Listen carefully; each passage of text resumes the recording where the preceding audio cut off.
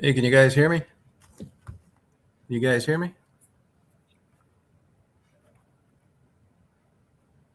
I think this should be working okay. I'm a little rusty on this, to tell you the truth. And I posted a link, and they've changed a lot of things on this.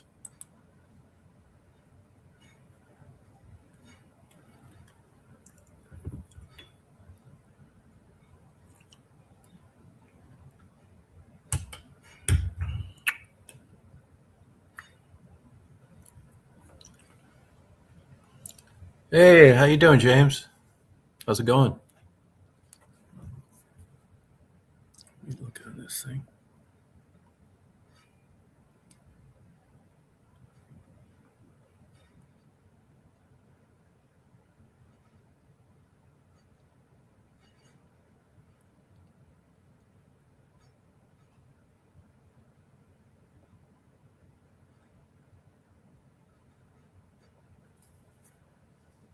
Hey, Gene, how you doing?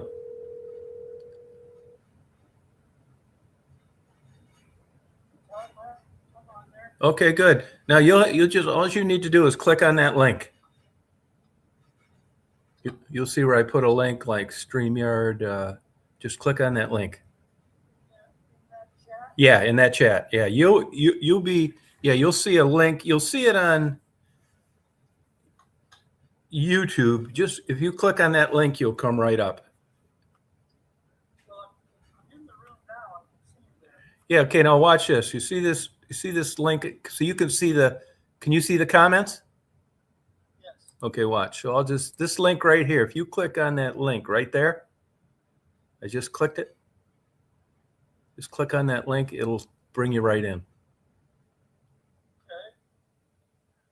It says to accept the cookies. Yeah. You're right. Yeah. Yep.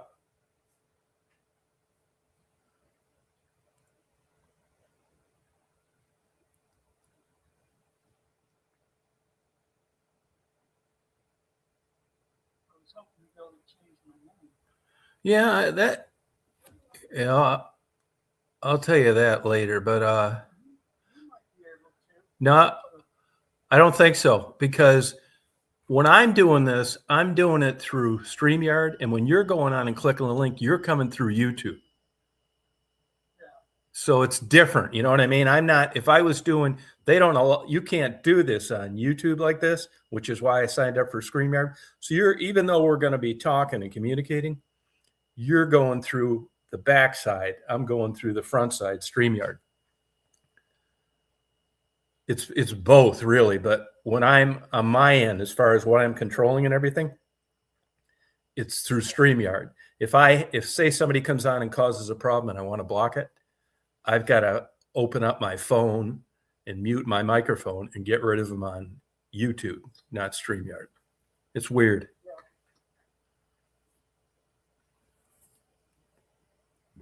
But you should see. No, I don't know if I'm actually on it. no, I know you're not, because I should see you coming up in the bottom. We're waiting to come on, and I don't. It's just me. Like you should be. We could talk without you actually being on. And then I approve you, and you come up just like I am, next to me, and we talk, and I can you can mute the camera, you can mute the sound, do whatever you want. But I don't even see you in the back room. So what happened once you clicked on that link? I went to go to YouTube, and now it says continue to StreamYard. Yeah, do that. Do that.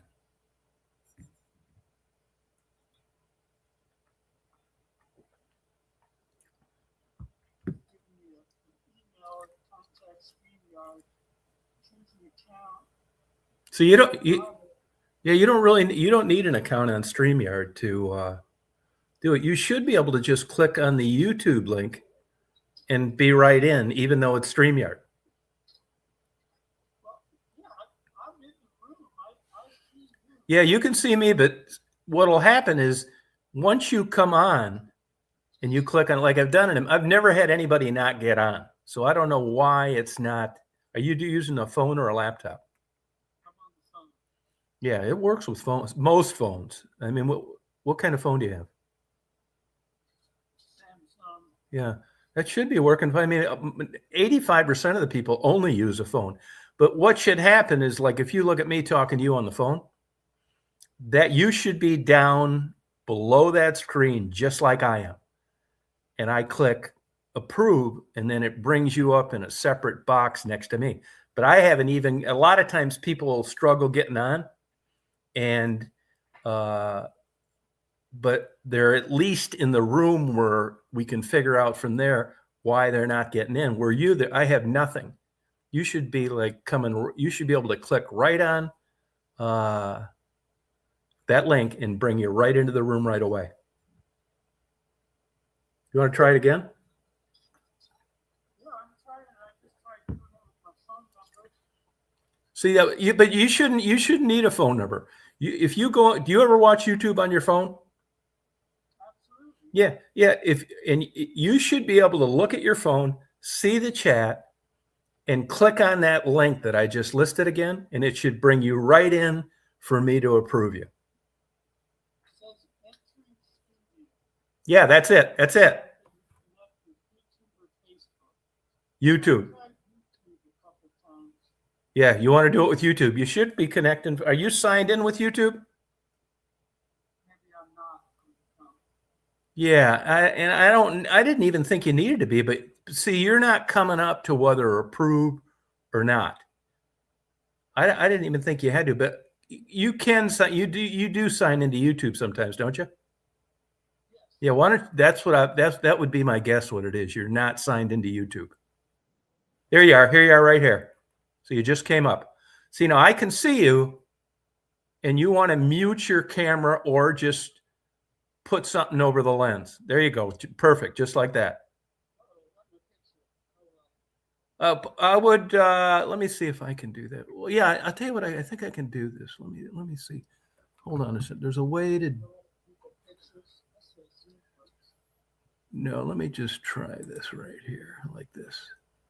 Yeah, this right here. So even if, yeah, if I bring you up right now, you're just going to see those rocks. You're not going to see us. Let me try this. You ready?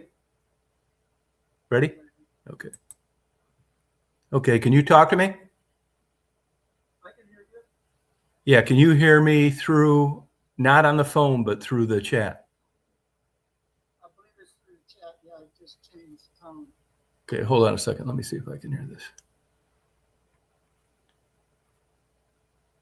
See, now I'm not hearing you through the chat. I'm hearing you through the phone. You got your microphone muted. Yeah, but see, now it should be fine.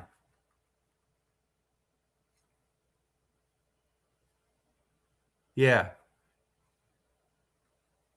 I'm hearing you. Yeah, I'm not hearing you through the chat, but you're up there, but no audio. Have you enabled, like, click that button where it asks you, can we take control of your camera and sound? That should have asked you that along the way. See, I can see the dots, so I know people can hear me. Where you're up here, it's just the sound isn't connected.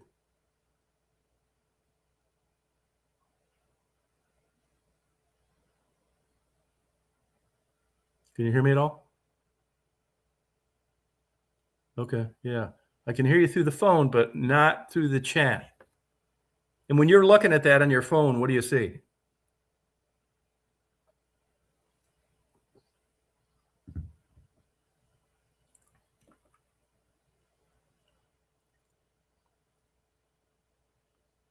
Yeah.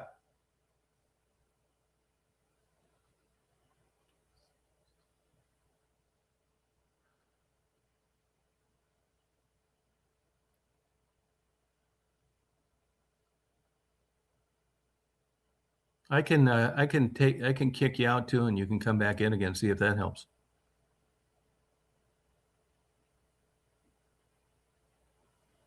Oh, good, James. Want me to do that? All right, let me do that. Okay, there. So let me give you another link in case you can't see that one. Yeah, I mean, either this works great or it doesn't. But I've never had this happen.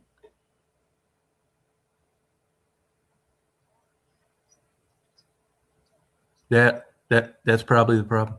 Yeah, because you're not signing in. Try signing into YouTube. I bet that's it.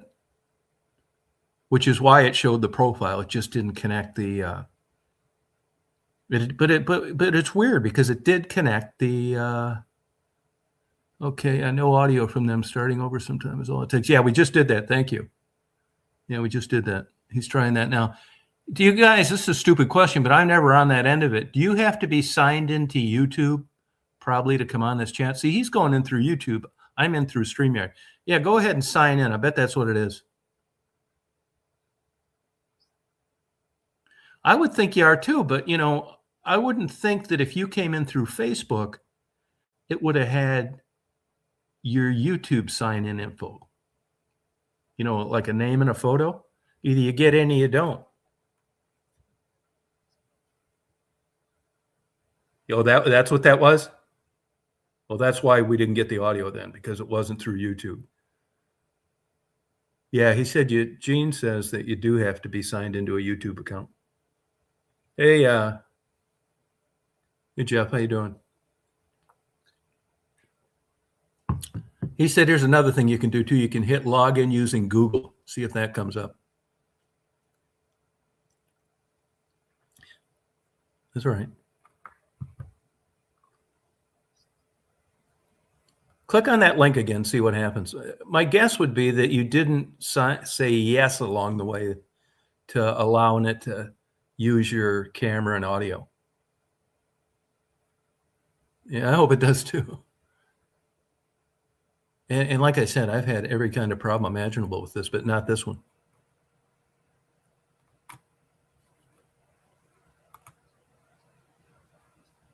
Okay, good.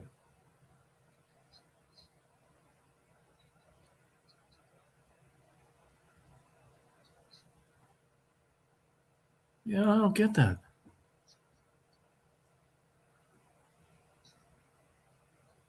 Yeah, see, you don't need to do that. You can just come through YouTube. Nobody hardly ever comes through StreamYard. I mean, there are people that, have signed up to it. But yeah, that's all right. Don't feel bad. Now, James said he knows a lot about this stuff. He said you can also sign into Facebook. James, he did do that. It came up, but there was no audio. Any ideas on that? No audio, just his photo, his Facebook profile.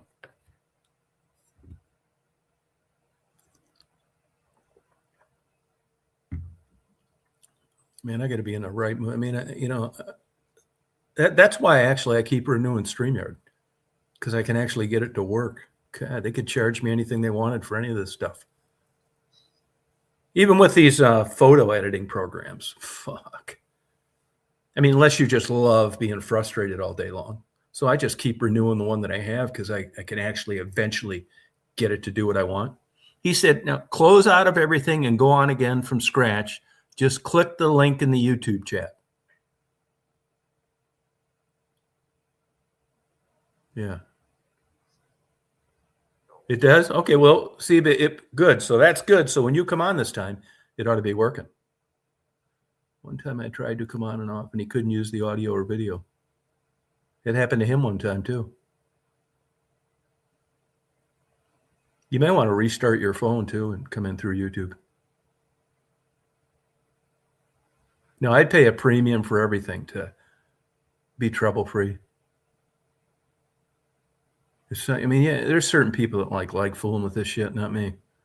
I mean, and they've changed a lot of things. I'm not on StreamYard like I used to be. He said hit allow microphone and camera setting when it asks you.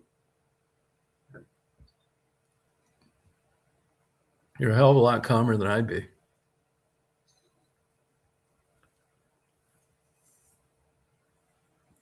Too bad there wasn't a 6-year-old around we could ask. It's unbelievable. I see these little tiny kids that can't even talk that great, whizzing through their mom or dad's cell phone.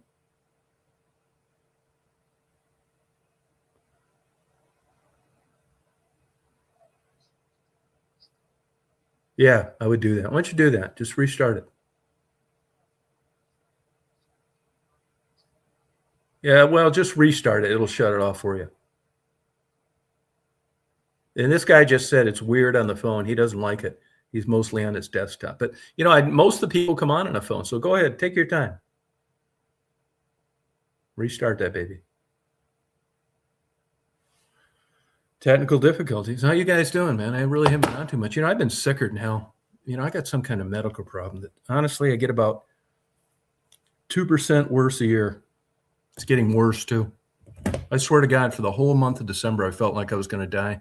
November. And 2 weeks of December. This got me in a fucking mental institution before. Twice.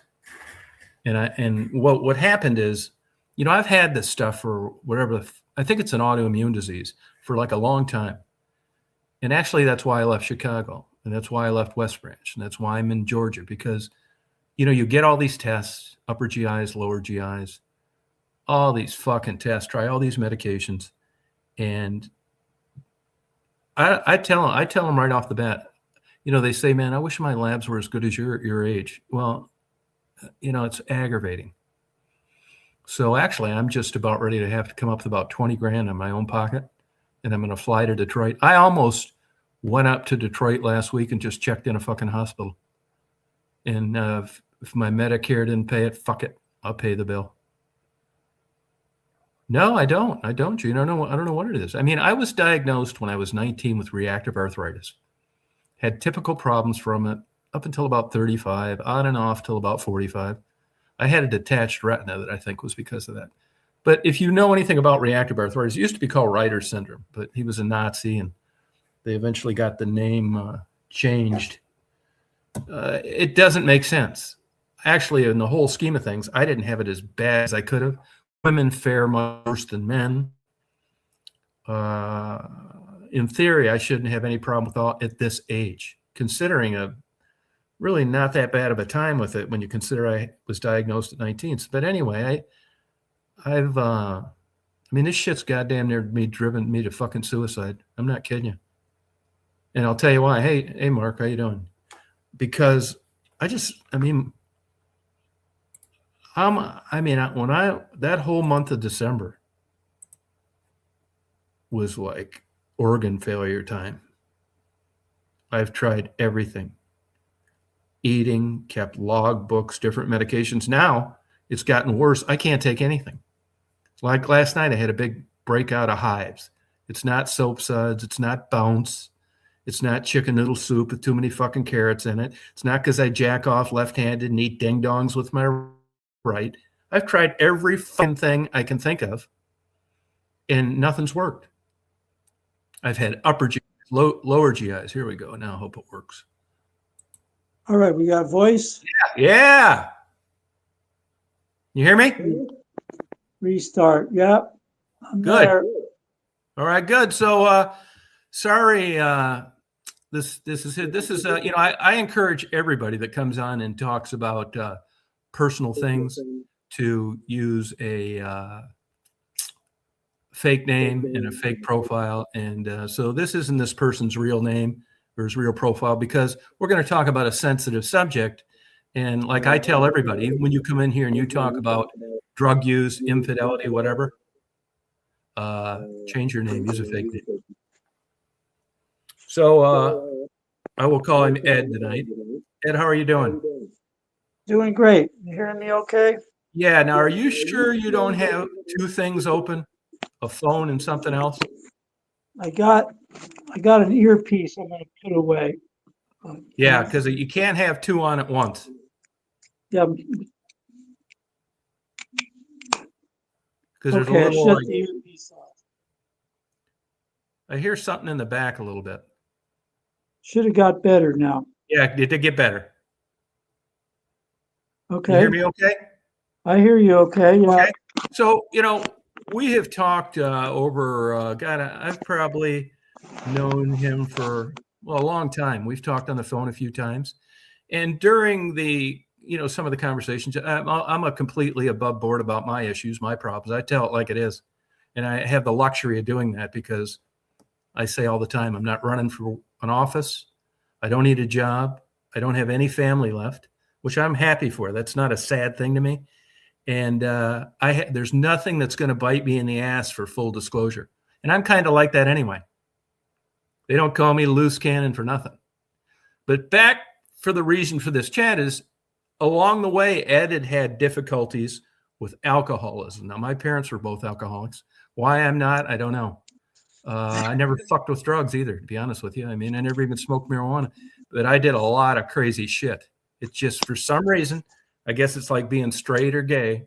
Who knows? The human mind's fascinating to me. And we had a discussion here about a week ago with his difficulties with alcohol along the way. And I said, hey, would you like to come up? Well, actually, it was about 3 weeks ago, but I was so sick feeling for 2 of the times that we were supposed to do this on a Friday that I canceled it. So I'm glad you made it. And I apologize for that, Ed. Yeah, that's cool. Hey, so Ed? Yep. Could you just kind of give me a little Reader's Digest version of how you got to be an alcoholic? Okay. The first thing I want to mention is I found your channel because you were doing those interviews with Becky and the street block chicks in Detroit. Yeah. And talking to them about addiction, homelessness, and all that. And those are really fascinating, right? I mean, I had a great time doing them too. What? I had a great time doing them too.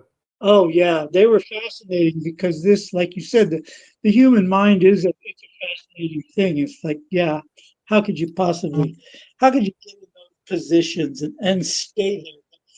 Anyway, I knew as a little kid, I knew alcohol was something exciting. Just the way my parents treated it, the way it was talked about. They were going to have their friends over, and then they'd have some parties, and my mom hardly drank at all. My dad got drunk with his Air Force buddies. He got drunk on. I don't know if he was an alcoholic or not. He controlled it all really well. Eventually, he was like 50s. He didn't even drink at all anymore. But I started at like 2 years old because I remember there was something special about it. I ate the garlic that was hanging on the wall. They told me, don't eat that garlic. I'm like 2.5. I ate the garlic. I'm on fire. My stomach's burning.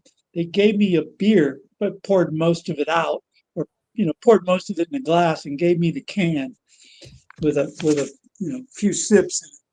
So I'm 2.5 years old. Like, I've arrived. I remember walking across the living room floor. My sisters and my brothers seeing me. It's like I'm the one. And I was the youngest of 5. So I knew alcohol was special from the get-go. My parents let me sip it during the parties, Christmas, New Year's, when they had get-togethers.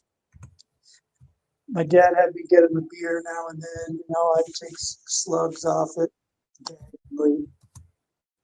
13 years old, I started drinking with my friends, and it was the greatest thing. Once I could gag down a beer and a half, it would get smoother. It would get easier once I caught a buzz. So then I drank from like 12, 13 years old till I was 30. Wow. And I had a great time for the most part. Then when I wanted to quit, I wasn't able to stop. I started losing more and more control. So one of the things that happened between Tom and I is, we started contacting email and phone, and he realized I was relatively safe. And I mentioned, hey, you want to find out a little bit more about this alcoholism, drug addiction thing? And he's like, yeah, sure. So that was actually a year and a half ago or so. And you had your hiatus, right? And then you started popping up again. I've subscribed to your channel because I enjoyed the videos. No, thank you. But it's been quite an adventure. So yeah, I wanted to try to quell your curiosity and give you some education from my own experience. Yeah, what fast forwarding to when it became a problem that made you want to change? Well, even when I was a teenager, I knew it wasn't good for me. I'm I'm pretty old in the early 70s, 1970, all them people died, right? Janis Joplin, Jim Morrison, Yeah. Jimi Hendrix, all these famous people were falling over. So the scare was if you did drugs, you were going to die, and drinking wasn't so much better.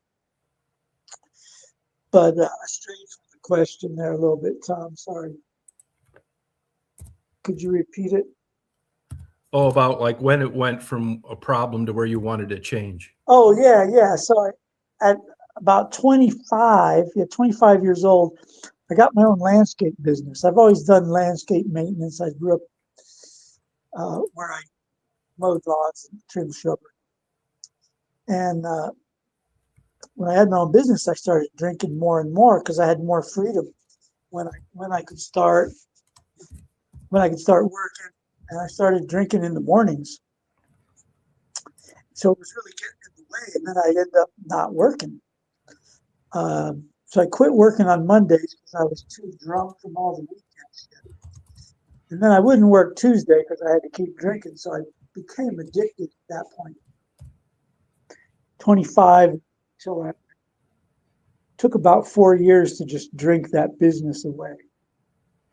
And then I wanted to quit, and I would try to quit, and I'd find myself drinking again. It became unavoidable.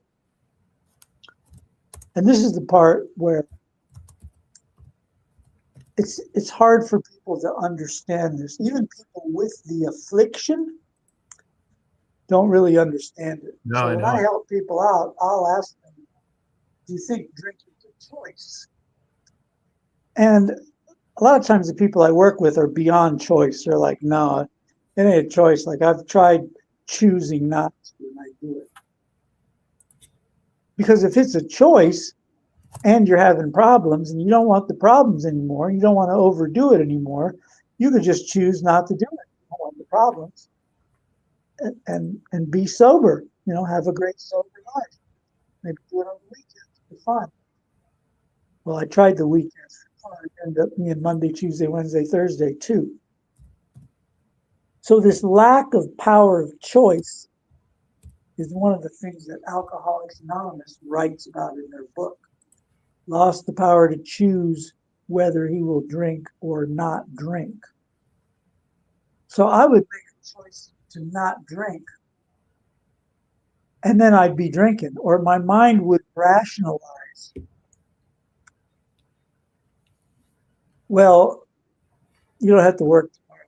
Oh, it's your own business. You won't have to work tomorrow. Once I lost the business, it's like, well, I don't have to work. I'm drinking. There was always a rationalization, a reason, even though I knew it was not a good idea. Yeah. Did you ever get a drunk driving ticket? I got my first one in 87 or so. Were you actually fucking up, or? Oh yeah. I mean, I was a pretty heavy drinker from the get-go. Yeah, there was no argument. Back in the early 80s, they used to let us go. I don't know if you knew that. Yeah, They I let do. people go a lot more often until people started getting killed. That had been let go. Like later that night, they'd kill someone. Yeah, that's right. That's it. Yep. I remember, I think it was a cop. The cops let the cop go. Like, hey, drive home, and he ends up killing someone. And they tightened down on the DUI laws. So they quit letting me go. I was pretty drunk that first one. I certainly deserved it. Got a couple thrown out, got arrested, got thrown out on technicalities. Then when I was 30, I got the DUI that sent me to prison for 6 months.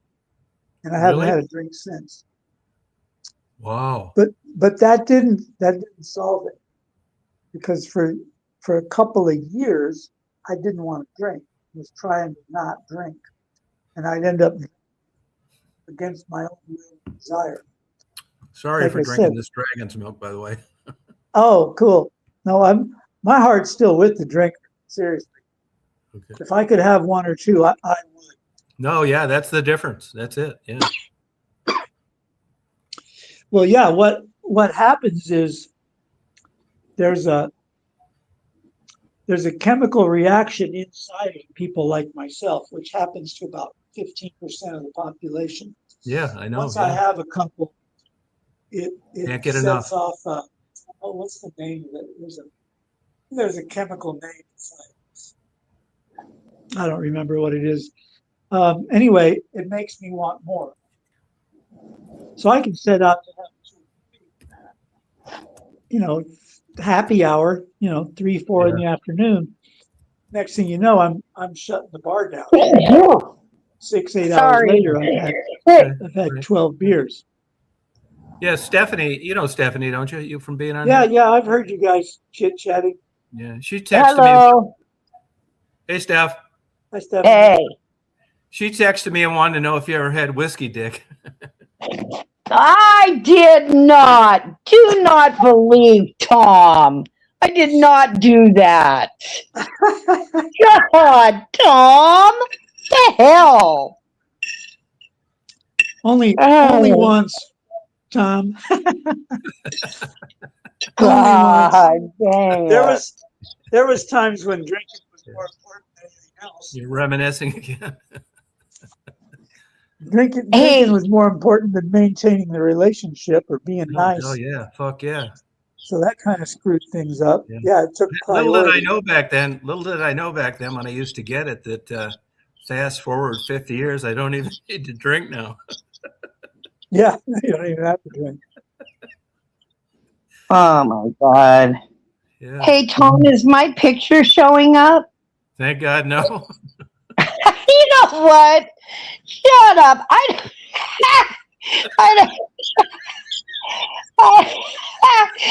don't, I don't know why my new picture doesn't come up. I think it's too big a file. Oh, yeah, that's what you I wanna say said. something. I don't mean to be rude. I hope I don't offend you, but Mark Kropka and I talked today, and that new picture you got, we both jacked off to it. Oh my God. You know what? I'm going to leave. No, it's a compliment. See what I have to put? I just came up to say hi to everybody in the chat. Okay. Well, thank you. Hi, everybody in the chat. That avatar really looks good. Yeah, I wish I could get it on the stage. You'd be seeing Yeah, you'd be seeing a gynecologist if you look like that now. you know what? I wish I did. Well, the structure is the same, Yeah, I know. but that's about it. Yeah. You'd be getting hit on everywhere you go. Oh, yeah, dressed like the 80s? I don't think so. You get into porn like Aunt Peg. Oh, God. You know what? Good to see you. I'm glad I have to leave soon because the kids are going to be calling me. Oh, okay. All right. You never really, I mean, you had your drinking days, so did I, but you never really had the, you never had like the thing in your brain would tell you you had too much or to keep going. If I knew when I had too much, and that was fine with me, where Ed said that, a real alcoholic, like 15% of the people, you just cannot get enough. Just do crazy shit. Right. Yeah. Right. There's this thing that the doctor in the book wrote. He called it the phenomenon of craving because he didn't understand it. Right. This is back in the 30s. He just witnessed these people they're like, okay, I'll have a few drinks, and then they're having 10, 15, and 20, overdoing it because that craving that occurs after we drink cannot be satisfied. It continues to want more upon more upon more. Okay. So let me make it real clear the two things that I believe make me an alcoholic. And that is, one, I can't keep from starting when I'm sober. Yeah. I can't keep from starting. And two, I get the phenomenon of craving, which activates this feeling like I gotta have more. Ooh la la. That would happen after about 2.5 beers. I get that. Oh yeah, give me 5 more. Give me a pitcher. Give me some shots. And then I did a bunch of drugs too, along with it. Some stimulants, cocaine and speed. Wow. That helped me drink more, keep the buzz going for days. And the real sickness is felt, you know, after years of that. I mean, solid years. No, a Yeah. break might be a couple of days. Yeah. You never had that happen, did you, Steph? What? You never had, What? you know, where you, the way Ed's describing it, when you go out drinking. Oh, not for days, but I mean, I've drank. I have drank not now, but I have drank nonstop all night long. Yeah. I think the only drugs that Stephanie ever had while she was drinking was maybe washing down a couple of birth control pills. Boy, you know, I'm not. No. No. How about a little cocaine when you could get real cocaine? I know you like that. I wish I met you back then.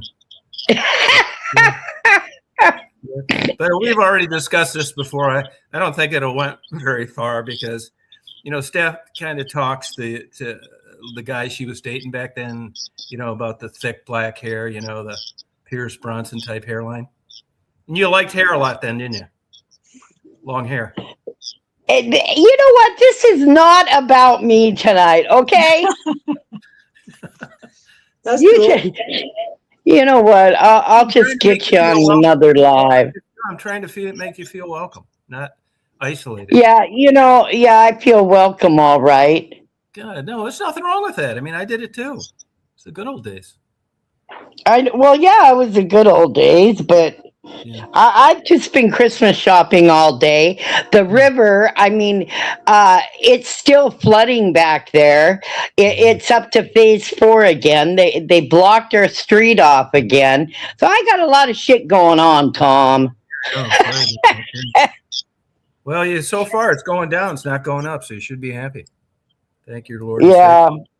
Well, no, it's at phase 4 again. It was phase 3 yesterday, but because of all our rain, it's up to phase 4 again.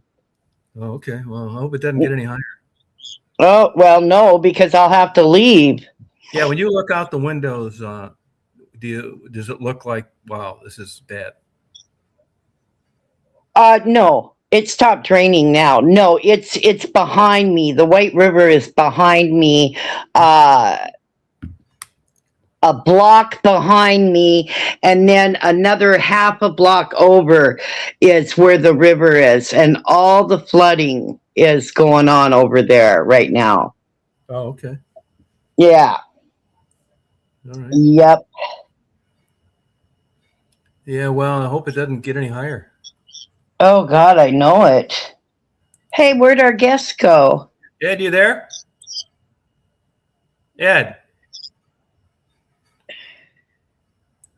See? Oh, there he is. I was going to say, you scared him off. You got no audio? Yeah, no, you're sounding good now. Oh, I was? Yeah, no, yeah, you were off for a while. Well, I just shut the mic for a moment while Stephanie was going on. Oh, no. Oh. The whole thing went. That's cool. Yeah. No, that's all right.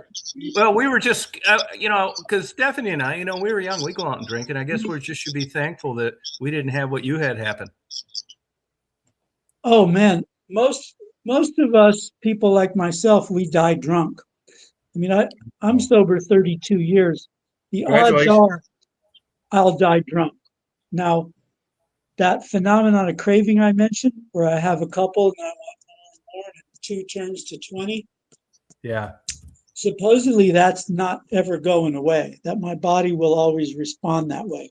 And I'm not taking any chances. People like myself that are 30 years sober, often we don't come back. We blow our brains out crazy, drink ourselves to death. You know, I've heard that story a lot of times. You're single, aren't you? Yeah. Yeah. Do you date? Yeah, I was married. I was married to the bottle till I was 50. Good choice. Yeah. The bottle was safe. I got married at 20 years sober, and the cops ended up coming to take her away because she was attacking me. Oh my God. Yeah, master's degree nurse, Miss smart woman. Oh, there's a nurse on YouTube just got nailed the other day. It was just, I'll tell you, man, back in, 20 years ago, if you admitted you were an alcoholic, you'd get all sorts of shit. It was treated as a disease and you went and got treatment, but they couldn't fire you. And that's not how it is now. You get pulled over and they upload one of these fucking YouTube things on, you telling the cop to suck a fucking donkey dick and you're done. I don't give a shit what rehab you go to. It's funny how it's changed though. You're fucking drunk. You do stupid shit. Luckily, alcohol never really, never. I didn't even start drinking when I was like 25. I can take it or leave it. When I was really having a problem with this bullshit I have, whatever it is, I didn't have a drink for a whole year, no problem. Yeah. I mean, I could take it or leave it, honestly. Yeah. Once we cross the line, people like myself, we can't hardly go a day. 1 day, 2 days is a freaking miracle. Seriously. Yeah. Now, so when you're an alcoholic, I mean, I tell people all the time, I think like when I do drink, it enhances things. Whether it's a good movie or a concert, or I think it does. To me, it does. That worked. Like, I got sober at 30 years old. Yeah, until I was about 28, 27.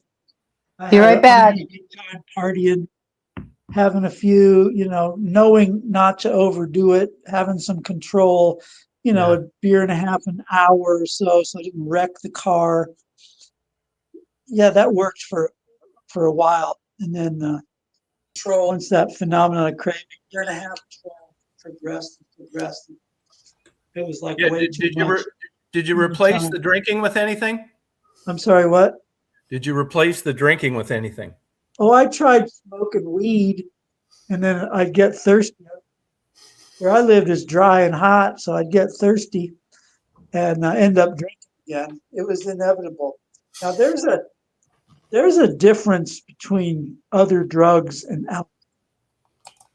Some of the things are similar, like the addiction itself, physical addiction, right? Having to have it or miserable. Yeah. But typically people that do other drugs, unless you overdose young, you learn how to control it. Alcohol is like uncontrollable. Oh yeah, more right. and more. No, I guess I'm just, I'm not religious, so I can't thank God, but I just am thankful that I don't do drugs. Only time I feel like doing drugs is when Mark sings. Hey, Mark. How you doing today, Ed? Great. Hey, Tom. Yeah. So let's break into a song and break out the drugs. Why not? Someone for it. I sometimes wonder why you don't do that. Even Jeff's coming. I think it'd really be more interesting, like when you come on and rather than just upload those songs, just do it sometimes during your lives. Yeah, what, like do a live sing along kind of thing? Playing, yeah. Stephanie said she'd love to hear it. Yeah, maybe I will. That's a good idea. Just like, you don't need to go crazy with it, but I've gone on and just played before the piano, but I haven't really sang much. Okay. But how you been, by the way? How have I been? Yeah. Good. Excellent. Good. Yeah, everything's great. You playing many things?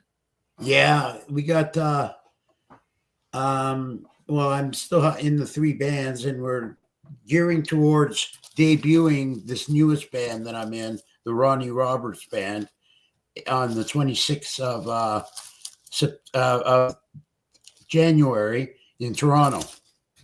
Oh, good for you. Toronto. Wow, you're going big time. Yeah, this band is a little bit bigger venues and bigger crowds. Yeah. Now, is this where's the one with the good-looking female singer? What's going on with that one? We kind of put that on the back burner because she wanted to take December off, and we decided, well, she keeps going on trips. She keeps hard to pin her down for rehearsal. Yeah. When she's here, it's fine, but when just to pin her down before rehearsal was tough. So we kind of gave up a little bit on her. Yeah, I don't blame you. We were rocking good too. We were doing some pretty good songs, some Sass Jordan, some Melissa Etheridge, and she sang very well. But we got other stuff. Like we made it into a quartet, and we debuted it not last week, but the week before at a charity event in the Legion. Yeah. And it was a good show, huge crowd, and good. it was I had a great time. Good. How's Kathy? She's good. Good. Thank you. And how's your chats and stuff been going? You know, I haven't been doing too much with YouTube lately. Yeah, I noticed. Same with me. I've been busy with other stuff, so I haven't really been doing pirate radio too much. I'm trying to at least do it once a week, but not like I used to, like a year ago. I mean, it's a fucking waste of time, man. Yeah, It is. I don't I mean, know. it's fun to come out, but I realized that there's no way I'm ever going to learn to play the piano and read these books while I keep fucking around on YouTube all the time. Yeah, you got to devote time to do. If you want, if No, you I can't fucking do it, man. You got to devote. I'm not. I'm running out of fucking time. I'll be 70 next month. Yeah, no. Yeah, and I can't be fucking doing this any much longer, man.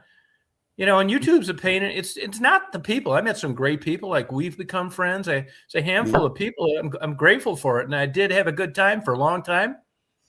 But I can't be bullshitting around on this fucking driving all over Hell's Half Acre, wearing out fucking cars, putting 50 fucking thousand miles a year, going all these places, making these YouTube videos. Yeah, yeah, for sure. There's other things that you got. Other things more. Yeah, I want to learn how to like do something like fucking legit. I know I'm not going to be worth a fuck at playing a piano ever, but I do know this. You know, I've learned to appreciate music, and I know like 1,000 times more than I did 6 months ago. Right. I really enjoy it. I noticed that you've been getting into the classical music. Oh, huge, like big time. It's all I do. That's Really? all I do. I listen to classical music 15 hours a day. Wow. Yeah. I can talk about it forever. Favorite artist, bullshit. I've like learned so damn much now, man. I can't even believe it. I mean, and I've learned what I've learned is like, you know, let's say, you know, classical music's dead in the United States. I like the academic approach to it. It's, you know, I've morphed out of like turning on Led Zeppelin or Unchained by Van Halen, driving down the road. You know, this is an academic thing. When I see these people play, what I like about it is they practice 30 hours and play to nobody. It's a true love and passion. Yeah. And you're not, you know, you look at this fucking douchebag Kid Rock, and then you look at some like Asian 9-year-old that just slays the piano who watches her videos. Bless you. Yeah, bless you. Thank you. Yeah. Nobody watches her videos. Yeah. I know. But and yet they're got so much talent. Yeah, when you see these people just like play the piano, Glenn Gould's a perfect example right down the road from you. When you see somebody play a piano, being like a keyboard player, does it just blow your mind how fast they are? Some players, some passages that they do. Yeah. I turn back and I listen over and over again sometimes. Yeah. Try and pick it up. Yeah. No, and you know, I'm a big lover of the Jews. I make no bones about it. And I'm telling you, it's the same thing with academic institutions, the Asians and the Jews. I mean, they control classical music. They're the only ones that have parents that can keep them from being druggies and hermaphrodites with sex change operations. I mean, it's a real no fucking around discipline. Music is. Yeah. It sure is. Classical piano playing. There's 50 people in the whole world make a living doing it. Really? That's it, man. Yeah, it's nothing. Yeah. You look at like, you know, here's another thing I didn't read. Hats off to the Polish. I can't believe so many of these great musicians were from classical pianists were from Canada. And even like Chopin was Polish. Yep. I mean, these guys are just the freak of freaks. I mean, just like, Yeah. what do you think? They're just, everybody's playing their stuff and it's 225 years old. I know. Yeah, because it's unbelievable. That's why when you look at like Beethoven and Mozart, any of these guys, Brahms, Haydn, any of them, the later guys, it's unbelievable. True. And they're all so super eccentric. What I like about them, a lot of them. Glenn Gould's a perfect example. I love the guy, everything about him. No ego. Just decided one day that he didn't want to play concerts anymore. He just thought, he said that 80% of the people in the audience would clap if you turned a vacuum on. Right. Yeah. He said, fuck this, man. And I love that part of a personality. Martha Argerich, all these female kick-ass, Nadia Bollinger. I mean, these women were just killing it when men dominated the world. I mean, you can imagine the bullshit they went through. Yeah. Yeah. God. Yeah. You get these people to show up for these bullshit pro sports and orchestras struggle. It's crazy. I mean, classical music is alive and thriving in Japan and Germany and Austria. Right. I mean, That's that culture awesome. over there is like so much different than these goddamn hooligans we have over here. People aren't flocking to listen to it in North America anymore. No, it's dead. Yeah. It's crazy. I mean, you'll see some guy that's just like a top-notch world-class pianist, somebody playing his music, be like $6 in free shipping for 3 DVD CDs. Right. See fucking Kid Rocks is $50. What the fuck? And he But sucked. it's all like, dumbed down sells better. Yeah, I guess. I mean, you look at all this bullshit rock that sells. I mean, we're talking like old guys now, but the new stuff seems like bullshit. It's true. I listened to Hall & Oates. I took a couple girls to concerts. I listened to Daryl Hall sing some of those corny ass fucking songs now. And I just can't believe that I paid to go see that at one time in my life. Yeah, some of them are very corny from the The 70s. goddamn Planet of the fucking Apes hairdo. Yeah. That's I guess right. him and John Oates made up. Did they really? Yeah, they're not going to tour again, but I think that lawsuit got put on the back burner. It John must Oates, be working. John Oates is lucky he's not fucking working at Dollar General. I've told you this Yeah. before. If they're all going of to tour together, they must have figured something out with that lawsuit. I don't think they're going to tour though. Oh, I what are think they they going just to do? dropped the lawsuit and he's not going to sell it to a bunch of Japs. Uh, His book of business. I mean, Mark, you know this. There's a big difference between right and wrong and what's legal. okay. Yeah, you're first starting out. You got John Hall. You just takes a lot of balls to just go out and do this shit by yourself. So you find another guy that likes doing it, and he kind of hangs around with you, just like Art Garfunkel and Paul Simon. yeah. I mean, Paul Simon was the fucking brains behind it. But when you sign a contract early on, the fucking Art Garfunkel wants half now. And that motherfucker can't play a tambourine. He does have a good voice. Yeah. But yeah. you know how it is. It's the songwriting, the presentation, the charisma. There's great musicians out there that just had zero fucking personality. Fucking Joni Mitchell for years couldn't give away an album. Really? No. Early on, fuck no. She used to play in coffee shops for nothing in Detroit. Yeah. In I mean, Southern Ontario, too. I think we caught the good days, but they're going to probably be saying this same shit 500 years from now. We're talking like old guys. Yeah, I think I can't help thinking that we witnessed a part of history of music making and good artists, a concentration of a lot of good artists at once that we're never going to have again. The 70s and the 80s. I mean, I went to see Gordon Lightfoot and he got a drunk driving ticket and put in jail in Windsor. Yeah. They had to cancel the thing. Yeah, that's how he was. Yeah. Well, I'll tell you, man, you look back at Joni Mitchell and him back in the days, man, I bet that was a fun ass life. I just think it would be, if you gave me my choices, hey, you want to be a famous Canadian rocker or US, I know there's more money in the U.S., but I want Canada. I want to go to Calgary and play, and Winnipeg, Saskatchewan, all this fucking places. Toronto. I don't want to be fucking on this L.A. and Toledo, Ohio, and shit. Yeah, love Canada. I love everything about it. I'm looking forward to coming down to and playing in the States. The way things are, we're going to be doing Upper New York and up Michigan in the spring and summer with this new. You're going to be touring? Yeah. Well, fuck yeah! If you're up in New York, hey, you can go see Michelle.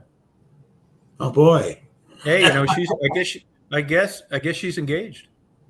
Yeah, I saw she's been on again. Yeah. Well, I'll tell you this: do you talk to her at all? No, I haven't spoken with her. I went on once actually, and she said, "You want to come up and chat?" And I said, "Sure." And then the wind blew, and she said, "Oh, I'm going to shut it down for now, everybody." Hey, but I want to tell you this right out, Michelle. If you're out there listening, this is all in your best interest. This is what Michelle needs to do. Okay, she needs. You know how they did with Ozzy Osbourne? They put cameras around the house, and you just live their life, and we get to go in. If Michelle was just a guy has actually got engaged to her, which just to me is just, I'd love to meet this motherfucker. I wish he'd come on the thing some night. If Michelle came out with a reality TV show and it just, everything's good now. Some guy bought her an engagement ring. I will pay $1,000 a month to join.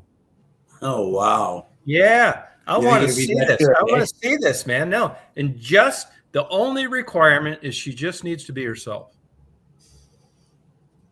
I want to meet this guy that got engaged to Michelle. Yeah, I kind of do too. I'd like to. I mean, fucking big time, man. I mean, I know people over my life. It's like, we're engaged. Oh, good for you. Don't give a fuck. Wish you well. Good for you. But not now. I want to know this shit like majorly. I want to know a fucking guy that has spent time with her that bought her a diamond ring. Not that she's a bad person or she's got a great sense of humor. You can't insult her. But she's she's got good qualities. Yeah, she's just a different personality. And for someone to like want to marry her, it's interesting to me. Yeah, that's called jumping into it. Oh, of course she's already engaged. I wonder if it's even fucking true. I mean, she couldn't have been dating this guy longer than 9 months. Yeah. No, it's interesting though. I mean, I would just love that. I'll send them a wedding gift too. I fucking will. I mean, this one ranks right up there with, you meet people and you say you want to know their spouse and that kind of thing. Boy, this is a big one. And I wonder why she hasn't like brought him on or something. Is he in prison? Is it one of the Menendez brothers? Yeah, really. No, make you wonder. Like I say all along, ducks fly with ducks. You are who you associate with. True. Yeah. Yeah, she got engaged so quick. No, this all makes sense, though, James. This all makes sense. Good for her. Look, if I could just, if you say, well, what do you want from her? I hope things work out so good for her. I do. Yeah, we all do. We all want the best for her. Yeah, we really do. But I'm just so curious about it, man. Yeah, I kind of am too. I'd like to know. You'd like to meet the fiance. Now, if this son of a bitch was some GQ looking motherfucker with a 10-inch cock and $3 million in the bank, I mean, we'd have seen him by now. Maybe. Yeah, it's just like you and me. If we had a couple, blonde-haired, blue-eyed, big-titted Norwegian girls about 20 years old and we got engaged to them, that'd be my fucking new avatar. It's like, look at this. Hey, look what I got. Yeah, but nothing. Nothing. No pictures, no nothing. Yeah, well, you never know. No, but I got a good guess. I got a good guess. Yeah, what do you think? Well, it's I don't. Who wants their picture taken in a straitjacket? Yeah. No, but good for her. Yeah. I got engaged so quick. Hey, you know what this means. James is a smart guy. Any port in a storm. You know what that means, don't you? Any port in the storm? Yeah. Have you ever heard of that? where you hit any port for safety, you mean? Well, no, it's an old cliche about when you're in life and you're just kind of floundering and you're looking for something to be connected to, and like being drunk in a bar is an example. Right. Any port in a storm. So, I mean, I hope that's not the case with her. Nice. All we can do, but history isn't 100% valid, but it is a pretty good. It's the only thing we have to predict the future. And if you look at guy number one, she got pregnant. She got pregnant because he said he couldn't have children. Now, give me a fucking break, man. He used I mean, that. who falls for that fucking shit? That's the know. first time. Then she married the fast food guy, fucking lunatic that thought I was interested in her. I hope he knows, even if he doesn't like me, he knows by now that's not true. And now we got this other guy stepping up to the plate. Wow. Do you know if she's working at all? I have no clue. I didn't watch any of the episodes. Like I said, I just popped on that one time, and when I noticed she was live to say hi, and I was going to ask her where you been and what are you doing and all that, and I was going to go up and on her panel, and then she changes her mind a lot quickly. The wind blew and she talked about something else and then said, "Oh, I'll be back on in a little while. I got to go." So I said, "Whatever, that's fine." Yeah, well, good for her. But I mean, it's Yeah, fucking yeah. nonstop entertainment, I'll tell you that. Yeah. So Tom, you want Yeah. to hear a little about the remedy for this disorder? Yeah. Definitely. So sober, I can't keep from taking a drink. So sober is actually the problem, not the drinking. If I You're kidding. If I could keep from taking the drink sober, the most insane thing I do from a sober state. That's take a drink of alcohol, and the alcohol stimulates this phenomenon of craving, which tells me I gotta have more now, because it's not recreation. It's not like for you having a couple of them whatevers. What was that one, that dark, thick, syrupy one, Guinness? Yeah. Stout. People don't typically chug 6, 8 Guinness in a row. No, So I have two once in a while, 3. That's good. The only time I drink 4 is when Stephanie threatens to get in a bathing suit. So if I never take the first couple, I won't get the phenomenon of craving. I won't overdo it. The problem is sober. I can't keep from doing it. So the remedy is to be in a sober state where drinking deadly poison is not a good idea, and I don't go through with it. My mind gets to a place where it convinces itself that drinking the deadly poison is a good idea. It's going to be helpful. It's going to be useful. It's going to make me feel better. Or I'm just going to have a couple. It's a social thing too, which is bullshit. It's all a lie, having crossed the line. Did you drink the hard stuff like whiskey and? That's a good question. I don't think it matters, does it? I did not. In the end, it don't, because I couldn't keep from drinking the beer and I couldn't control how much I drank. Yeah, But somebody was asking, Virginia Woolf was asking if I had some body damage. I only drank till I was 30, and I typically only drank beer. Yeah, you can drink enough beer to damage yourself, but the hard liquor, when you get a big resistance to it, then you're drinking a whole hell of a lot of poison, more so than you can drinking beer, right? Because it's more concentrated.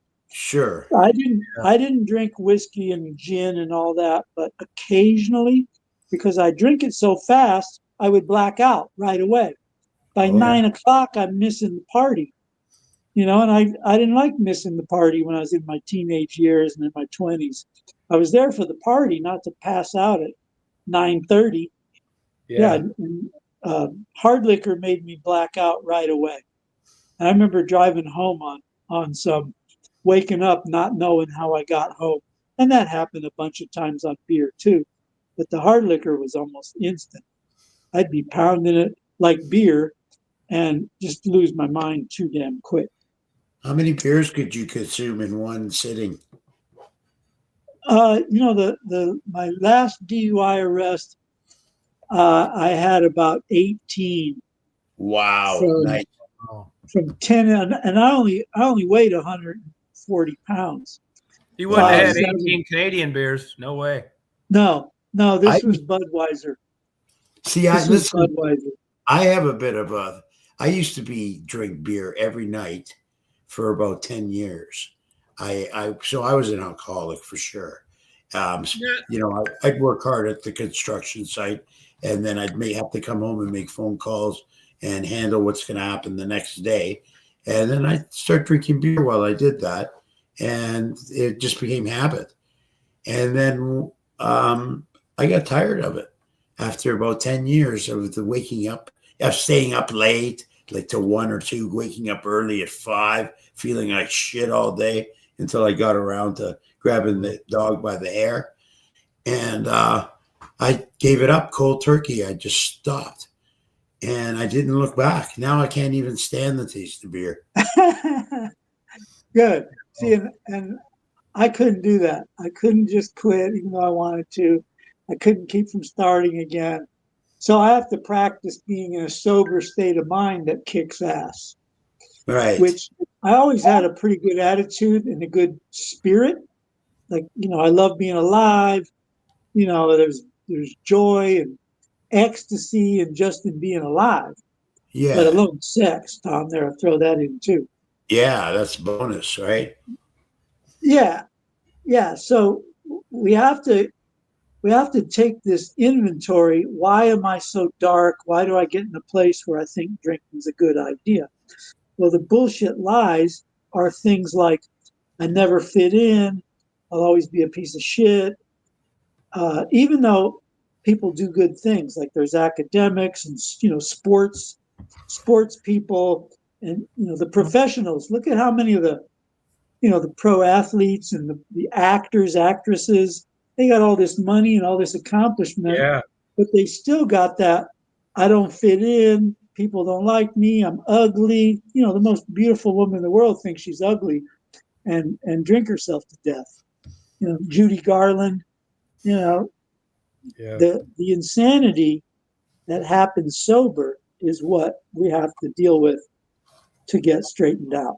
The whole psychic change. Hey, how about this though? As far as like the psychological aspect, I mean, don't you get bored as fuck not being drunk?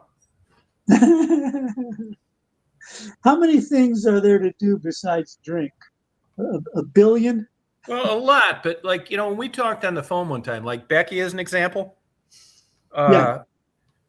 I'm not saying this is a good idea. It's just what I observed.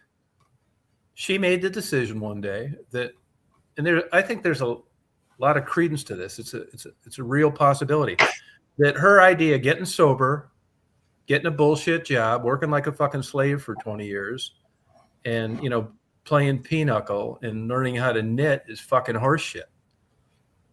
She'd rather be high and just go out swinging. Whether Becky is on heroin or not isn't going to keep her from dying someday. That's the same argument with meat eaters, with vegetarians. And that is, just because, you don't want cows and ducks and all this other shit slaughtered for consumption, that isn't going to mean that they don't die. In a fucked up, crazy way, once in a while I'm fucking around these bees and I crush one accidentally. And I'm just like this. I try not to like kill shit if I can. And that's helped me with when I accidentally crushed one, putting in their sugar water bottle, is that because that happened, they weren't going to live forever anyway. And I think there's a lot of logic to that. I mean, I think if I'd have been an alcoholic like you, I'd probably drank myself to death, because I just don't believe in this Cinderella story all the time about how wonderful the world's going to be now that I'm not fucked up. Yeah. See, the Yeah. thing is So getting. that- Oh, sorry. That's right. That level of pessimism is rampant. Carl Jung wrote about how evil is so much easier. Yeah. evil, pessimism, darkness, the shadow that he wrote Why about. is that? Why is that? I mean, there's some Now- logic behind, but part of the example would be that it is because whether it's good or bad, there's logic behind it. I mean, is good in not being high that good? Well, I can say I don't want to suffer the consequences anymore. Okay, that makes I don't want- sense. I don't want to live in the street, right? I don't want to. I don't want to have to, like, be a Becky of the world. For men, Yeah. for men, it's probably a little rougher because you can't just sell the sex. Right. But You shoplift instead. I'm with you on that pessimistic thing, right? We talked about that on the phone a little bit. the I'm other day. that way.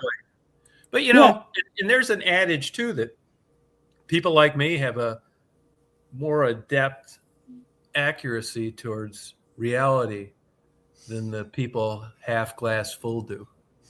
Well, you're seeing. I'm likely to be more accurate on how I feel towards things than you are with regard to a pie in the sky and hey, I'm not drinking, but life is just so great, let's just watch a plant fucking grow. I mean, it sounds terrible.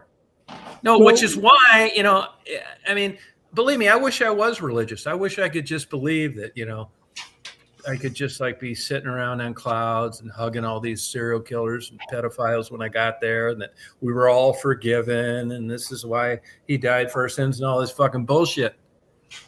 I wish I could really think my life would be so much easier if I just fell asleep every night thinking that, up above, is going to fucking take care of everything. So an alternative to that for myself is that heaven's right here on earth. I got sober at 30, 31. I was already playing volleyball, which is really fun and really social. So I had a great time with that.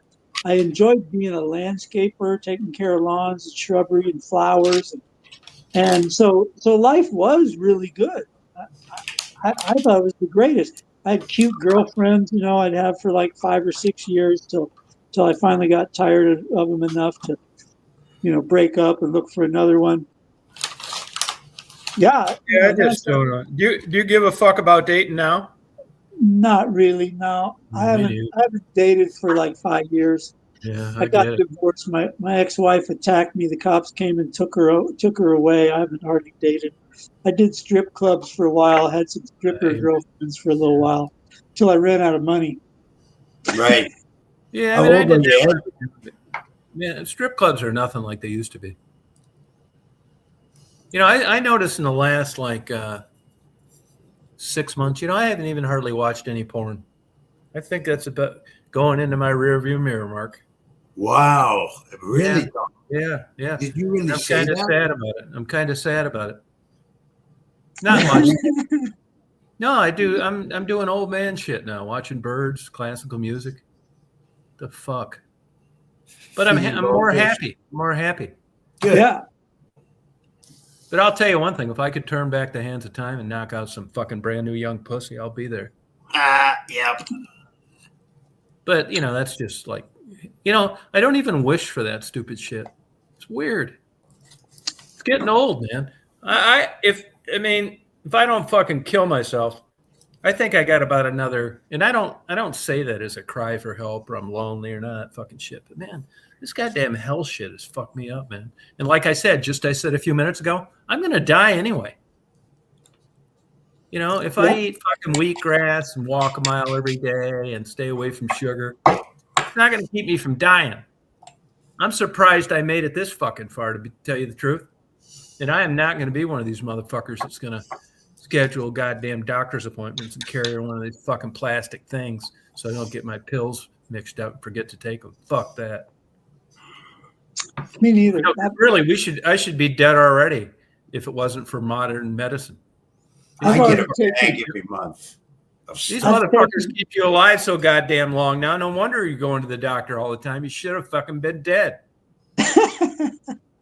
Really, Mark? Except my dad what I was should fucking do. Mark, can you help me with this? Yeah. Well, I got Medicare, but my fucking supplement keeps going up and up. I think that motherfucker is like $400. It's twice as much as the Medicare taken out of my thing, which I'm not complaining because I realized if it was a free market, my goddamn health insurance. If you were a health insurance company, would you want to fucking insure a kook like me? Fuck no. You never know when I'm going to be in a goddamn fucking rubber room, 10 grand a day. No, I don't fucking blame them. No, but so I'm glad for Medicare. Now this next fucking run, I'm going up to Michigan, man. I'm going to fucking checking in the goddamn hospital. I just talked to my buddy tonight, and I said, hey, look, I don't give a fuck if Medicare pays for it or not. I don't give a fuck what these tests cost. I'm tired of like having to fail on 3 things before they're going to pay that. They can get fucked. Order these tests, and I'm going to figure this shit out. I'm going for fucking broke. Wow. Yeah. When are you going to do that? Canada, you know, I'd be much better as a fucking Canadian right now. Maybe. But, you know, for as good as you guys say that shit is, there's a lot of Canadians over Detroit fucking paying out of their pocket for Michigan doctors. Why, if it's so goddamn good? You get service quicker sometimes if you do that. If you need an MRI right away and maybe surgery, just clean up a joint or to fix a joint, and sometimes you're waiting 6 months for an MRI up here. Yeah, I mean, you'd be fucking dead if without that shit from that bullshit you went through. Yeah, well, the emergency stuff gets all priority. Yeah, but you could easily be dead now. Yeah. Oh, I almost was. I know. But God knows what kind of bullshit you'd have had to go through over here. Oh man, yeah, the bill. You probably would be dead over here. Yeah, could be. No shit. Huh, Mark? It was a horrible experience I went through. Could be. How long were you in a coma? 11 days. Do you remember anything? No. I remember You waking came out up. of that shit. And I remember waking up and I was in like a delirium for a few days after I came out of it. And I remember hallucinating a lot of things when I was in that delirium until my head cleared up and I was thinking straight again. And then I saw a lot of things that wasn't there. Wow. That I know now couldn't have happened. Yeah, no, see, now I think all this bullshit is you can control with a chemical reaction in the mind, which is why ketamine and all this bullshit and drugs and you can get anybody to think any fucking thing. And this bullshit I've been going through lately, you wouldn't believe these crazy ass motherfucking dreams I have, man. I'm not even like doing drugs or drinking. This is the first alcohol I've had in like forever. Really? I mean, I have the craziest fucking shit, man. I'll have a fucking goddamn dream where these motherfuckers set me on a goddamn conveyor belt with a bunch of logs that are going to get like, yeah, shit like that. Towards a saw, like kind of thing? Yeah, fucking hear the saw and stuff. Like, you know, these fuckers, no, like to them, I look like a log. I mean, I have the craziest fucking dreams, man. What do you do? I swear to God, that whole month of November, I get up in the morning. It's like, motherfucker, man. Thank God that was a dream. When you have a dream like that, do you fight it? Like you're on the... No, I can't. I'm not doing shit. You just lay there kind I of? never had a sexual dream. But I never even had those kind of crazy fucking shit. Going through a divorce or what the fuck ever. No, but this is shit lately when I'm on nothing. Wow. Man, I get up and I tell you, I couldn't be happier that was a fucking dream. You ever Fucking been in a crazy, dream man. and you knew it was a dream? No, not really. No, I didn't. Not until I woke up. But when I wake up, I'm fucking scared. Really? Like one I had about a couple months ago is I was in a fucking pizza place. They were cooking pizzas. Yeah. And I was between the drywall next to the thing they put the pizzas in the oven. All right. And I was trying to get their attention to get me the fuck out of there because it was too hot. And they just kept on like doing their thing. While you were trapped. That's weird as fucking shit. That Kept is on weird. cooking pies. I mean, I do think I got a fucked up goddamn mind in a lot of ways. I mean, I think it's good in some ways and like Welcome to the club. getting worse in others. I'm going goddamn crazy. You know, you're pretty sharp. You have like you retain a lot of knowledge. Yeah, but there's a hell of a. If that's true, I've paid the piper for it. How? Fuck, being nuts. Health Yeah. problems. Fucking crazy, man. Yeah. I mean, I know what my strong fucking things are, my good points, and I know my down points. My down points are like, my down characteristics are like, fuck, man. Crazy You know, ass fucker. in other cultures, the woman screaming at traffic on the corners considered touched by the spirit, not crazy. Absolutely. Yeah. No, and minus being a world-class piano player, man. I'm telling you, all these crazy motherfuckers, Glenn Gould, Sarabji, all these guys, Martha Argerich, I'm fucking a lot like that. That Russian Dostoevsky, the writer, man, he Yeah, was mad. yeah. No, yeah. Mad shit. Yeah, no, right. And it always seems it's like a common theme with the like the everyday living is like, I'll give you a fucking example. Like, you know, I've been in this house, about a year and a half now. I don't even have I have a mini fridge because all I do is heat up stew in the microwave. I didn't even get a refrigerator and a stove yet, or a washer and a dryer.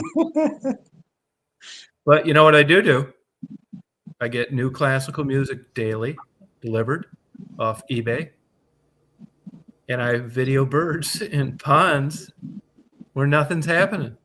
Fucking crazy in a lot of ways, but it doesn't like hurt anybody.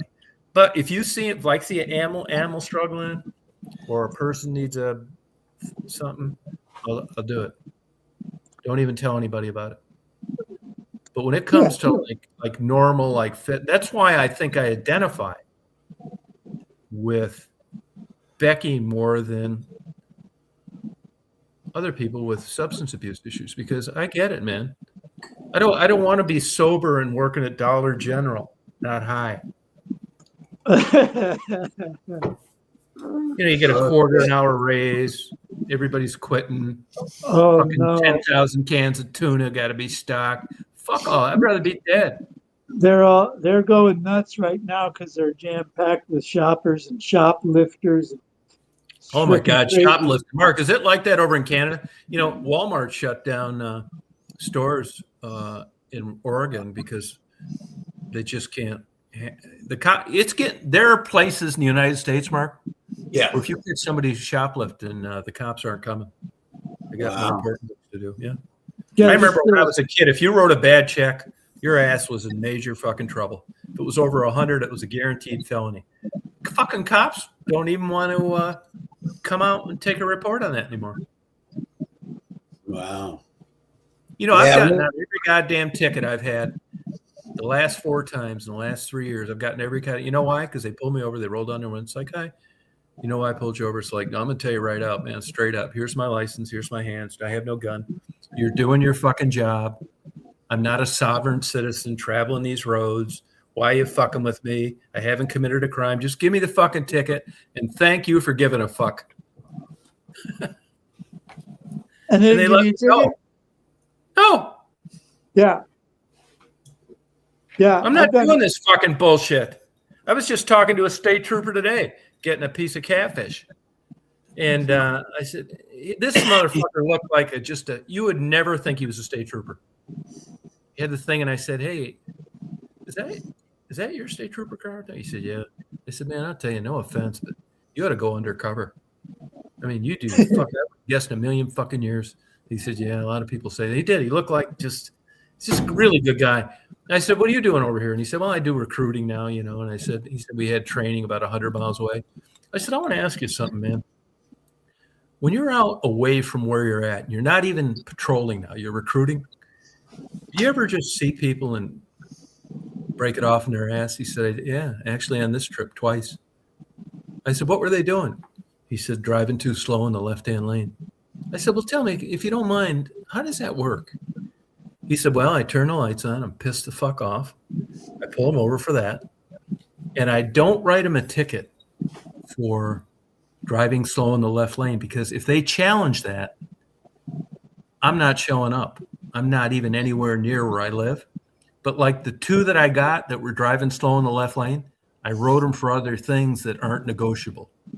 Expired plates, driving on a suspended license.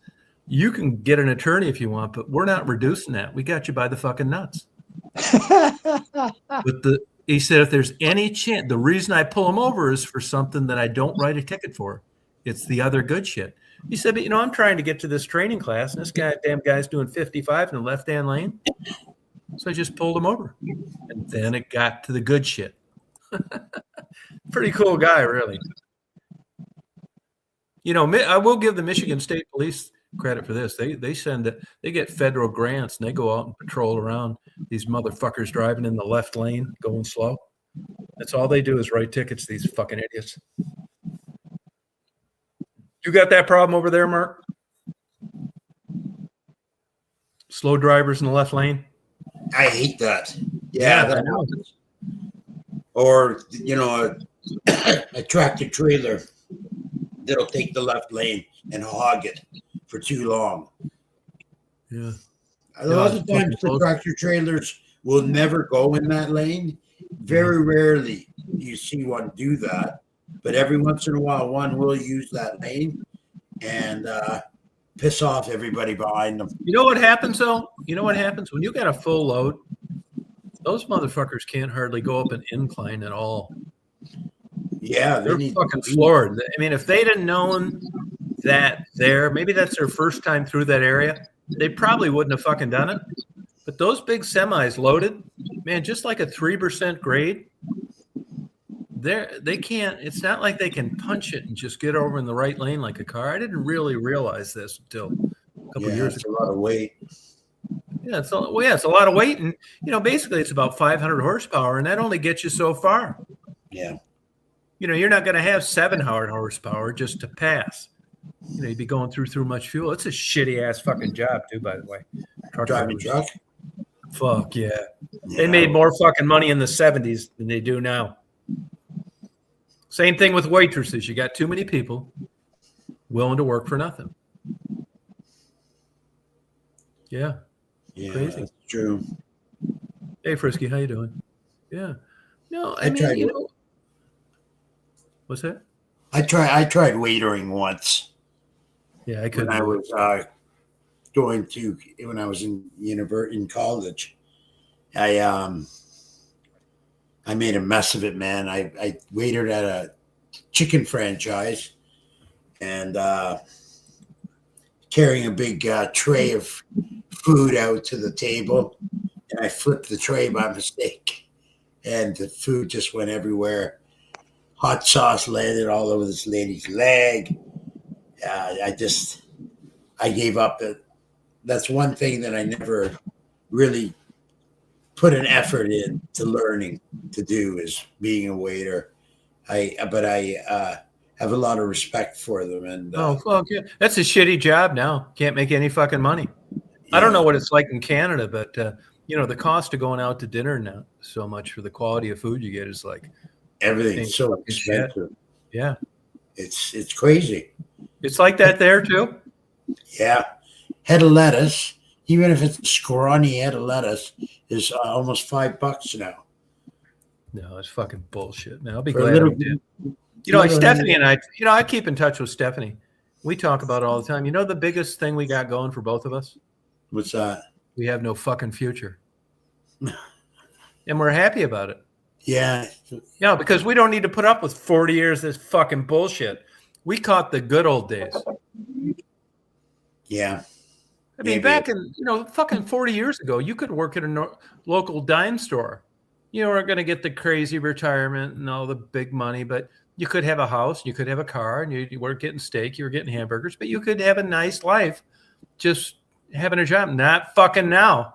No, that's true. That whole middle class bullshit of unskilled labor is fucking gone. I will give the government credit over here. I don't know how it is over there for really not letting fuckers connect the dots. You don't really know how bad it is over here. They're great at it. They get the DDA, federal funds to keep every small town looking like a fucking dump. New streetlights, repaved roads, facades with no interest. This fucking country sucks now compared to what it was like 40 or 50 years ago. Still the best place to live in the world. And really, deep down, I think that, well, it's the standard of living that's changed. You know, I really it's just- think Canada is a better country to live in. It is? Yeah. Yeah, I think it is too. And I'll tell you another fucking thing too. I never thought I'd say this, but capitalism isn't looking so good right now. No. You want to go to a thriving economy and a great life and not going through this fucking bullshit of wondering when you're going to go broke. Yeah. Fucking communism, man. Go over to China. That fucking place is thriving.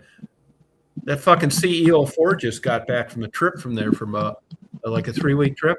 Oh I yeah. asked him what did he say? He said he'd rather not comment it. You know what that means? He knows we're fucked. Yeah, really, yeah. These fucking Chinese got the goddamn world market. And guess what, Mark? Communism. Uh-oh. You gotta go look on YouTube videos of fucking Beijing. Fucking like Detroit was in the 40s and 50s. Really? Thriving. Chicago. Fucking capitalism, man. You know, capitalism was great when you were the fucking king of the mountain like the United States was. Look at the car companies. They're all gonna be, every fucking one of them's gonna be out of business in 20 years. They just shot their last wad in this electric fucking horse shit. Fucking bullshit. Even Ford couldn't take it anymore. Ford couldn't take it anymore. So they're not making any more of those Lightning pickups. Fuck no, you're not making any more of them. You know why? Because nobody's buying them. Yeah. You can't do shit with electric, much less have something that you need to pull 10,000 pounds with. It's fucking horseshit. Go They were Trump, guys. powerful though. Trump is fucked up. Hey, look, Trump is fucked up. He's fucking nuts. You see, now they got a new policy that Trump got through. You get the lowest cost of drugs worldwide. Otherwise, if they're selling them in Poland for $10 and you're used to paying fucking 10 grand because this fucking scam over here, you're getting them for $10. Just got passed today. Did you see that on the news? No, I didn't. Wow. Yeah, he's a fucking lunatic. I know, but he's better than the other fucking side. At least we got a fucking false hope of things getting better. Yeah, I don't know. It's fucking crazy. I mean, if I was in Canada, I'd probably hate Trump. He's fucking you guys left and goddamn right. Yeah. And You know, we he really see it fucked good. differently I haven't than- seen a clear article about this yet. You know, but Canada paid for that Gordie Howe International Bridge between Detroit and Canada. I know. And you know Sure. Trump is fucking monkey wrenching the fuck out of that. Yeah, what That do you think? motherfucker should have been open 3 months ago. Here you paid for it. You can't even use the goddamn thing. Well, it must be pretty close to opening. Fuck it. They could open it now. I'm sure Trump, you know, he gets a hold of these goddamn people and it's like, fuck Canada. Yeah. Yeah, he doesn't like Canada or Mexico very much. No. But, you know, aside from that, I'll tell you one thing. The biggest thing that came out of him getting elected that surprised me, I never realized these private colleges, like Harvard and all these private schools, got so much public funding for like studies and shit. Fucking Yeah, insane. Hey, you got these crazy motherfuckers running around shooting people over there like we do over here, shooting No. up universities and shit. Nope. What do you think? I mean, Too being in many Canada, guns. you probably do you like think guns are bad? Do you think the reason that it's not like that over there is because you can't have guns or what? No, it's the gun laws, and too many guns are made because and everybody, a lot of people that have one are irresponsible. I think they lose them, they get them stolen. Yeah, but Mark, a gun is no different than a dildo. Yeah, I know that's the person that pulls the trigger. I understand that, and I'm not like I like shooting guns myself. Yeah, see, it bore me.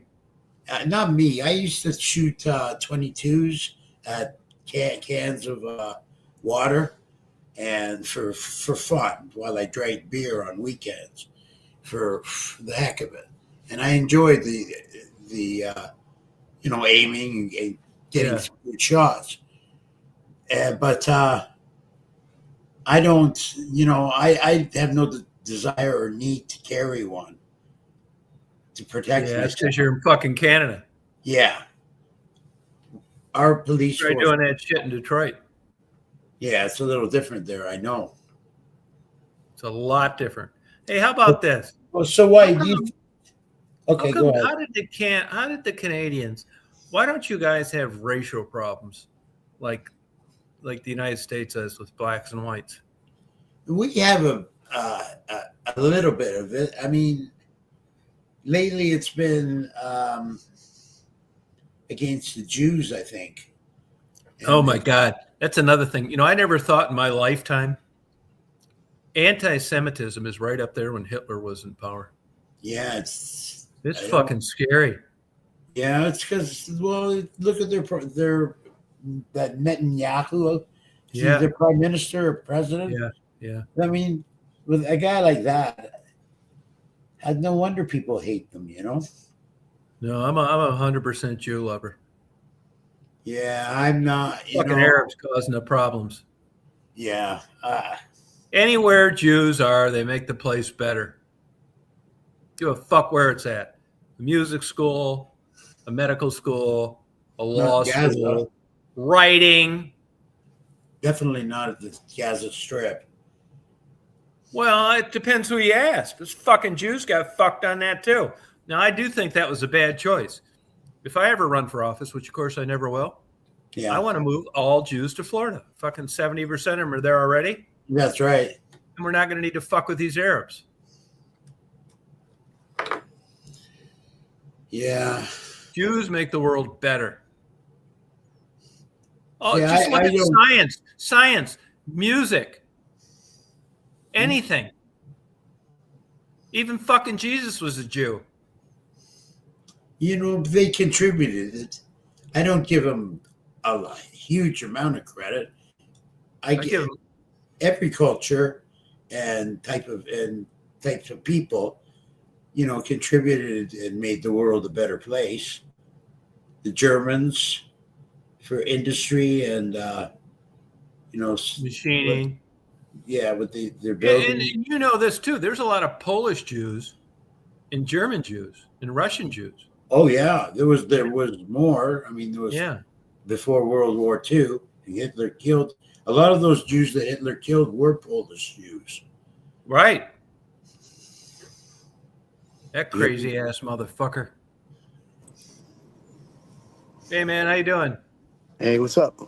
How Hey you Rob, how you doing? In Canada? I mean, in United States? doing? Where you at, bitch? Florida, Jacksonville. Oh, You look different. cool. What's going on there? Cool. Tournament. Hey World Rob. Championship, man. Neat. Oh, okay. TV stream right now on YouTube. TV Table 1, TV Table 2. Oh, really? How you been? Oh, busy. Hey, you sent me that one fucking text. You said you were sick for a month. With what? Fuck. I don't know. Just like, I went to the doctor and they told me it was just like some fucking virus that has to run its path, and it's viral, not bacterial, and you're kind of just gonna have to Hey. heal up on your own. Hey, Mark. Oh, In your life, you ever run across one of these motherfuckers that just knocks out all sorts of goddamn pussy? every once in a while. Yeah, Rob's one of those. Oh, Is he? quit. Yeah, he Quit. is. No, if you ever paid attention to the chats and shit over the years, Right? fucking women are always like saying some shit about this faggot. Oh, quit. Yeah. And I will give you this, Rob. There's motherfuckers out there that give $1 million for a head of hair like this. That Yeah. fucker's hair doesn't look any different now than it did in the 7th grade. And he doesn't Like all even give. kinds- Look at it. He like all doesn't give a kinds of it. fuck. You know, my dad had hair like George Hamilton till the day he died. Really? Wow. My dad's hair is Cocksucker. white as snow. That cucksucker told me when I was about 23 that by the time I was 25, You I were was going going to to be wash combing your my hair hair with like a a washcloth. And he was right. But Rob won't look that different 25 years from now than he does now. You don't think? Yeah, I don't know. No. Yeah, he's People- half Mexican. You know, I know a lot of people. Well, I know some people that my dad knew when he was younger. And they say, man, you look like your dad when he was younger. So if I'm going to look like my dad when I get older, I'm not going to have much dark hair. His hair is white as snow. Yeah, but you can always fix that. Oh, yeah. You know. Are you guys having a hard time fitting that cocaine in those pool tables? Yeah, it's a son of a bitch. Good for you. They get the fucking $20,000 pool table shipped over by the container mark. Yeah. Then you see the pool tables in the junk. Yeah. Yeah. They're coming over on a Hey, now last time I talked to you, you were still really like this Jobs a lot. Yeah. Is everything going great? Yeah. You getting burned out at all or anything? I think I'll have a moment to relax here for a little bit, but yeah, it's just getting, it's busy. Now, will you be back for the holidays? Yeah. I'm gonna try to come home a day early, but I have an air flight home for the 23rd. Oh, okay. Cool. Mark, you don't give a fuck about the holidays, do you? I do in a way. Like I greet everybody, tell everybody Merry Christmas and Oh, fuck. such, but I don't really celebrate here. I mean, we don't do anything special. We're farther west than the city now, so it takes us 2 hours to drive in to see everybody, and we're not going to do that. Weather's been sloppy lately, and we're just going to spend it at home, quiet, and maybe get drunk and be somebody. Yeah, it helps. Massage therapy, facials. Yeah, I'd like to facials. Yeah, I'm yeah. I think it's a bunch of Pull the fucking curtain bullshit. shut. Let it go. Hey, where's that at? You're there. That place you're at, Rob. Jacksonville, Florida, at the Yeah, I know that. Riverfront Hyatt. Oh, cool. What's the temperature down there? Oh, I don't know. It's kind of chilly this evening. Like 55, I think, or something like that. Let me look. I'll send you some pictures, man. It's beautiful down Hey, here. did you get those containers full of pool tables? Yeah. Were they fucked up? Did they come like they should have? Were they waterlogged? What? No, everything come okay. Good. Any downside to doing it that way? Yeah, you can fit less. I mean, now that we're bringing the pool tables over here, we're assembling them here in Jacksonville. Any We can quality fill out- control problems? Oh yeah, we can control the quality a lot better here. But we're bringing the parts, the bar tables from Spain. They're not coming from China. The 9-footers that we're using now are coming from China, the parts and pieces. But everything's going okay. When's the tournament begin? Oh, it's already begun. It'll be over Sunday. Oh, World we're- Championship? Yeah, so right now the semifinals of the mixed doubles, so it's men's and women's. Yeah. Men and women playing together. Yeah. Yeah, any good-looking broads down there? Yeah, I would expect more people. I thought there'd be tons of people there. Yeah, but it's Right. not like happening right now. It will in the All right, morning. yes, It will be. Excuse me. Say again. Rob, Yes. any of those pro pool ladies good looking? Oh yeah, there's some good-looking women. There are. Now, I know you're pretty good at pool. If you played like one of those women pros, would you just like scorch your ass? Oh yeah, those women play good. They play 8 hours, 10 hours a day, No way. Really? Oh yeah, yeah. I mean, they practice like a job. They'll play 8 hours a day. Really? Oh yeah. See, that's classical piano shit. Yeah. I didn't It's realize funny. they did that with pool. Oh fucking A. Oh yeah, dude. It's funny that Yeah, you mentioned taking your time piano. Now, what do you think the top male pool player could make a year? Depends. Um, Like max, let's say, just ranges. I'd say you're a really good player can make 300K Okay. plus. Do the women get less or just as much? Less. Is there a big difference between the Baby top Fran. male player and the top female, talent wise? Oh yeah, the females can't compete with the males because That's the interesting. stamina, the energy, the power. So I could get that with like golf and football and all that shit, but pool surprises me. It's the same way with pool. The women can't hang with the men. That's interesting, isn't it, Mark? Yeah. Huh. Yeah, there's no chance. Yeah, like right now, if you go on YouTube, it's a mixed double. So the men and women are on one team, are playing another team. So a man and a woman on another team, and you'll see the men have to coach the women. Semifinals right now on TV Table 1 on Pro Beer TV on YouTube. Wow. I just ain't into pool at all.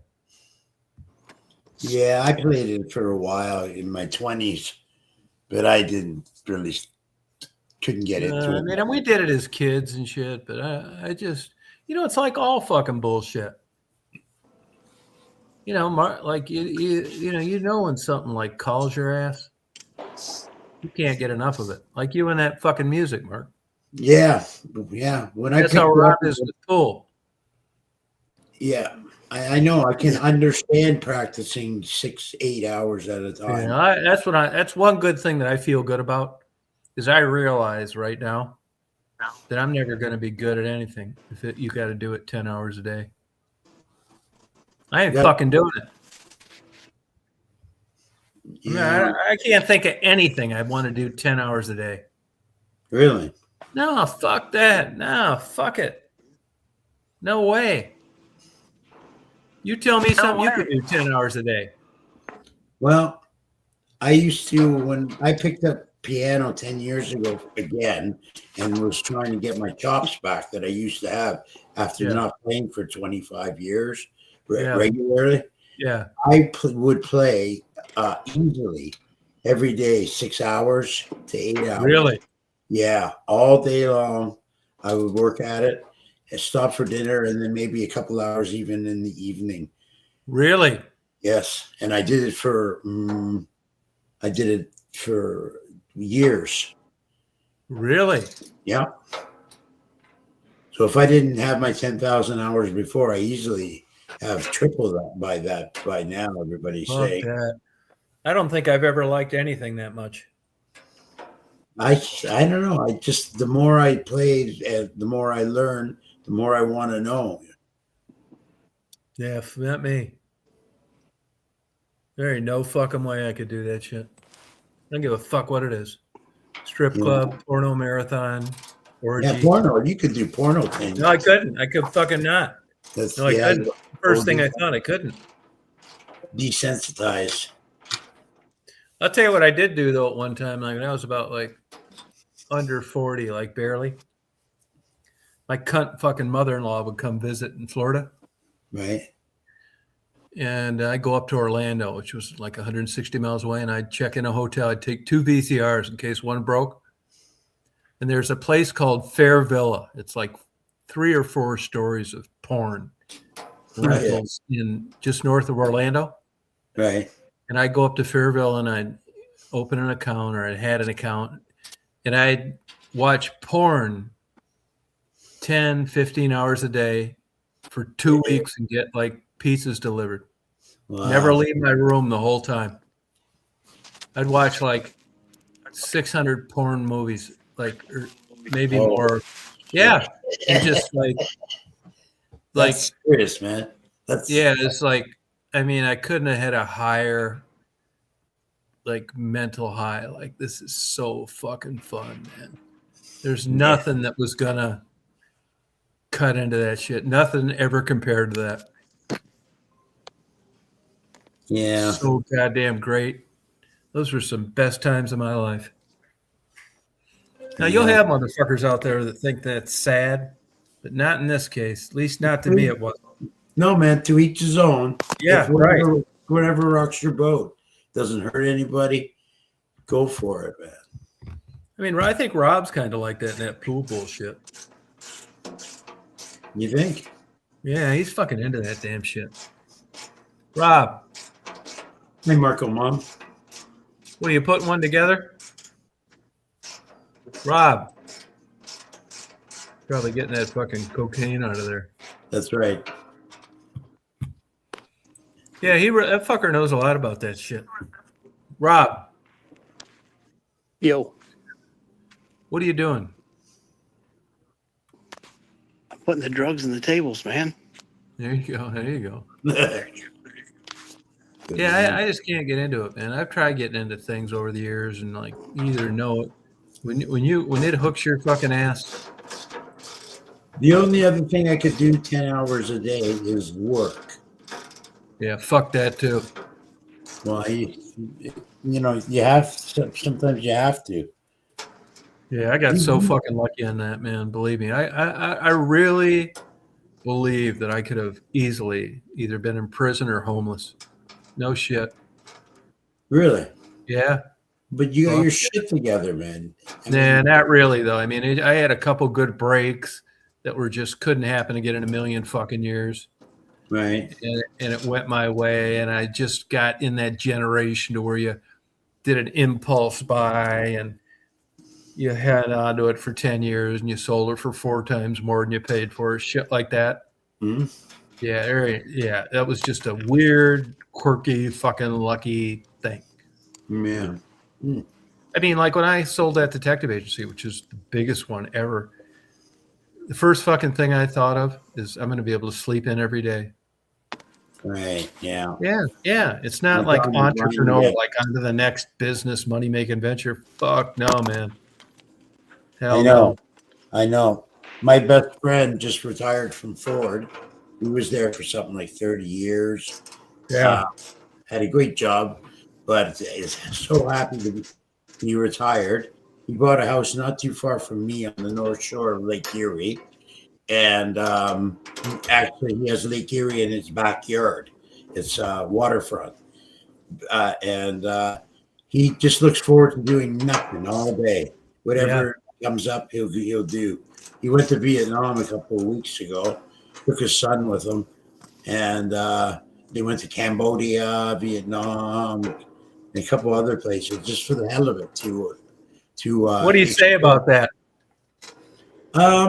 He said he had a great time. He avoided a lot of bad storms.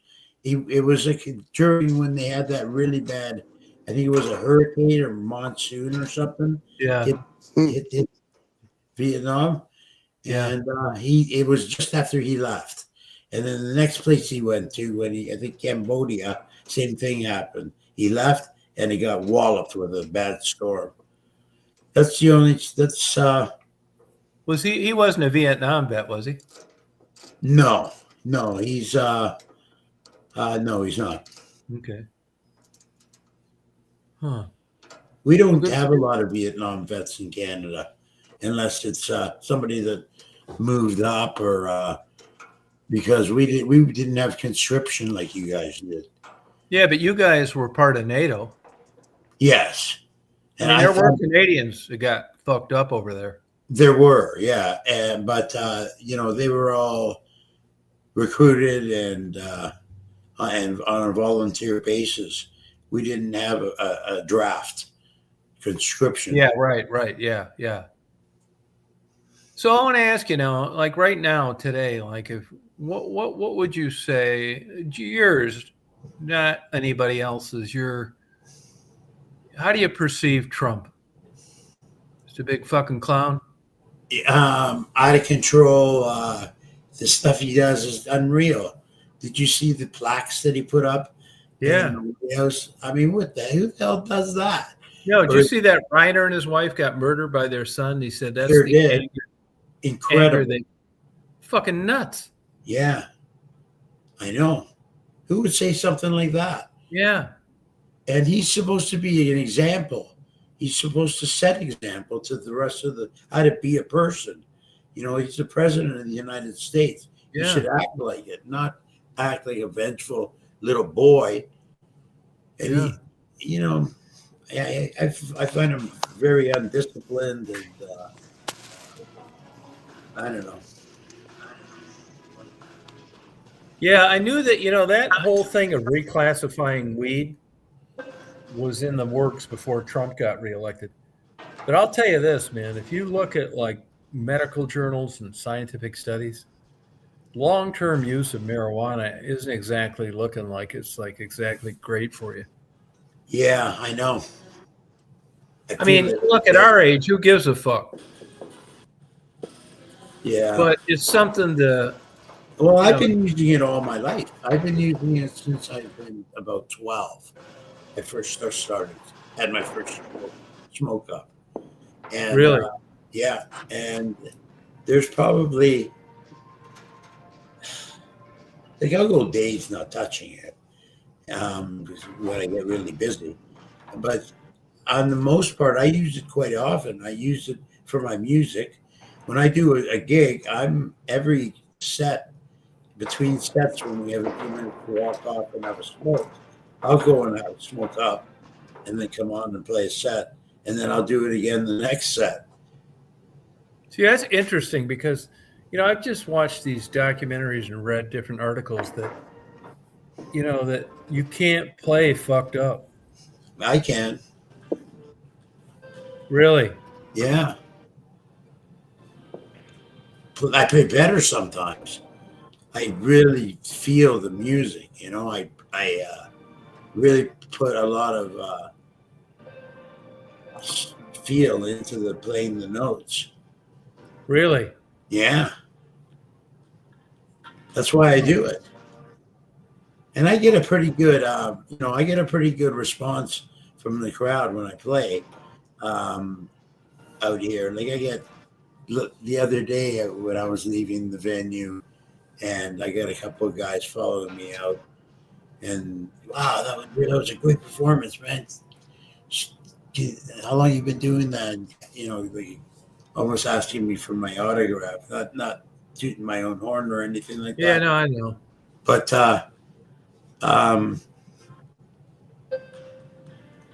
what was I getting at? You're getting it like people appreciate you when you're high playing. Yeah, I play like what better. I really do. It's I crazy. play straight too a lot. Like a lot of my drilling when I'm doing scales and serious stuff is at home straight. Right. Also, but when it comes to the performance, I don't know. I play better. So, are you playing in bars?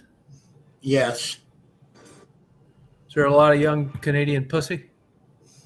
all over the place. Oh, God bless. It's neat sometimes, especially when you get people up on the dance floor. There's always a fine assortment of, if that's what you're looking Yeah. for. Now, let me ask you this. Now, when you're out there and you look and you see these women out there at these bars, I mean, I've noticed the older I get, it's like the whole fucking floor of young women. They all look gorgeous. Yeah, there's not an ugly one in the bunch. No. No, I go up to this. I go up to Athens all the time at College Town, and I just look at these women. And it's like not in a perverted way, but No, I just no, look, they all just seem so goddamn beautiful. yeah, I know. Every There was a woman girl is standing in beautiful. front of me getting a bagel the other day. I know the guy. I go up there. I've been going up there for a long time now, right? And I know a bunch of people. But I'm a guy, hi, how you doing? 5 minutes there, and that's it. I don't want to be fucking hanging out with you and going on vacation, fishing, none of that shit. It's perfect, right?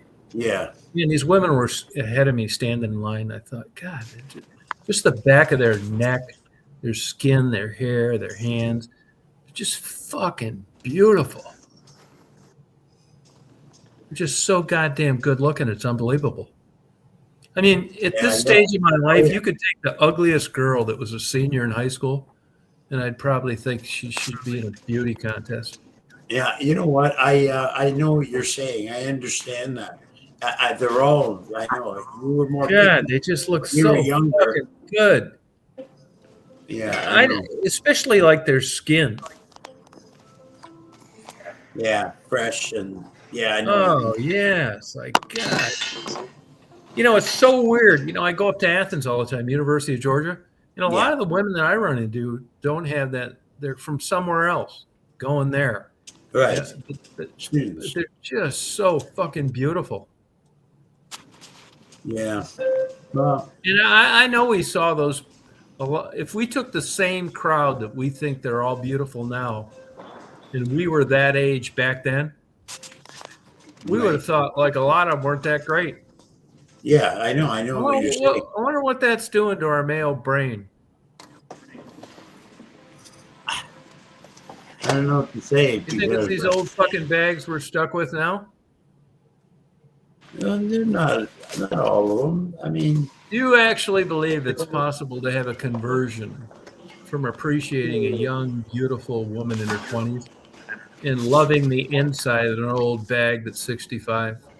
hey, if I was single right now and I was looking to date and I found a very attractive 65-year-old, I think I would prefer that than kind of like a inexperienced 35-year-old. No, not me. No fucking way. Because it's also a cerebral sort of thing. Fuck that. Not with me, it's not. The only cerebral is No, I'd rather take a fucking semi-retard that was good looking with a rocking body where there was no future. Yeah, because, you know, I'm not like too good at that anyway. I mean, the chances of me having a long-term relationship is fucking zero. It's been this way my whole life. yeah. It's And this not- you're sounds not- terrible, but I realized that once I got out of the wanting to fuck them stage, I didn't really want to have that much things to do with women. Yeah, You know, it's wow. fucking crazy, man. You know, I'm just like above board and tell it like it is on here. You'd be surprised these old fucking cunts that get a hold of me on here. And Yeah. I would, if I was like looking to like a date women my age, I'd never talk that way. But I don't want them fucking calling me and getting a hold of me. I don't want anything to do with them. Sounds fucking terrible and shallow, and I'm willing to put that fucking hat on. This is sound terrible, but I've realized that if I don't want to fuck these broads, I don't really have that much interest in them. Now, I will tell you this, though, before you write me off as a fucking perverted old has-been scumbag, that if I met a woman that just slayed the piano in classical music or was well-read or a published author, that Right. could actually trump that good-looking shit. Yeah. They're just far and few between. Yeah. I just don't have access. I don't meet too many of them. You know what I mean? And I ain't any fucking prize either. I know that. So when you look at the whole scheme of things, Got them all. it makes sense I'm at where I'm at. They don't need to come up. Yeah, it does. Yeah, which I'm fine with. I mean, I'd fucking tell you if I was lonely or, you know, I'm not. No, I know. I got an idea. My fucking sex days are the We don't. rearview mirror. No. This is Yeah, fucking last 6 months, for you. which I'm cool with. Yeah, are you? Yeah, Then that's fine. That's good to have that got realization. fucking old, man. I mean, there's a fucking shelf life to everything. Yeah. But I do know that once in a while I will meet. If I met like, let me give you an example, and this may not be true, but I think it's true. I And opened the haven't door. It experienced opened. Can you lock it? Take like Martha Argerich, Jews, which I love Jews. I'd always dreamed of having a Jewish girlfriend, but they were just none of them ever turned me on that I was hooked up with. Right. And she's, I don't know what she is, like 85 or something like this. I'd eat her pussy. Wow. Yeah. That's quite a realization. Thank you. Thank you for appreciating it. Because she's just so fucking talented. It's Yeah. almost like it's a better level than sex. And, you know, she had melanoma 40 years ago, had major surgery and still alive. Wow. And I like these eccentric women. And she's went to concerts before and walked out on stage and looked around and said, fuck it. Didn't even play. I don't know why I'm attracted to that weird shit. That's why I love Glenn Gould. You know what female pianist I really am turned on to? Diana Krall. Yeah, you know, that's Elvis Costello's wife. Yeah. Yeah, I mean, she was some eating fucking pussy for a long time. She was? Oh, fucking beautiful. Just Yeah, stunning. yeah. But she's yeah. gotten old now. Yeah, no, but you know, you got think about this sometimes, even after this chat's over. Okay. Looks have a lot to do with that. Not only is she she's just got a 10 out of 10 at her persona. You know, she dresses conservatively. She's beautiful. Yeah. But I'm not into fucking jazz. Yeah, I don't. When you look at female jazz players, This that high-end couch she bought. she's the This top couch. of the This is heap. the one. Yeah, I think so. I'm mesmerized when I watch Oh it. yeah, I believe it. She's I can getting sleep old on it. now. Yeah, But I- she's not she's not anywhere near in the world class What's that? level of fucking these Yeah. Asian and I would. female Oh yeah, classical. No fucking way. a lot of them are like they got a gift from a. Oh my god. from Yeah, a- I've realized this. I've realized this since I've got into this, and that is, they're like the female version of Michael Jordan with the piano. I need to go see what the score is.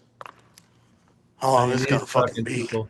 And to me, that intelligence is attractive, and there is a level of intelligence that I think, in some aspects, can trump looks.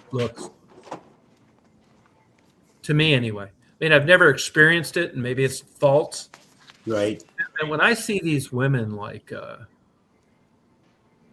these world-class pianists, or when I see these women in these top-notch orchestras, symphonies like Cleveland, and they're just killing the violin or the viola, Right.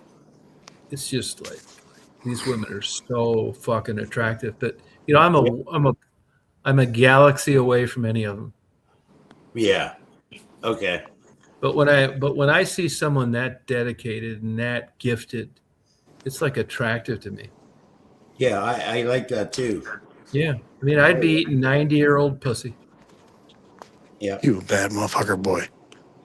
Thank If she you. would- If she would just blow that saxophone while you I mean, that speaks volumes, though. I mean, I'm very happy about this because it's so. I know what it takes to be that way. It's talent, dedication, a gift, and it would trump like firm tits. And I never thought I'd be here, which is actually liberating. I'm happy for it. I'm not too far gone. Or small tits no. I could. No, in that example, I let it slide. Yeah, you're good. Yeah, I would. They could even have fucking mastectomies. All right. Yeah, all right. I know. Yeah, seriously, I don't know what it is, man, but it's just, you know, the human mind. That's why it was nice having Ed on and talking about all this crazy fucking shit. You know, the human mind is just fascinating. My nightmares, it all like, you know, circles back to why. But I think that's the anomaly of human beings, man. I mean, I think it with religion. You know, these fucking humans, man. You look at chimps and all this goddamn shit. You know, they can't even potty train a chimp. No chimps writing poetry. There's a big gap between chimps and human beings, and there's a lot of bullshit with being a human. But I'll tell you, man, when I see like, I just never got plugged into that arena. And it's just the way it worked out for me. I could have been fucking retarded, and, you know, Down syndrome. You never know. You come out of that snatch just like you did. And here we go. Yeah. The world's not fair is the point. Hmm. How you come into this place has got a lot to do with it. And I'm fully aware of where I should be and where I ended up, and I'm appreciative of it. Yeah, that's good. That's And it's got nothing to do with like a higher being or any of that fucking shit. No. It's analogous to musical chairs. When the fucking music stopped, I sat down. There was a fucking chair right under Right. my ass. It's not from hard work or being a good guy, or just got fucking lucky, man. It's not from fucking prayer, Jesus, or any of that bullshit. It's shit luck. Well, how many years did you do the private detective?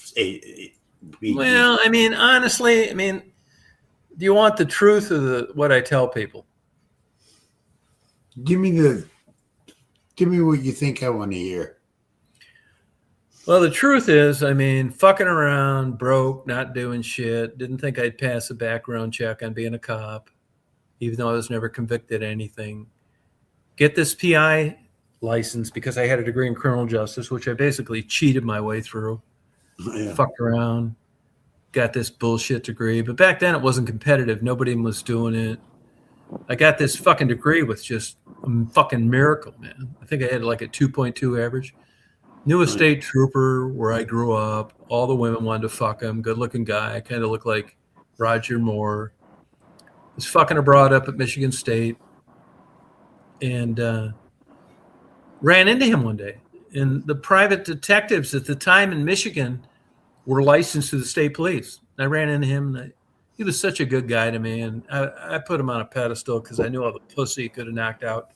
Right. And he said, "What are you doing?" It's like, "Well, I'm thinking about being a policeman." And he said, "Look, let me tell you, I'm a state trooper. You know this. I'm in the licensing division. I think you should be a PI." If I had to do all over again, it's like, "Well, what do they do?" I didn't even fucking know anything about it. No. He said, "Well, they do insurance claims shit." So he sent me an application. I didn't fill it out. A month later, he said, "I never got your application." I said, "Well, I never filled it out." He said, "Fill it fucking out. There's a lot of money in this shit." So I filled it out. About that same time, I had just graduated a little late because I dropped out of college a bunch of times. And you had to be 25 to be a private detective in Michigan. No bullshit. I get this job at GM, salary. I started at $38,000 a year in 1980. That's Full pretty benefits, all that fucking shit. I Yeah. hated it, though. I didn't want to be a security guard. I thought I was smarter than that, even though I wasn't.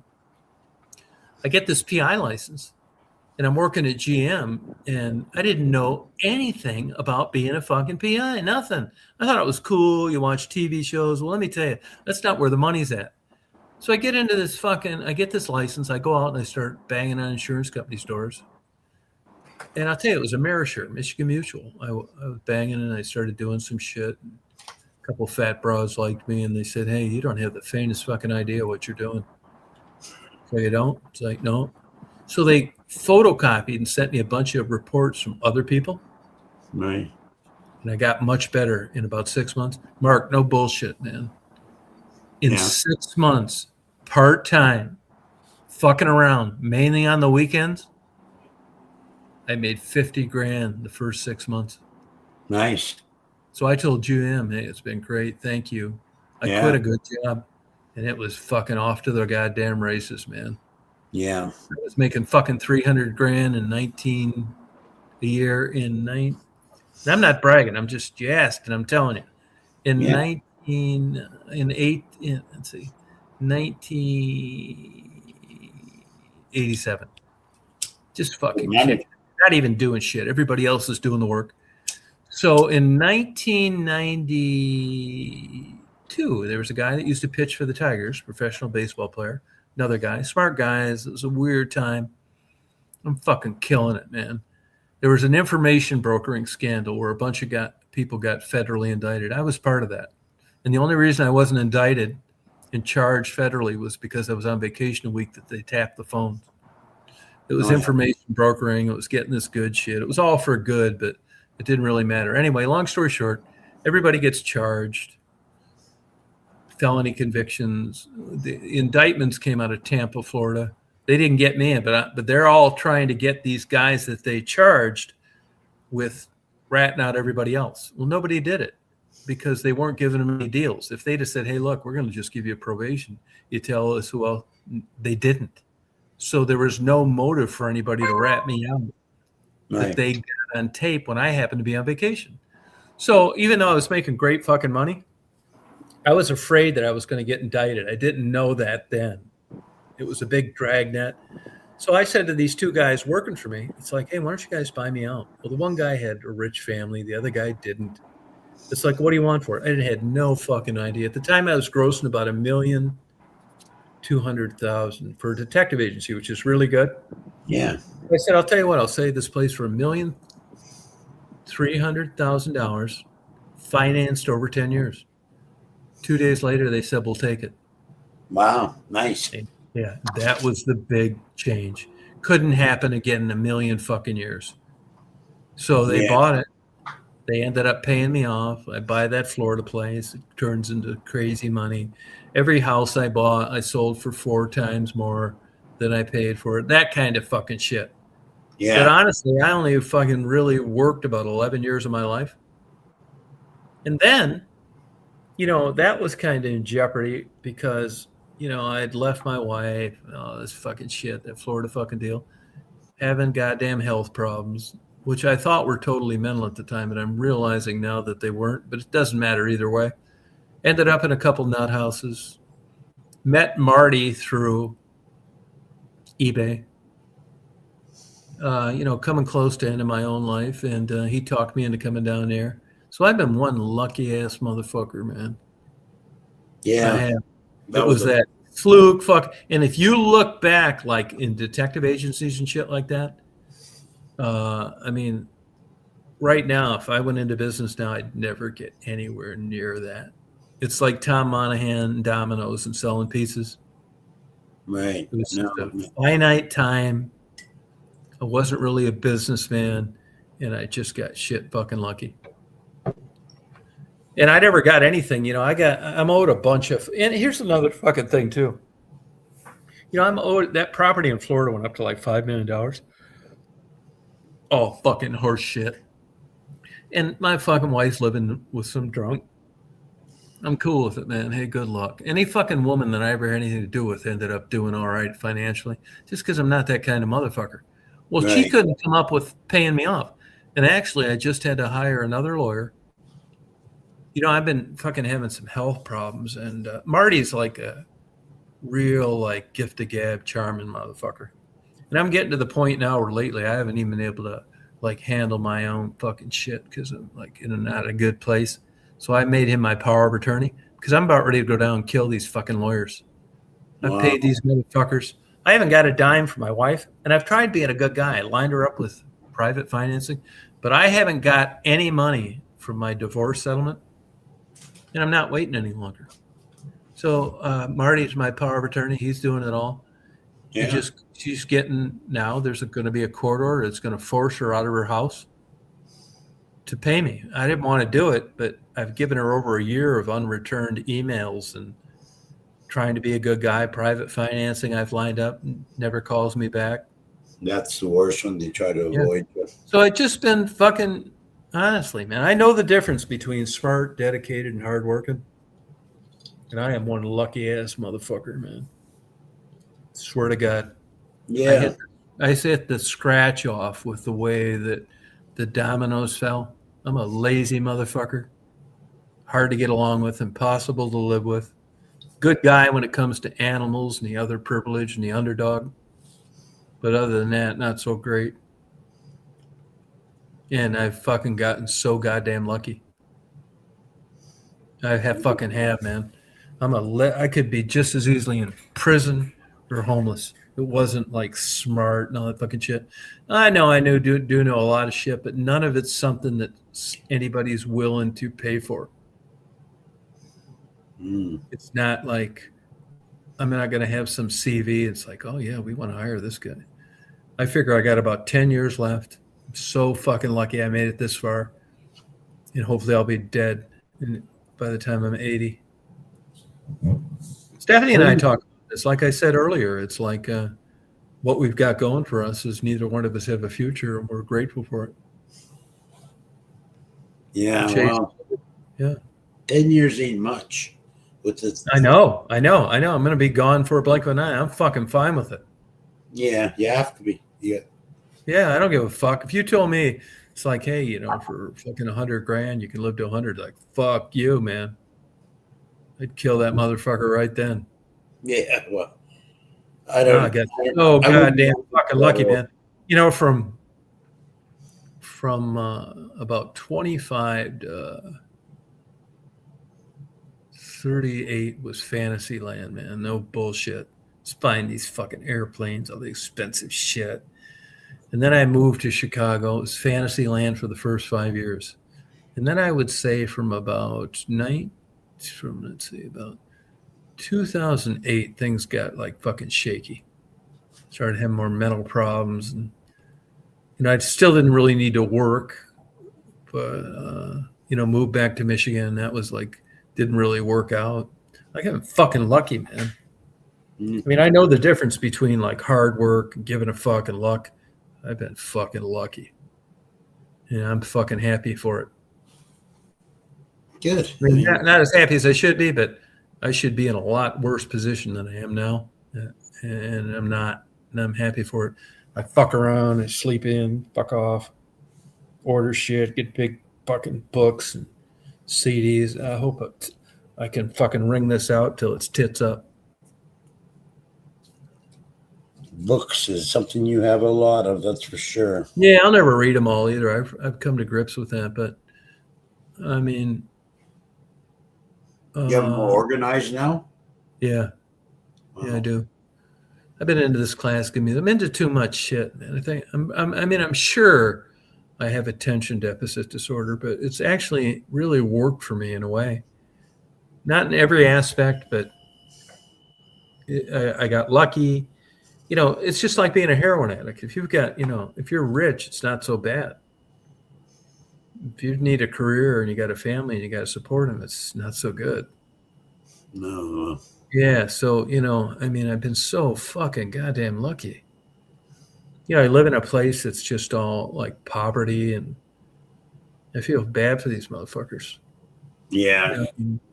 Yeah, really. I live in a broke, poverty-ridden, the third brokest county from the bottom in the whole state of Georgia, but I want it to I want to like live the rest of my life like this. I don't want fucking Texas Roadhouse down the street and Starbucks and all that, because I don't like all the bullshit that comes along with it. And down here, it is so different than like from Detroit. I would be happy to. I'd move in Section 8 housing if I had to, no problem. It'd be great. It's not like Section 8 housing in Detroit or Milwaukee. It's nice. Blacks down here, particularly, are like I find no difference. Sweetest, nicest people you'd ever meet in your life. Sure, eh? Yeah, it's fucking crazy, man. Nice. It's like there's no racial problems down here. Why aren't they doing some fucking documentary about this place? Yeah, because it's no conflict. There's no problem. Everybody lives in Detroit, harmony. Atlanta. Fuck. It's like apples and fucking oranges.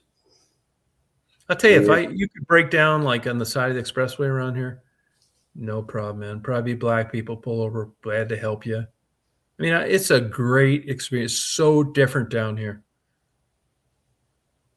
than like Detroit stuff. Yeah. And Detroit wasn't all bad, but it wasn't anything at all like this. This is like if you just took a magic wand, you waved it over people, there's no racial difference down here. It's just everybody's the same and nobody thinks too much about it, and polite, nice. It's Southern hospitality. There's something to it. Yeah. Yeah, I love living down here. There's no fucking way I'd go back. I mean, it was kind of like that where I lived in West Branch, but it wasn't like that like in Dearborn. Dearborn's like off the fucking rails now. These Arab fucking bullshit, getting into it with people and demonstrations. Fuck that place, man. It was nice when I lived there. Dearborn, Michigan. Highest concentration of Muslims in the United States. It was beautiful. Great restaurants, no problems. When I lived there, the Arabs pretty much lived on the east side and the whites lived on the west. And now it's not really like that. And it's just not like it used to be. Yeah. I've gotten lucky on that. I mean, it was great while I lived there. I love living there. And then I moved to Chicago. I love living in Chicago. That's not like that anymore either. So I've just had a fucking lucky knack of getting out of fucking Dodge before things changed. Chicago fucking sucks. It did, eh? Oh man, when I used to go down that Michigan Avenue, the Magnificent Mile, big shopping corridor, it was Yeah. beautiful. It looked like a wonderful life. Looked like Right. something out of a movie. It's just beautiful down there, man. No crime. Great. It's not like that anymore. Even the chief of police said, "Don't go out after dark." Wow.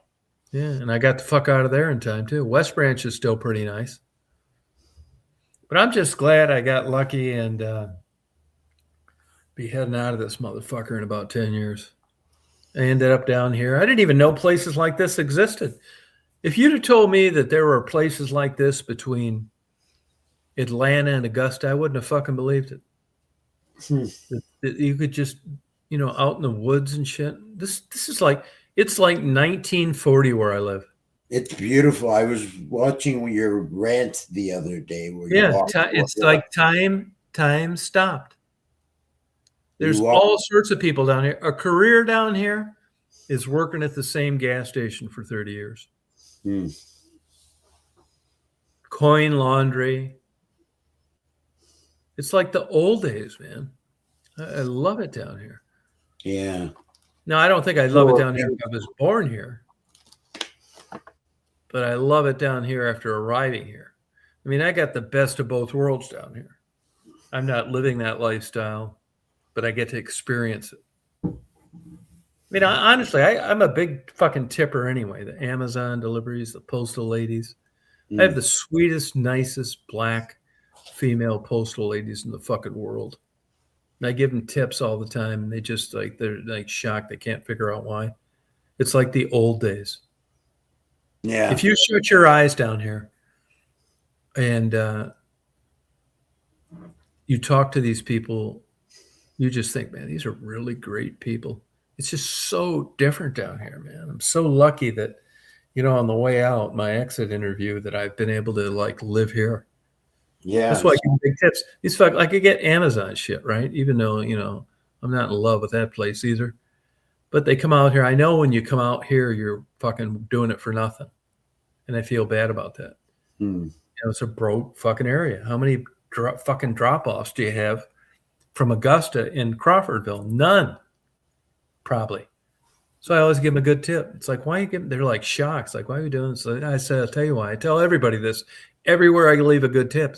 First of all, I'm lucky, which I'll tell you. And secondly is I know you're working for fucking nothing. Amazon will say to you, well, either you go out and fucking take this Tom Reed as goddamn KY jelly, and then we know you're going in the hole on this one. But what about the ones that you made great money on? Yeah, fuck that. I just don't want anybody working for nothing. And I'm lucky, and I'm in a position where I can do something about it. So I do. It's good to be that way. Yeah, I'm lucky, fucking lucky. I mean, I may not be able to, normally afford it. I couldn't fucking afford it or something. It's like, I'm fucking struggling like everybody else. But fuck, it's fucking nothing, man. Because I know those fucking people are coming out here for nothing. You signed on for that. You make money out of 7 out of 10, and the other 3 you lose money. Fuck that. I'm like old school. I ain't fucking doing that. They're so goddamn nice and sweet and everything. Some of them don't even want to take a fucking tip. That's how fucking brainwashed they've been. They got all these fucking people everywhere working for nothing over here, Mark. Starbucks, Amazon, fucking DoorDash. Your minimum wage. What's your minimum wage? It's something ridiculous, like $8 or $9. Yeah, it's some fucking bullshit. You could make fucking $35 fucking dollars an hour here and still not pay your bills.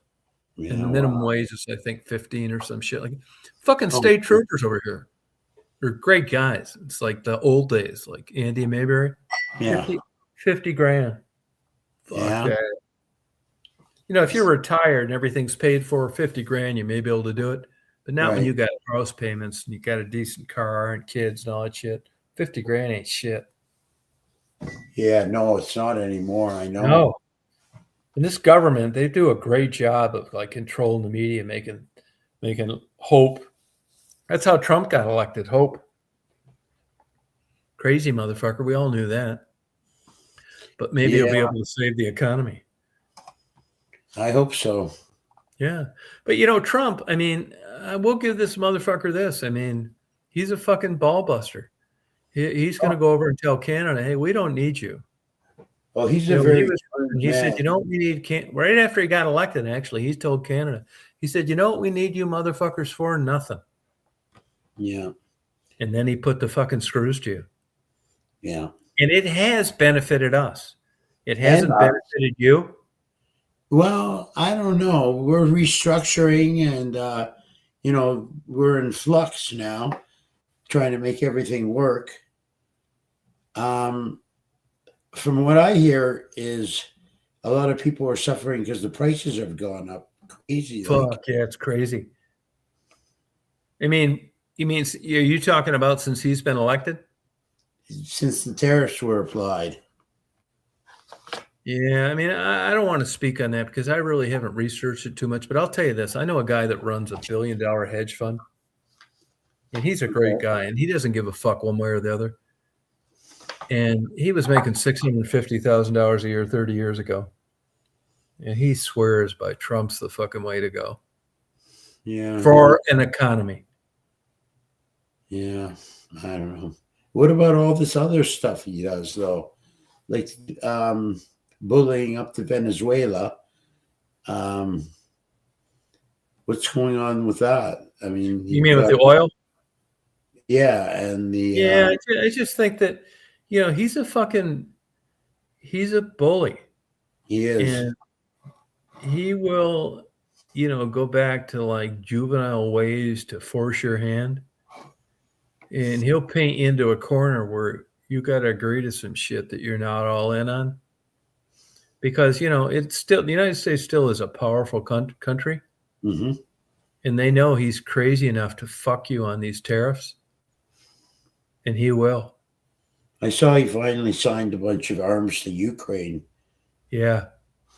I mean, he's fucking nuts, man. But I'm telling you, man. I mean, I know this too, and he does crazy shit. But if he was running today against our last choice, I'd still vote for him. Yeah. And it's not like you got a bunch of good choices out there. No, you have two basically. Yeah, and he's a very aggressive, blowing these drug boats out of the water. I mean, he doesn't think shit. I bet that motherfucker dreams at night of Bill and Hillary Clinton in one of those boats. Yeah, he probably does. I'm sure he has an enemy list. Oh, fucking huge.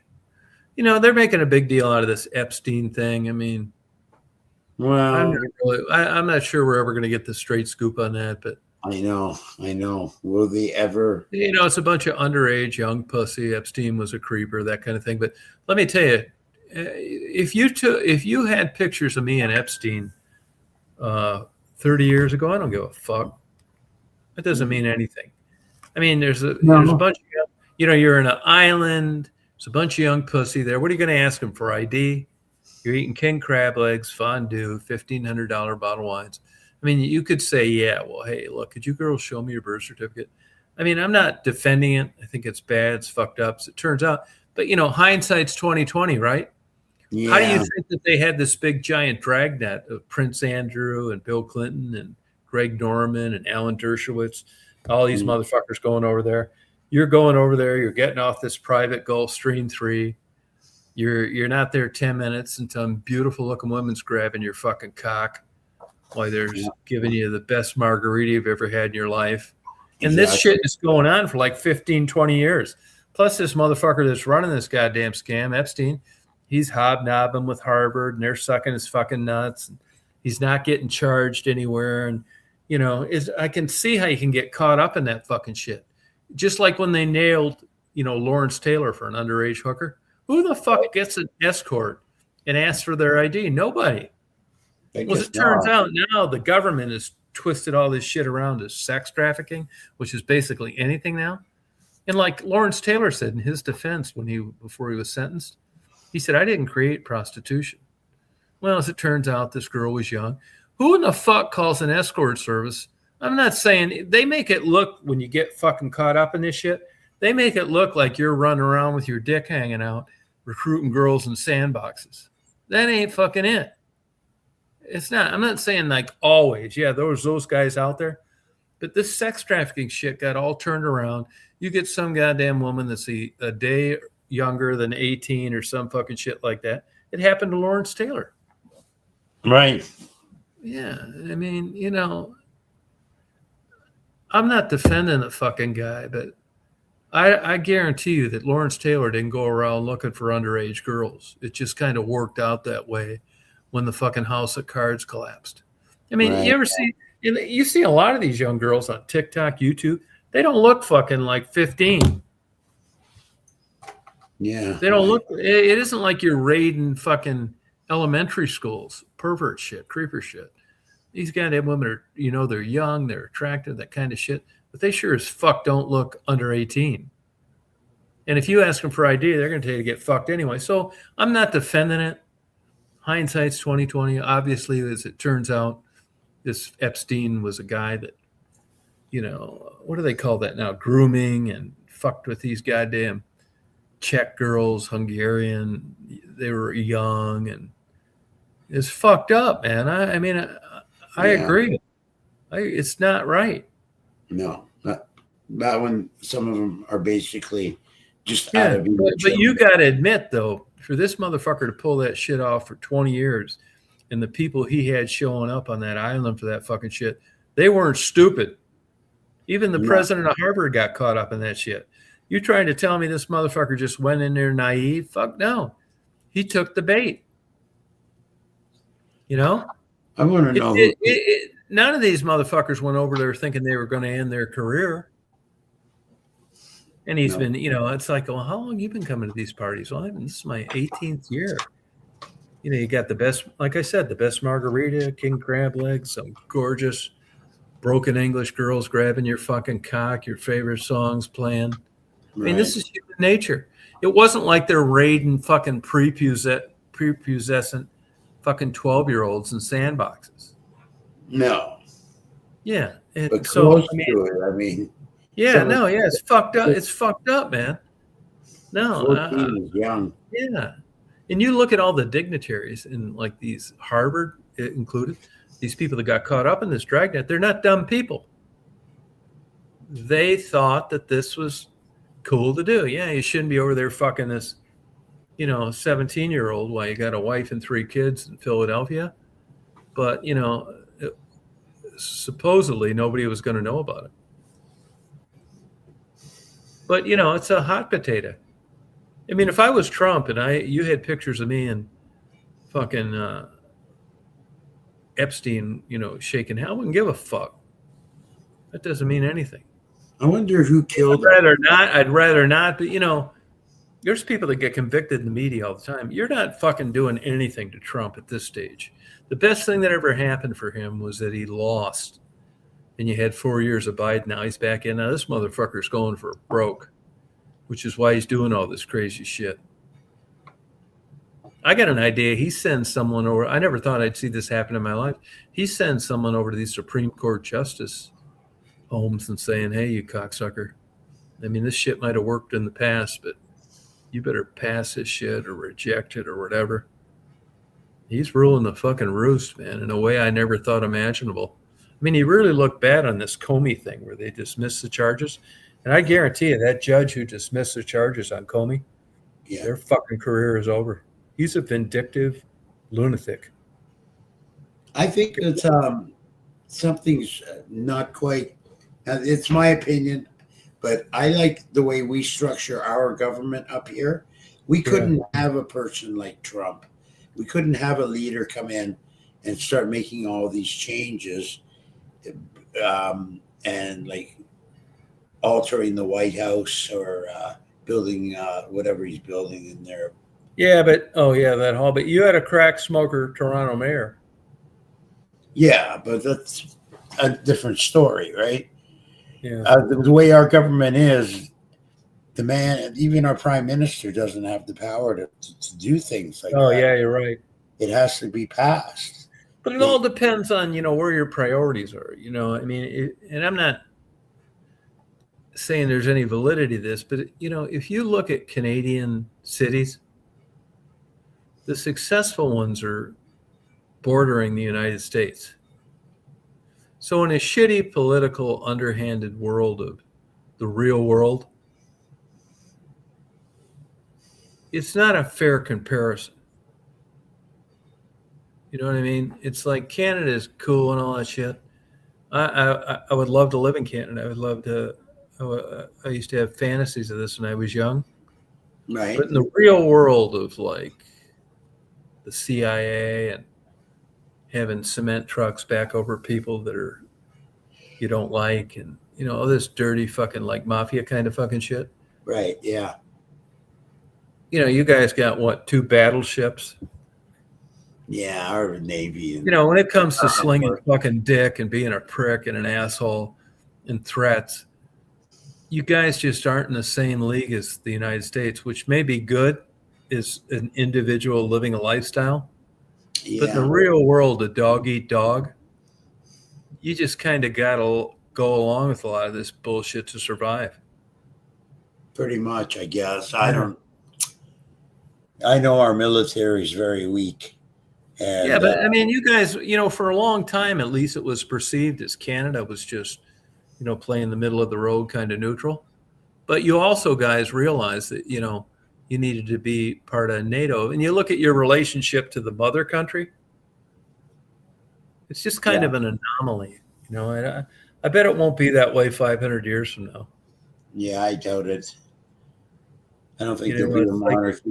What is? I mean, you look at Detroit, they're barely getting by, and they dominated the world with automobile manufacturing for decades. Didn't last, but if you look at the whole time frame, that really didn't last that long. And if you look at like the economy and like take for an example a city like Windsor, it's big American companies.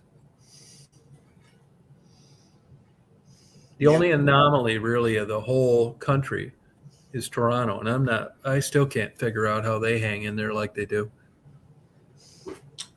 Center of business. I mean, there's the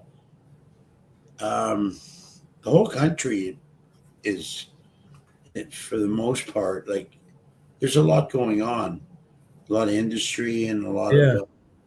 But the old adage in the old days was that Windsor made the money and Toronto spent it. Yeah, I don't understand that, but I thought it was more like Hamilton made a lot of money that Toronto spent. Oh, really? Of steel production. Well, when you were growing up, how did you view Windsor? Well, I didn't really until first time I went to Windsor. I guess I was about 9 or 10 during our first drive down to Florida when I did it with the family and friends. And to me, it looked like any other Canadian city. What do you want to know about it, Yeah, Windsor was so great in the 70s. To me, it You was. go over a lot. Yeah. All the time, man. It's like to fantasy land to me. We're going to actually, with my new band, Windsor is one of our venues. Really? Where? What part? I'm not sure. I can ask what venue. Detroit is too. No way. Yeah. I bet up on Cadieux. Why, Where they bowl. Yeah, feather bowling. I bet you money that's where it's at. So you're actually going to be touring around. Yeah. Yeah. Good for you. Something different. I've always wanted to do this, so I'm going to try it. And You're lucky to be doing this bullshit at this age. I like the music a lot too. It's really, really quite an assortment of music. And What happened to the singing firefighter? He's in my quartet. We call ourselves the Horsemen, the Horsemen. The other day at our last gig a couple of weeks ago, he's still kicking. We're going to be doing. We got a bunch of stuff coming up, but that's more of a patio party band. We play parties and patios and events and stuff like that. How about that other guy that was singing at that first band you had? Smoking Dave. Yeah. Yeah, I haven't done anything with him. We finished our season, at our commitments for the season, and every year, pretty much, the drummer goes down south somewhere in January for 2-3 months, and they don't take on any gigs during that time. It's downtime, rehearsal time to work on the new act. Yeah, Caju Cafe. That's right, Moose Mama. How do you know that? How does Moose Mama know that? Yeah, Caju Cafe. Is that where you're playing? I don't know. Mussels. You order mussels. How do you know about that, Moose Mama? Yeah, Caju Cafe. You're right. At a nice place. That's kind of a cool place. Yeah, they serve mussels all the time, and it's just feather bowling. Yeah, I've been there a few times. But they have good entertainment there as well. Yeah, I'd be curious where you're playing in Detroit. Yeah. I got to go up to Detroit. I almost Pardon? went up to that motherfucker a few weeks ago and just checked my goddamn self into the hospital. I got a buddy that's a doctor. You know that. Yeah. I was just going to say, hey, I tell that motherfucker. I call him up. It's like, look, goddamn it. I'm going to blow my goddamn fucking brains out over this shit. He said, well, what do you want me to do? It's like, well, I want to come up there and just check. He said, do it. Come on up. Which I didn't because I started feeling better. I just talked to him tonight. I'm fucking going up there. I'm fucking going up there. You get him to do it? Yeah, because I know down here, I don't know anybody. They don't know all this bullshit. It's going to take another fucking who knows whatever to go to try things and fail them. I already fucking failed them. Right. This guy's got a lot of experience. He knows what to write down the records to get me approved. I'm fucking going up there, man. Go to hospitals. Go to for Get 2 some weeks. tests done? He said, that some of this damn shit may not be covered by insurance. I don't give a fuck, man. I'm going for fucking broke this next time. Really? Good. Like today was a good day. Yeah, you felt better? Yeah. Got a lot of shit done. Believe me, when I get up, I know right away. I do what I can because I know it may not last very long. Wow. Yeah, something's fucked up in my goddamn GI tract. Like, yeah? Yeah. Hang on 1 second. I'm just gonna get this water. Yeah, I don't know what it is, man. I think it's I don't know. I'd just be fucking guessing. If I knew, I'd get it fixed. Fucking bullshit, man.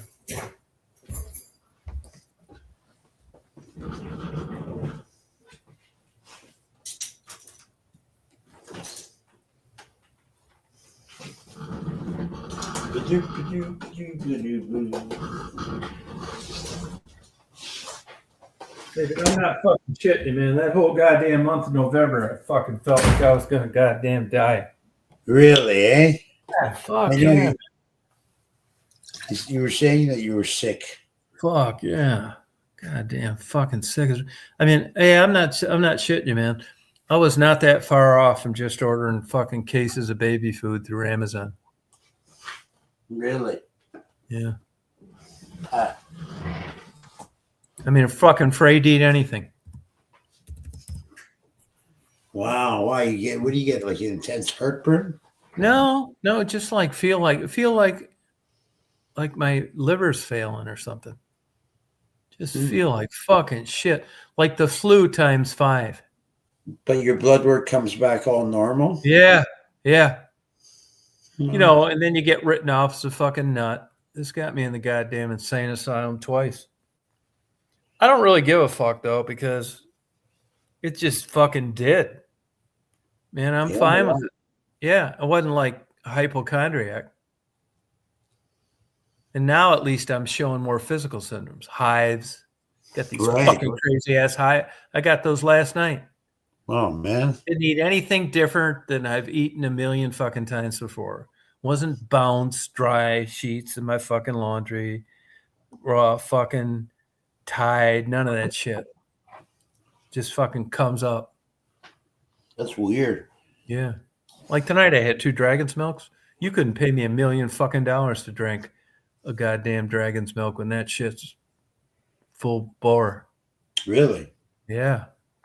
I just feel like, Then you go in, you talk to the doctor. What's wrong? I got this crazy bloating too, and this like burning in my stomach. It's not acid either, because I've taken all these antacids, no fried food, no alcohol, all this fucking horse shit. Stay away from sugar, blah, blah, blah. Eat sauerkraut. I've done it all. Didn't do fucking shit. Wow. Nightmares on top of it. Which Really? I don't, they don't really bother me that much because I wake up and I realize it was a fucking nightmare, but it does make you wonder what's going on in your goddamn brain. Yeah. Well, And I know this too. I'm running out of fucking time, which I'm fine with, really. But I like to pull a rabbit out of a hat for these next 10 years or what the fuck ever. You know, I read a lot and, look, I'm fucking obsessed with fucking shit. 82 is the magic number. You can make it to 82, boy. You've beat the odds. So Yeah. to me, that'll be 12 years starting next month. I think, God damn, man, fuck me. I'll tell you that whole month of November, I wish I'd just not wake up in the morning. wow. I swear to God. I tell fucking Ted, my buddy, all the time, I want to get a lot better or a lot worse. In a fucked up, crazy way, I'm getting more symptoms. Hives and shit. Yeah. Which I hope will be the key to like figuring this goddamn. I'd suck a goddamn fucking donkey dick To to find out feel what better it was. during November. Fuck, I wouldn't. I mean, it was fucking terrible. Yeah. But when you get these labs back to say you're a goddamn hypochondriac or some goddamn shit, yeah, bullshit, motherfucker. I'm not. This is real, legitimate shit. Now, I'm not saying that I don't fucking have mental problems, but it isn't causing this. Yeah, I'm not even sure of the mental problems. I mean, I not like. Mental I mean, I problems. probably fucking do. I probably do. But it isn't like it's my own world. It's not like I'm fucking a kleptomaniac or sticking my cock out to school buses going by or, fucked up shit that affects other people. I will admit too, I am kind of obsessive compulsive. Like once I get into something like this, you wouldn't believe the books and fucking music I get delivered every day. And Still, eh? so fucking obsessed with it. Oh, fuck yeah, man. Unbelievable, man. I mean, classical music is fucking crazy. 6 months ago, I didn't know anything about fucking classical music, really. And now I actually catch mistakes in like people playing Beethoven and shit. Nice.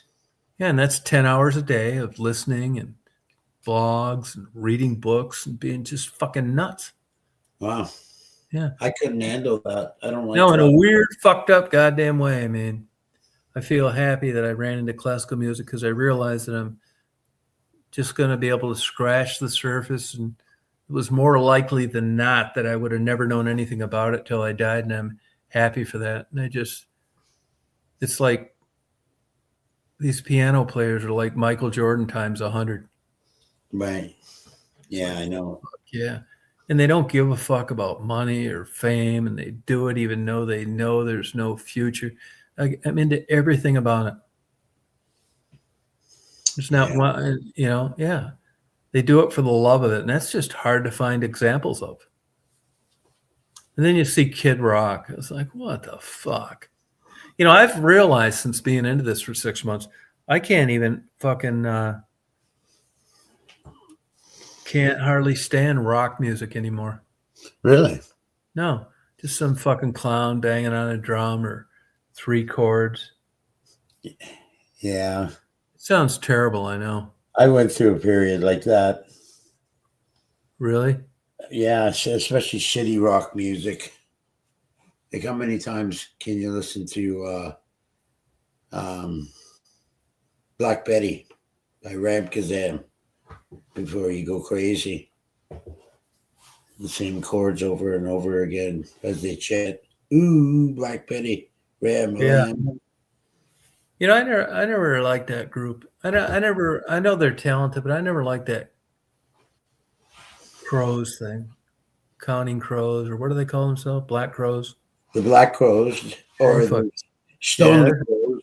That's another Black one. crows. Oh yeah. I could only Yeah. take a little bit about a little of that. Yeah, they're surprisingly a really good band, Yeah, I know. especially when they have full horns Yeah, and everything. They're tight. They're disciplined for by looking at them, you wouldn't think that they would be. But they yeah. were.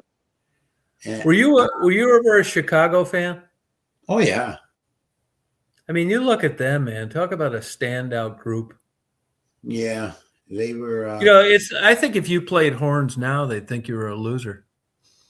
Maybe I don't know. There's still a day if you can pull off a good saxophone solo. I think Yeah. that's still something to admire about a person. Did you ever get into that Kenny G shit? No, not really. How about trumpet? Trumpet? Yeah, The trumpet playing? You mean? yeah, yeah. Yeah, I like a really good trumpet solo. For sure. That's very effective. But back to Chicago, I learned something interesting the other day. Terry Kath was the guitarist. Yeah, he was a. Yeah, let me tell you something funny about that. You know that faggot that picked me up that and it turned out to be a great friend. It's a guy who embezzled money out of his fucking estate, but I did pay it back. Right. He told me Chicago was touring, and this guy was a big shot in the entertainment business in Detroit. Works for Norris Industries. You know, they own the Red Wings and everything. Oh, okay. And you know, that's the guy that shot himself, right? Terry Kath, Yeah, the guitar player. yeah. And he told me that they were, you know, the groups would come in, and he said he'd never, and they would like cross paths with these guys before the show. And he said I remember him telling me, like he told me 5 minutes ago, that he'd never met a more foul-mouthed talking guy in his life than him. Really? Yeah. That's what he said. And, you know, there's a lot of different stories on his death. I don't know. I mean, you know how it is. You know how, like, folklore takes over. Yeah. I don't think people talked about him being that great when he was alive. Let me think here for a sec.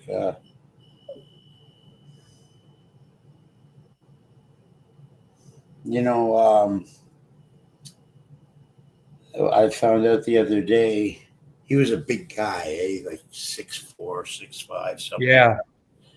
And when they carried him out in a body bag, he didn't fit. His cowboy boots were sticking out the end. Really? Yeah. You know, Peter Cetera was a fellow Yeah. Polak. Was he? He's Cetera. Is Yeah. that Polish? Yeah. Yeah, he's the bass player. Another talented fella with a high voice. Yeah. He did all the high work for Chicago. Yeah. I used to like Happy Man, No Tell Lover. I thought they were great songs. Yeah. I used to play a lot of them on the piano. Really? Accompaniment, yeah. Just for the heck of learning them. Questions 48 and 49 or something like that. Yeah. I play that every once in a while. I still You have were- it all put away. You were saying that you still think you might move from where you're living now. You think that's still a possibility? Yeah. Why? Maybe live in the country later on in another 5, 6, 7. Too 8 much work. Yeah. It is, man. Having a house is a lot of work. Well, if you're living in the country, man, these big ass fucking yards and shit. Believe me, nobody hates that shit worse than me. Yeah, you're right. I do it, but I don't like it. Yeah, and I do. I do my yard work myself. I don't get people to That do it fucking for me. sucks, man. I hate doing any of that shit. I only got to cut the grass like about 10 times though. Takes 4.5 hours. Wow. Yeah, Not that's a bad. bit of a commitment. Yeah, it fucking sucks. Yeah. Hate it. You got a rider mower? Yeah, really good one. Cool. You can go 17 miles an hour and it cuts the fuck out of the grass. Oh wow, that's pretty good. And I had a guy come in with a fucking bobcat and like level all the. You couldn't do that if it wasn't all like great, perfectly level. Right. But I've been cutting the fucking grass since I've been here. Like I don't have to, but it's like a guy helps you out, invites you down, and you're not going to cut the grass. One of those things. Yeah. So I do, but I've been cutting the grass here since I've been here for like 3.5 years. Oh yeah. Now I cut mine and I cut Marty's too. Takes me 4.5 hours. I got it all fucking down though. I had everything smoothed out. I fucking haul ass, man. I think I cut about 9.7 acres. Wow. And I wouldn't even fucking do that. That's a fair But chunk. I realized, and through reading and my own experience, if you don't leave the grass short around here, and fucking rattlesnakes and all that shit, but mainly rats. No, And if you keep it short, they don't want to get out there in that open space. Right. But that shit, all that fucking shit will hang around if you have it like. I thought I was just going to leave it natural, grow wild, fuck it. There's no HOA or any of that. Nah, not in the real world. And it looks good. But I think it's fucking stupid cutting grass. But man, when you see the problems you have by not doing it, you'll fucking cut it like I do. Of course, yeah. I thought I was just going to leave it natural. Fuck. It's a mess sometimes. Sometimes it can be nice. Yeah, I mean, the only thing I like about it, it's one of the few things that I get done from beginning to end. Right. Yeah, I start, it's done, and I accomplish it. Laundry too. Every other fucking thing. I don't fucking hardly finish anything. Yeah. I don't know. I don't even know how to do laundry. I've always had someone do it for me. Oh, really? Yeah, it's easy. Kathy's kind enough. She does it for me. She's still walking? Oh yeah. What, going for long walks every day? Yeah. Not so much because of the weather lately. Yeah, what's your temperature there now? -5 Celsius. So that's about maybe 12. Well, that's cold. 12, 15, somewhere in there. That's cold. Yeah. It's Is Lake Erie froze down near the beach? no, not yet. Oh. We had 3 I days. learned something interesting about Lake Erie is receding.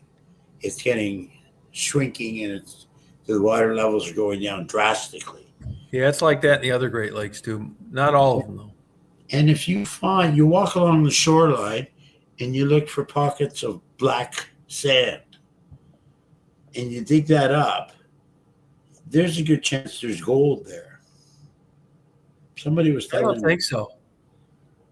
Somebody told me that they're on the United States side of Lake Erie, and they netted some close to $6,000 in gold that way last year by digging up black sand. Yeah, well, that is true. Black sand and gold. But I'll bet you that was $2,000 worth of fucking around.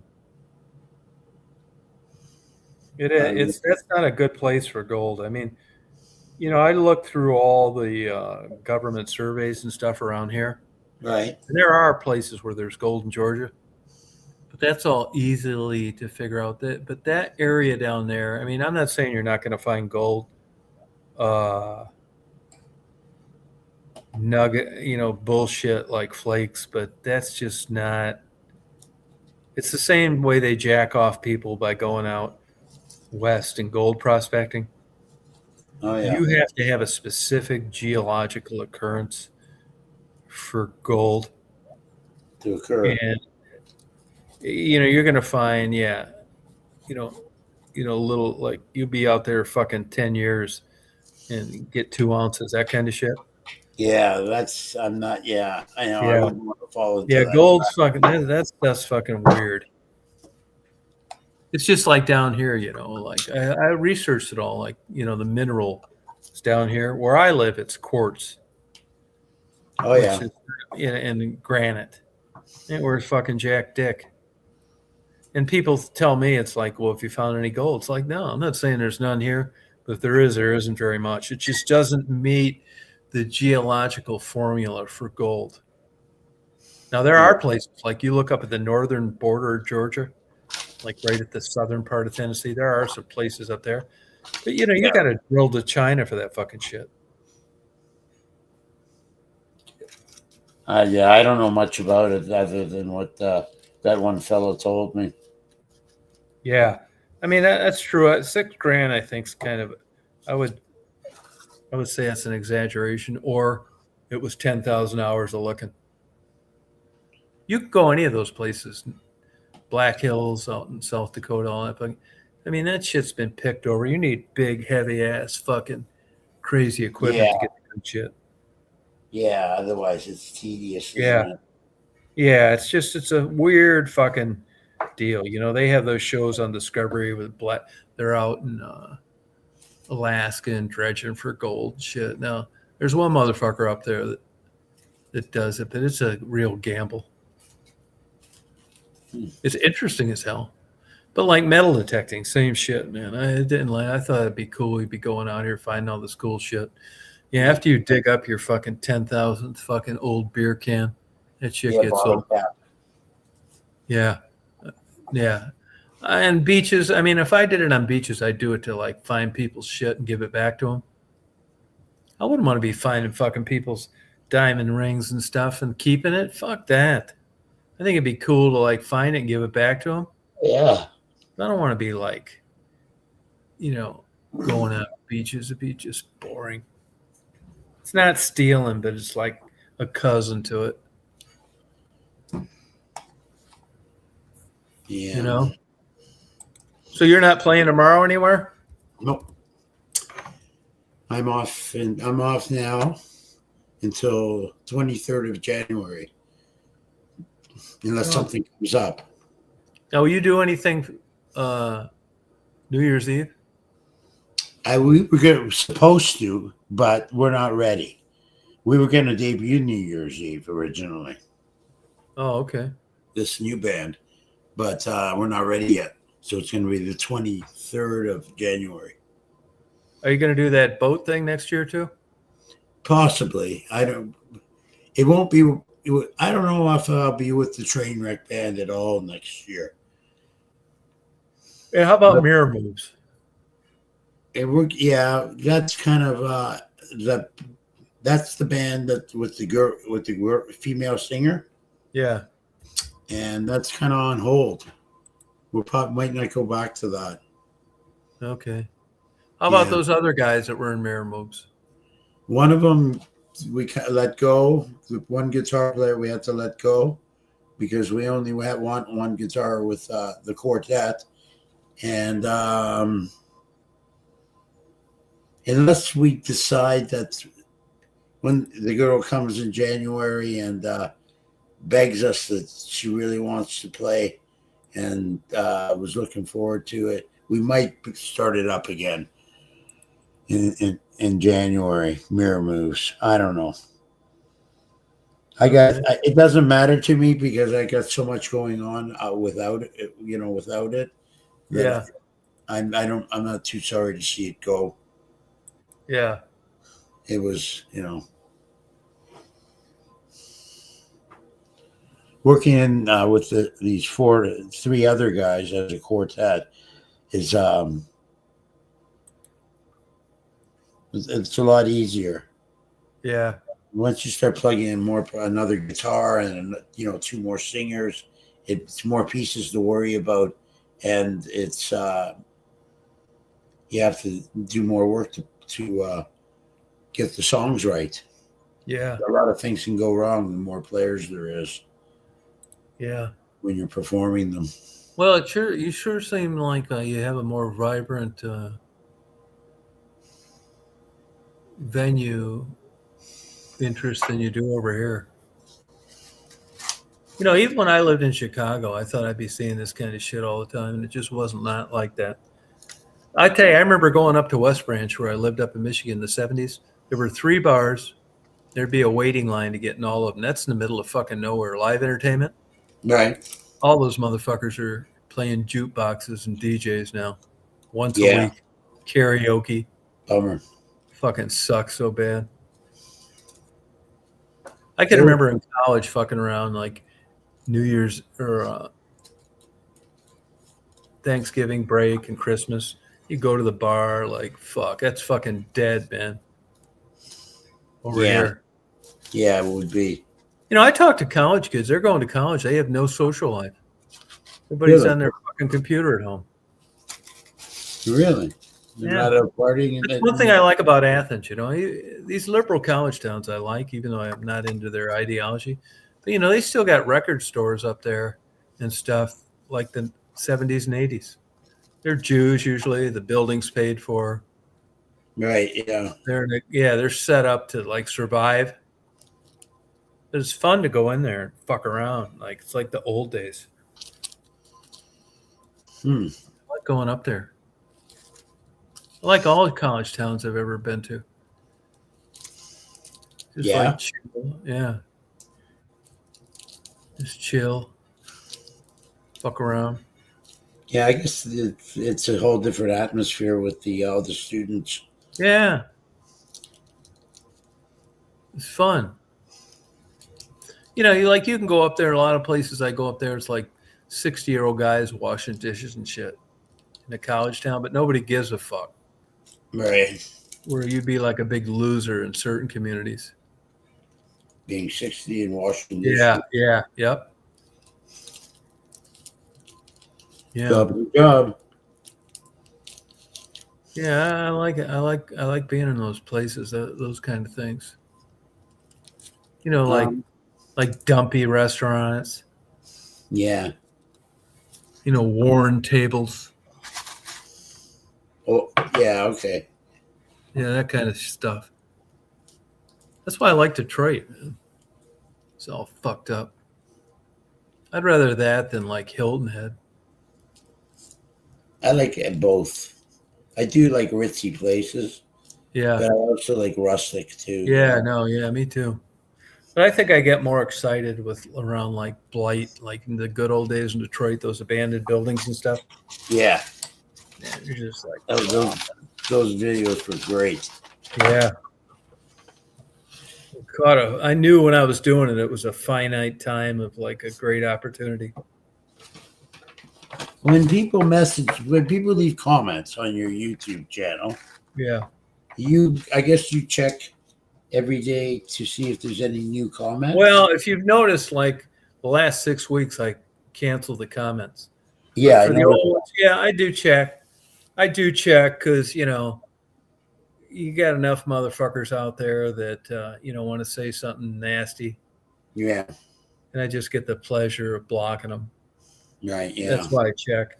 But it's nothing like it used to be. I mean, you know, my channel is going to just like slowly go away, which I'm fine with. yeah.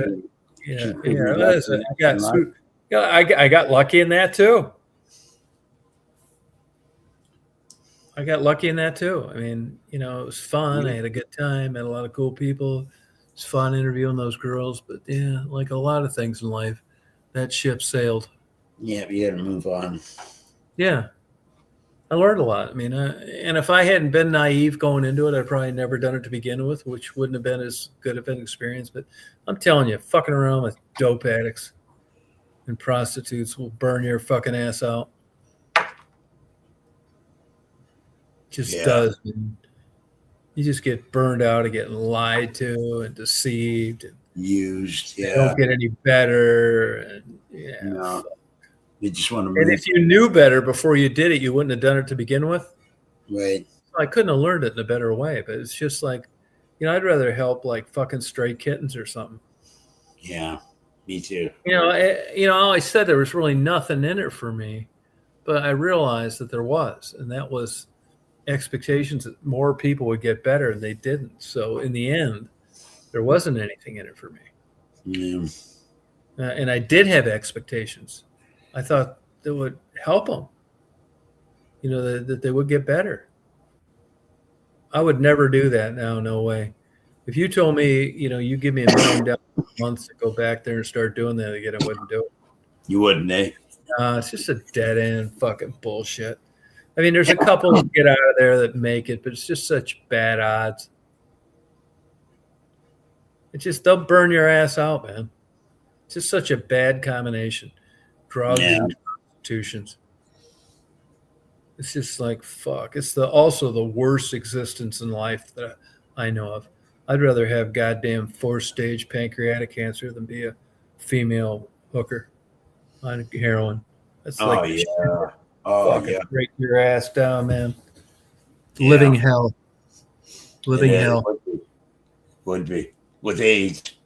Yeah, I can see why they go out and don't give a fuck if it's got too much fentanyl in it. You won't wake up tomorrow. Yeah, mission accomplished. Sounds fucking insane, but you actually get there. Yeah. Your family doesn't have anything to do with you. Your fucking body's shot. Yeah. Your only alternative is to find the Lord and go work at Dollar General as a manager like a fucking slave for 25 more years sober. Fuck that too. I'd rather be high. Yeah. Yeah, I could never be like a drug counselor. No, I couldn't just look them in the face and tell them about sober's where it's at. Well, it is to a certain point. If you can head this shit out early and you got to fucking bite at the apple. But, man, if you're fucking 45 and, getting back into the working world with a criminal record, fuck, you're better off being dead. Yeah, I feel bad for Maddie, man. It's like, God damn, fucking. Yeah, she's from out of where you're from. Maddie's a sweet person, man. Yeah, she is. How's she doing lately? No, well, not really. As a matter of fact, I looked around for her yesterday, and it looked to me like it's all old stuff. It's just so fucking sad because she's a sweet girl. Yeah. She's a good person. Even the people that fuck with her, she doesn't say anything bad about. Wow. Yeah, it just sucks. But, you're able, at least I have been, to just distance yourself from your knowledge, and it'd drive you fucking crazy, man. If you're invested in this stuff and you have the expectation that they're going to get better. My dumb ass actually thought when I started doing those interviews that they would get better and, they needed a helping hand. And, right. All you got to do is go to rehab. But when you get painted into the corner like that as a drug addicted hooker, you will get to a point to where the only shtick left to get this dope supply is to lie to people about rehab and a future and getting sober. That's where the money's at. But that's that fucking dope calling. That's why when I see Trump blow these fucking dope boats out of the water, I'm happy. Yeah, like Marguerite. If they are, like, here's the thing. It's like where you're at in the relationship, right? If you were one of Marguerite's, I kept in touch with 2 of her daughters for quite a while. Right. One of them was kind of ambivalent. It was on again, off again. You're reading all this shit. You're watching these talk shows. You need to fucking put your bad blood behind you. And after all, she brought you into this world. And you try that for a while, and then you realize this fucking mother of mine's a fucking cunt. She's self-centered. The one daughter was kind of like that, in and out all the time. The other one told me if she ever saw Marguerite, she'd bash her fucking head in with a baseball bat. Oh, wow. Yeah. So, and Marguerite did get charged with child abuse and all sorts of crazy fucking shit. So if you're on that end of the stick and you were depending on a parent to raise you properly, you'd hate her. But when you're a guy like me that just comes down there, you're kind of have a feeling of, you just feel like bad. This old lady out there selling pussy, fucked up. All she needs is somebody to care for her. She is well read. If she just had a break, it's all fucking bullshit. Yeah. But you don't know that then. Because when you talk to them, there are parts of them that are very charismatic. And you have that human element of wanting to be a good person and help someone in need. And then you realize after like 4 years of this fucking bullshit that that's them, that's what they're going to be. Some people, that's their lot in life, and you're not going to do a goddamn thing about it. You're not going to do a goddamn thing about it. Yeah, Becky's more in Ann Arbor. Becky's a smart, witty, charming person. She is. She's got a lot of charisma. Becky could have done a lot of other fucking shit. It's just, it didn't work that way. And you're not doing a goddamn thing about it. Fucking not. Yes, the drug thing, unfortunately. Yeah, it's that fucking drug calling. Fucking calls you, man. But Becky is a fucking Navy SEAL, man, as far as survival. Yeah, but I'm not fucking shitting you, man. How this fucking broad is still alive is like up there with like fucking gravity. yeah. You know. And she's smart. You know when those motherfuckers ran into me that time down there? Oh, yep. I remember. She calls me the next day and she said, "Hey, I'm getting you a gun." It's like, for once, she said, "I saw that bullshit on TV on the thing last night." She said, "I'm going to get you a gun, have the cereals ground off, and the next time they do that, you shoot these motherfuckers. And I want you to call me, and I'll get rid of the gun." In a street mentality, like, even though we were worlds apart, she was like on my side with like giving a fuck. Yeah. Now you could say, well, maybe that was just for a money connection. Maybe it was, but it didn't seem like it. I think it was both. But Becky has got, that's the irony of drug addicted prostitutes. And that is that they have so many positive attributes that they've just sold themselves for drug addiction. Becky could have been like a lot, but I mean, honestly, it sounds terrible, but I have a hard time believing that what she could have been is any better than what she is. I just don't buy into this horse fucking shit of living in a suburb and being a soccer mom, and that's happiness either. I think it's like another way kind of maybe selling out. Maybe not. It just could be my fucked up perception, but I gave her credit for her opinion. I miss Becky in a lot of ways. I miss Maddie. But Yeah, your talks that you guys used to have. yeah, no, Online were good. I tell you, those were some of the best like times I had with taking Becky out to breakfast. Yeah. And my naivete showed itself occasionally. I remember one time we were at that fucking dumpy restaurant on Michigan Avenue, and I said, "Here she is, probably sucked fucking 20 dicks in the last 2 days, right?" Right. And we're talking, I don't know, and I said, "Hey, I hope you don't think that, I didn't." She said, "Yeah, you can fucking stop right there. That isn't even a part of this goddamn conversation."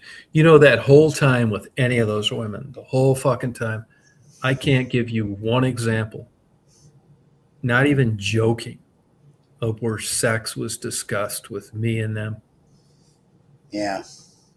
which is cool. For sure. You're too Yeah, cool. no, it's like what they did to earn income had nothing to do with my relationship.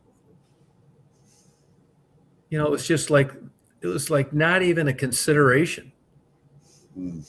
Yeah. Yeah, no, it's kind of, yeah, no, and she used a lot of, but her fucking stories, man, Becky's stories. I mean, she told me, some of the things that I did that is just never put on video because it's like it was feared for their safety. But she slept next to that dead guy in that car Yeah. for 2 days. 2 days. Yeah, I said, "Did you know he was dead?" She said, "I did." I said, "What'd you do?" She said, "Well, I just took an extra blanket and like put it on him, and it was just sounds fucking crazy." She didn't give Yeah. a Wow. They say that. Yeah, I mean, yeah, it's like in Tony, who used to fuck around with those girls who live with him. He was just an older guy. He worked at a tire change. He's a great guy Right. that liked young pussy, and it cost him his life. Oh, And Tony. he'd bring him in. There's a whole nother faction segment of older guys, like 60s, that never have sex with these women, but they drive down there from their suburbs. Their wives died. They hold their hands, and they have this ideology and fantasy of saving them. They give them $100 for dope because they don't want them sucking dicks, and they hug, and they want them to get off dope, and they never do. It's so interesting on the Wow. different, yeah. And I used to camp when the interviews first started taking off. I was really kind of excited about it because here everybody is not paying attention to and treating them like shit. And I would just like a PI, camp out on Michigan Avenue and get there very early in the morning. And you'd be surprised the guys in suits that would be getting their dick sucks on their way to work. Really? Yeah, it was like businessmen and stuff. Really? Yeah. Wow. Yeah. Stop and get it. And almost all those girls down there were sucking cocks for $10 a pop. Wow. At that price, I'll take two. No, I can remember getting. We were paying $20 in 1975. Really? Yeah. I've never paid for it. Oh yeah, my dad was fucking like that. He was always like telling me that. He was always saying that was as cheap as it's ever going to get. Yeah, he encouraged me to like steal and shoplift and shit. He was always he was always stealing from where he worked, Ford Motor Company. And I actually came into this world and came up thinking that all the dumb people didn't steal. It was the smart people that could get away with it. Yeah, I was like that till about 21. Yeah. I stole cars, B&Es, shoplifted. And I looked at shoplifting like a day. Did you really? Oh my God, yeah. I had shoplifted down pretty good. I learned early on, you go into a place, look around. If they were in the back room, get it right then. The sooner the better. I never got caught. Only time I almost got caught shoplifting was stealing a lobster out of a Kroger's, canned lobster in Flat Rock, Michigan. Wow. And they must have suspected me of that shit because it just so happened that the manager was walking between the aisles. Like he'd turn around, walk between one aisle. And I just happened to catch that motherfucker looking. So somewhere along the way, they must have thought that I was stealing this fucking canned lobster. So I saw him and I put the lobster back. And as soon as I came out of that my mother was on the council in that town. As soon as I came out in that parking lot, the cops came up. And back then, it wasn't like it is now. They said they wanted to frisk me for shoplifting. I said, I didn't shoplift anything. And they frisked me, and I didn't have anything on me because I happened to catch that guy. Right. That was the only time I came close to getting. God. Yeah. And one time I stole the car, and I actually got pulled over by a state trooper. And I let him get right up to the car. As soon as he got up, I floored it. So I'm driving around, and they're kind of like guessing where I am. And I drove down the neighborhood that I grew up and parked in front of a buddy of mine's house and got around because I knew where I was. Ran around the back of the house and crawled up underneath a boat that was on two horses. About 10 minutes later, you can hear the cops, and they're out there looking around. They see the car out there. And I hear these cops had flashlights. They walked right by me up underneath that boat. And I heard a cop talking about getting a police dog. And these were real religious people. I was Rosentreaters was her name. I was friends with the kid, and they were real churchgoers. So they're walking around. I hear this motherfucker talking about getting a dog, and you can hear like police out and shit fucking around with the car that I left. And you can see a guy and his wife, the owners of the house, my buddy's parents, were in the backyard, like wondering what's going on, that kind of shit. Yeah. And I can hear them talking, like, what's going on? And then the cops said, well, we're going to go around the front. And actually, I came out. I thought I was afraid that dog, they were going to bring that dog. And I came out underneath the boat and they said, "What are you doing here?" It's like, "Well, what do you think?" It's like, "Well, come on inside." They took me inside and they were super nice. And they said, "Did you steal that? Were you involved in this?" I said, "I was." And they hid me. Yeah. Nothing ever came up about it. My buddy never said anything. His parents never brought it up. Nice. They towed the stolen car out of there. And about that time, I thought, I got to cut this fucking shit out, man. And I did, just cold fucking turkey. But I had stole so much goddamn shit, fucking shoplifting. Shoplifting was nothing. I was took it. 100% delinquent as a young guy. Yeah, I would do stuff like that. Like I took a bus once from a small bus that was parked out front of the major hotel that I was passing by, coming back from a party when I was younger. And I took it so I could get home quicker, and just dropped it off the street next to mine, hopped the fence, and got it back and got my way home. Another time, I remember we were on our motorcycles, and we would speed all over the place, and police were following us. We were downtown Toronto. So they started chasing us, so we started running away from them on our bikes. So I don't know, it must have been after going down street after street after street. We turned down one street, and to our horror, after a couple of bends, we found out it was a dead end. And we weren't sure if the police knew that we went down or not, but at the end of that dead end, they were having a big block party. And I don't know if they happened to notice us speeding in, and we told them what happened. So they said, "Oh, you can park your bikes behind our houses, and if the police come in, they'll never find you." So that's what they helped us. Wow, no, lucky. Wheel our bikes. They gave us all a beer. Me and my buddy Mike a beer. And the police did come in and patrol around slow, looking for us like we disappeared. They couldn't figure it out, and they just disappeared after that. Yeah, no, fucking lucky. I got a job as a security guard. 2 police officers from the town I grew up in Yeah. started a security company. And I got a job there when I was going to college. And it was all mainly police officers from the department of where I lived. And we're guarding these fucking places. I can tell you, it was E&L Transport in Dearborn, Michigan. They would haul the new Ford Motor Company cars. You know how you see them on those 10 new cars, and they're driving them to the rest of the country, where that kind of thing. So I'm these cops, and they kind of knew what I was like, and I'm working there with these cops. They're all full-time cops, and they're, I was going to be a cop at the time, and we're fucking talking one day, and it's like they had a lot of Lincoln Continentals. Right. And, those tires were expensive, and they had the full tire back in the day in the trunk, the tire on the rim. Yep, I remember. These fucking cops and shit, and it's like, they get a lot of money for a tire and a rim. It's like, so me and these fucking cops just agree that we're going to steal them all. Holy shit. Yeah, and that's exactly what we did. Took Wow. all the fucking spares and shit. And these are still full-time cops.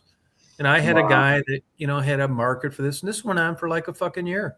Then I ended up like quitting that job, and nobody ever got in trouble. It's fucking crazy. One of the cops, as a matter of fact, I kept in touch with for a while. He ended up fucking getting on heroin. Oh, wow. And ended up getting fucking busted. And he had to resign, and he got a job at the RenCen, and I don't know whatever happened to him after that. But yeah, I mean, some of this fucking bullshit that I got involved in when I was younger. When you're just young punk, and you had a dad that encouraged your shit, you think you're like part of the goddamn mafia. All your buddies are working for bullshit wages at car washes and cutting grass and shit. And you're fucking stealing this goddamn shit, making 10 times as much. You just think you're the fucking shit. Yeah, I guess so, eh? Yeah, but I never got caught at any of that crazy fucking shit. That's And good. I'm just fucking lucky. It's good you didn't develop your career in crime and become a major criminal in your 20s. No, I know. And then I end up getting a PI license. And I can tell you this, for like my first probably 5 years as a PI, I mean, there was nothing I wouldn't do. Right. Oh fuck. I thought it was just like all pussy shit. Yeah. It's like, fuck you, man. I mean, my job is to go out and figure out what this guy on workers' comp is doing. Fuck, no problem, man. I mean, this is like pussy ass shit. You know, and they thinking, and I would occasionally, I get fucking lawyers and shit for companies I work for. Yeah. They would have a meeting. The state of Michigan had a meeting one time and went to 2 attorneys that they knew me and said, you got to tell this Tom Reed motherfucker, knock this goddamn shit off. He's Really? caused a lot of trouble. We know he's like talking to people when he shouldn't. He's coming up with these fake sweepstakes and their mail's missing and all sorts of fucking shit. Really? And these lawyers would call. It's like, hey, you know, the state of Michigan had this like meeting and, you know, you got to knock this fucking shit off. And I did. Wow. Yeah. I thought it was like, so, I mean, if I wanted to like find something out about you, there were no holes barred. And then I got like smart. I look back at some of the crazy ass fucking shit I did. Like, you're going to find different kinds of clients. You're going to find clients that say they know they're getting fucked by this guy ripping them off on insurance and they don't care what you do. And then you're going to find the other kind. They're like fucking, you know, they're on thin ice all the time. They don't want to break any laws. You know, when people are represented, you're not supposed to talk to them. You know, I'm sending goddamn good looking broads out there with bars of soap, giving them $100 for if the soap moisturized their skin, if it fucking made them feel younger. It's all bullshit just to figure out what the fuck they're doing all goddamn day long, why they're on workers' comp. I mean, I did every fucking trick in the book. Wow. There used to be a thing for consumers in the Detroit News and Detroit Free Press. It was called Contact 10. And if you thought you got fucked or there was some bullshit, you wrote into the newspaper and you said, hey, these cocksuckers are fucking doing this and doing that. And where's my $1 million in the mail and all this bullshit and my free trip to Disney? I was actually in that column about 5 fucking times. Oh, really? Yeah. I used to go by the name Charlton Webb, Charlton Webb, Webb. And I made that a million fucking things. Like, you had an inheritance coming, you won a trip to Disney, you know, we found an heir that you didn't know Right. existed. Yeah. And I'd set these motherfuckers up and I'd have them doing all sorts of crazy shit, telling me everything, their life history, because they really bought into it. Yeah. And it was all untraceable numbers, P.O. boxes, that kind of shit. Then they'd realize they never got any of this shit. So they called Contact 10. And say, I used to go by the name of Jim Wilson. As a matter of fact, when I got sued by a judge, they referred to me as Tom Reed, a.k.a. Jim Wilson. And the reason I used Jim Wilson, because even if you smelled a fish, it was such a common name that you'd spend the rest of your life trying to figure out who was who. Yeah. Yeah, and I fucked these guys so many different. I'd even send them cash. If I had a big case, all the other detective agencies couldn't find out shit. Now, mind you, I'm not supposed to be contacting you. I'd send you $100 cash. It's like, Right. to answer these questions, like, do you like Ivory soap? Does Irish Springs smell too much? And I said, you know, you've been such a cooperative person that, you know, this is going to make you eligible for better. And if it was like a really good deal where they were going to hire me over the year where I could make 25 grand, this is going to make you eligible for future things like a shopper. I want you to go in. I'd pay him $500 fucking dollars. You go into McDonald's and I want you to see if your fucking cheese is melted on the top. How many? I want you to count the sesame seeds. Right. Yeah. Yeah. And once they're getting 100, then they're getting 500. I'm billing 25,000. I mean, you'd have thought I had a crystal fucking ball. And I'd get insurance companies to call me sometimes, say, this shit's fucking fantastic. But motherfucker, how are you getting this shit? It's like, well, I can't tell you. We depend on confidential sources. You know, you know, this guy, I pulled that shit off for that whole fucking year, 11 years before I sold the goddamn place for $1.3 million. Nice. Yeah. But yeah, I just got in and out at the right time. So Yeah. by the time you sold it, you had built it up to there was employees also. Yeah, I had 19 employees. Wow, Yeah. not You bad. can't even get people to do that shit anymore. Do Fucking what? employees are like impossible. Being a PI, man. I'm not that good at it. I'm good at it where if you want me to go in and talk to people and do like a statement, yeah, I would say I'm pretty good at that. But surveillance and shit, fucking terrible, man. You got that ADHD, man. That's why I reverted to every trick in the book because there's no way you're going to get a guy like me to sit out there for 10 hours without leaving. Right. Yeah, you just couldn't fucking do it. I mean, my employees were all better than I was at surveillance because you get a crazy motherfucker like me. You think I'm going to sit out there for 10 hours? Give a fuck what? No. So I realized early on, for me to like be worth a fuck at this, I'm going to have to do this unethical shit, which I had no problem doing. Because at the time back then I was young, nobody was getting good shit like me. Yeah, it's because they weren't breaking the fucking law.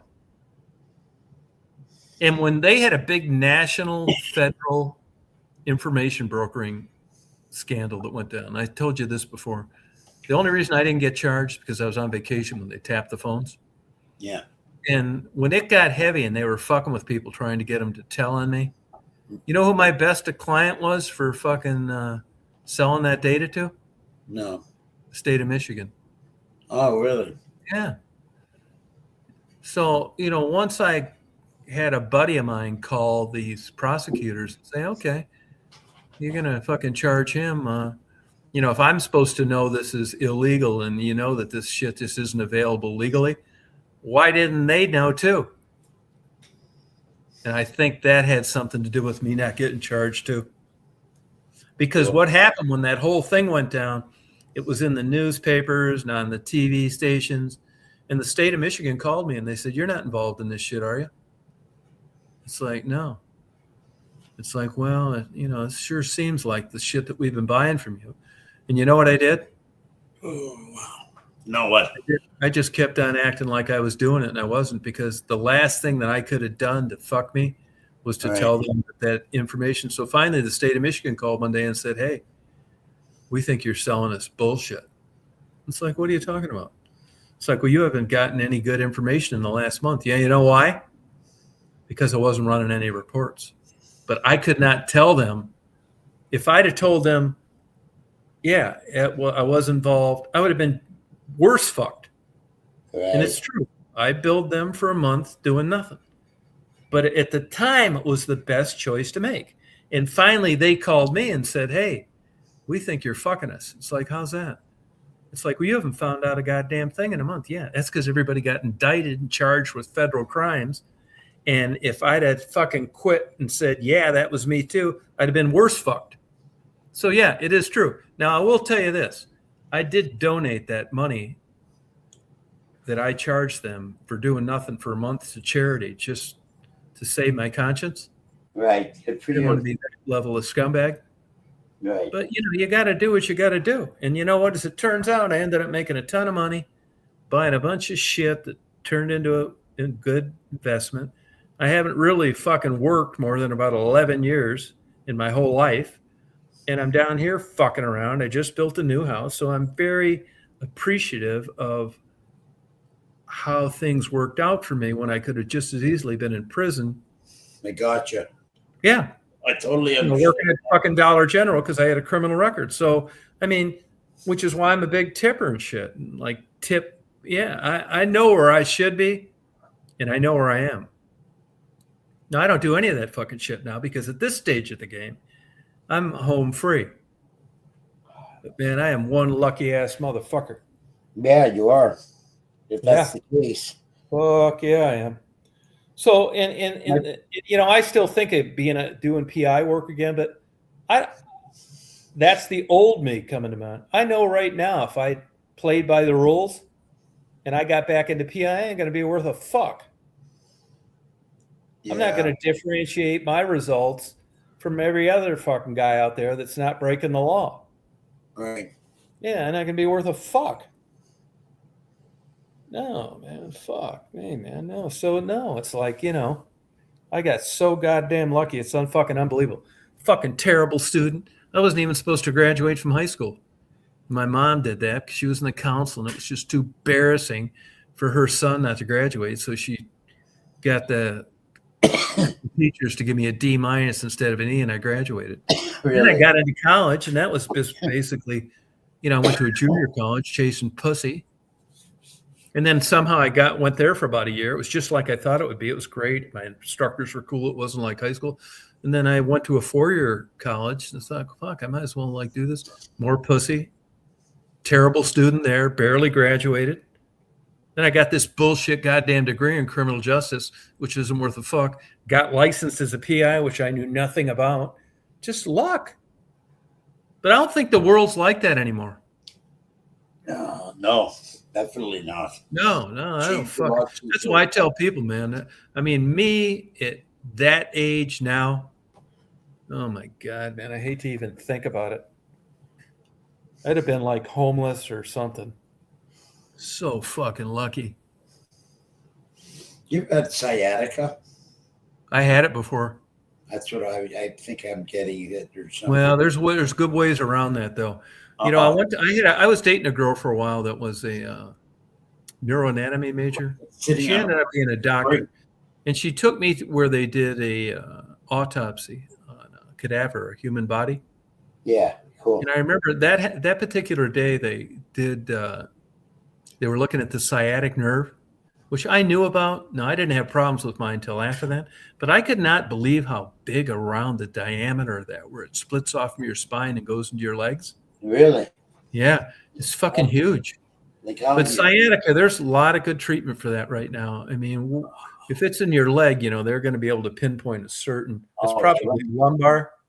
It's halfway up the back, running right down into the leg. That's easy to fix. Is it in both legs? No, it's the one. Yeah, it's nerve impingement for sure. You don't want to not have that treated for a long time. You want to have it looked into because nerve compression will cause those nerves to die long term. Yeah. Do you get tingling in your foot? No. Or does anything exacerbate it? I mean, have you tried different chairs? No, because all my toes are all arthritic. I've broken almost all my toes over the years. Yeah. So I have arthritis in them all, and so my feet are cold and numb always. But with regard to the sciatica, which leg's it in? It's running down the right. All the way to the foot? No, just stops at the knee. Yeah, and do certain things make it worse? Yeah, you know what makes it better? Lying down. As soon as I lie down. Well, the most compression you'll ever have on your spine is by sitting. Yeah, I could kind of see that. Yeah. The most compression on your spine is sitting. But I'll tell you, sciatica is a fucking no-brainer now. There's a bunch of ways to treat that. I don't get it often, but it's, sometimes I do when I sit in the Have you tried a different lumbar support sitting in your chair? I don't think there is a adjustment on this particular. No, but you can get like a round cylinder pad. Oh yeah. Try that. You can go on Amazon. They got a bunch of them. And just try and practice a better posture when you're sitting at the computer. Yeah, more upright. Upright and closer to the screen so you don't need to bend over. Right. Yeah, but there's all sorts of prednisone is an example. That's swelling. And as you get older, your discs get smaller. So in theory, you should get better, not worse, just by aging. Oh, yeah. Okay. But I got an idea. If you weren't fucking around at that keyboard and on chats and YouTube and shit, yeah, you wouldn't notice it as much. Probably. Yeah. Yeah, that it's makes common sense. At your age, yeah. But there's a lot of modalities now for sciatica. Oh, it's just such a pain in the ass. It is. It is.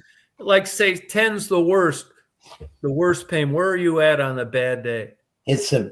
I don't get it that often. I just got it tonight. But for my regular arthritis? Yeah, if you look at tonight though, what did you do tonight different than you did when you don't get it? I sat for a long time. There you go. That's what it is. Your spine's loaded. Yeah. But I'll bet you if you're just getting it on one side, if you can look at those like cylinders you can put and you get closer to the screen and sit more upright, Yeah. it'll go in. Now, let's say when you get up in the morning, is it gone? Oh yeah, it'll be gone, and I won't get it again until I do something like this again. Yeah, there you go. Yeah. It's okay if I get up and stretch every once in a while, and I can usually avoid it. Yeah, I think if you had and it may even be better to invest in a better chair with lumbar support. I got to get a better chair. This one's Yeah. not so comfortable. Yeah, that'll do it. It's like There- having you a know, spring up your ass, though. It's really, really gnaws at you. yeah, but I would try with I think you could probably do it all with one of those inserts in your lumbar Yeah, before you had to go with another chair. yeah, But I bet it'll go away. yeah. It's not that serious. I just can't sit in one place longer than an hour and a half to 2 hours. Yeah, Get up, Yeah. walk around a little bit, stretch a little bit, and then sit back down. yeah. Wallet matters too sometimes. Same Now, with when you're long car rides. I stop all the time. How does it bother you when you're putting the wood to Kathy? Nothing bothers me when I'm Oh, doing yeah. that. Yeah, boy. There's nothing in the world. Priorities. Yeah.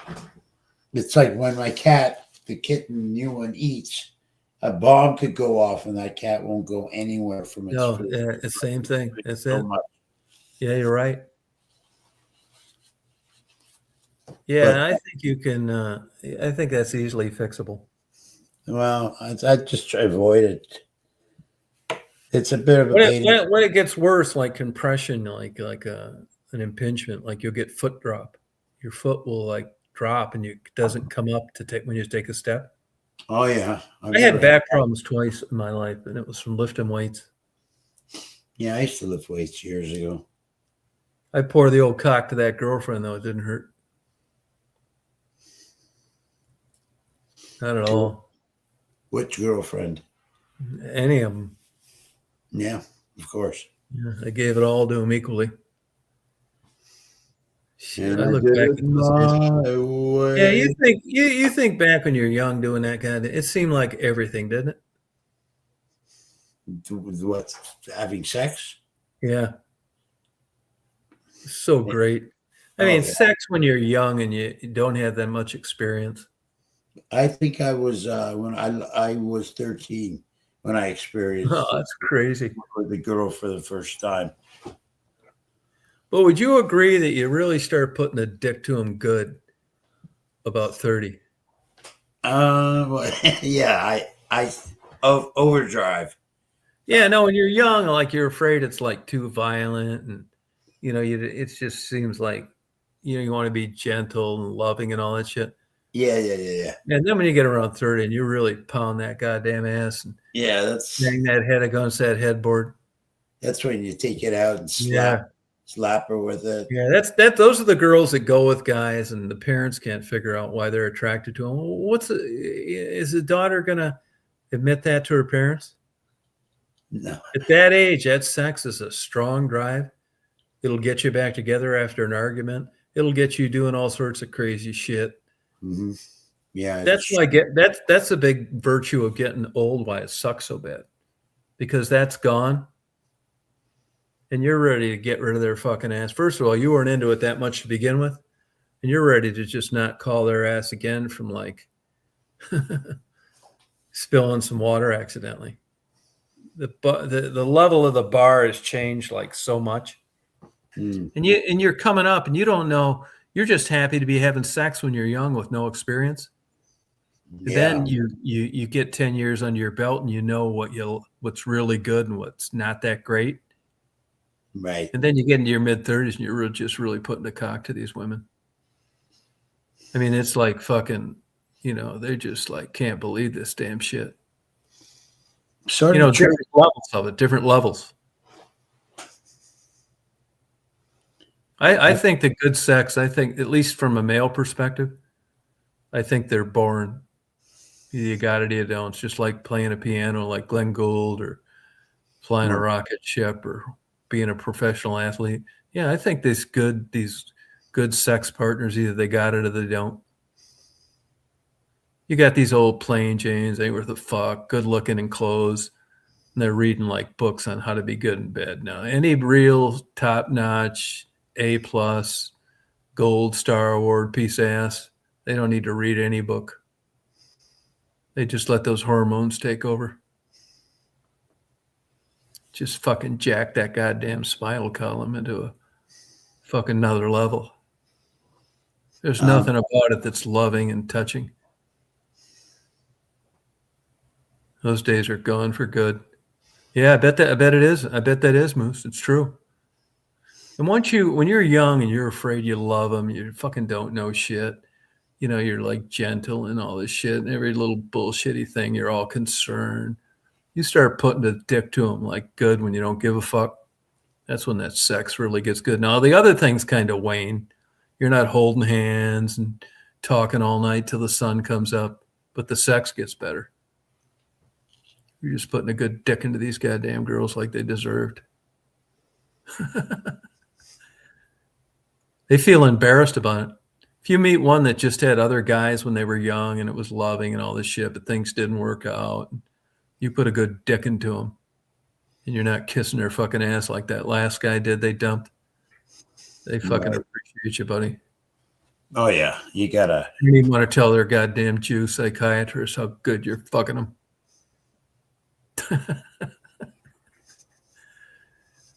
Let's, Words of wisdom.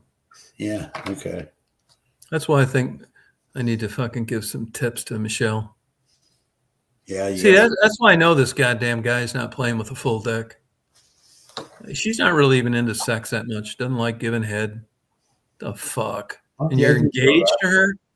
You're getting engaged to her? It's some guy. I mean, she is cute when she's fixed up. Yeah. Thank you, Frisky.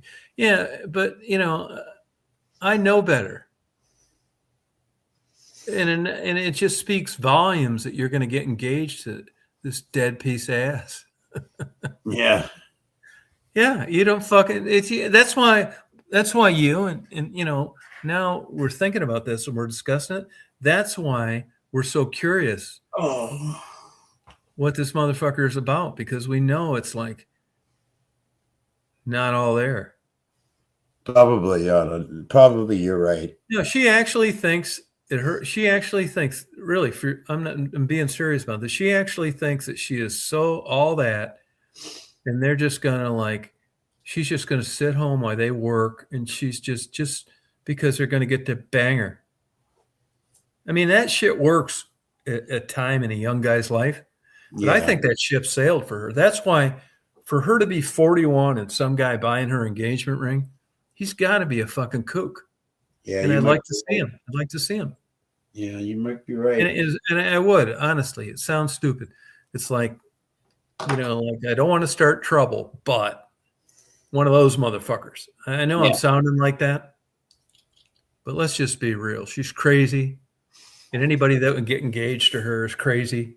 And but it interests me, and like, I just like to witness this thing by paying her pay-per-view as it unravels. So you can watch every bit of it happen? Yeah, because this goddamn frozen food manager that she just divorced here about a year ago, Yeah. I'm sure that when that motherfucker, when she agreed to marry him, he just could not fucking believe it. And even he couldn't take it anymore. Yeah, that's right. Yeah. Yeah, right. Yeah. Did she ever tell you why they got divorced? Yeah, I mean, he ain't no fucking blue chipper either. He couldn't fucking take it having her around anymore. Sitting around, not working, thinks she deserves $50 an hour. Right. Yeah. Yeah, I mean, it's fucking just like everything is wrong with it. Doesn't really into sex, doesn't like giving head. The fuck?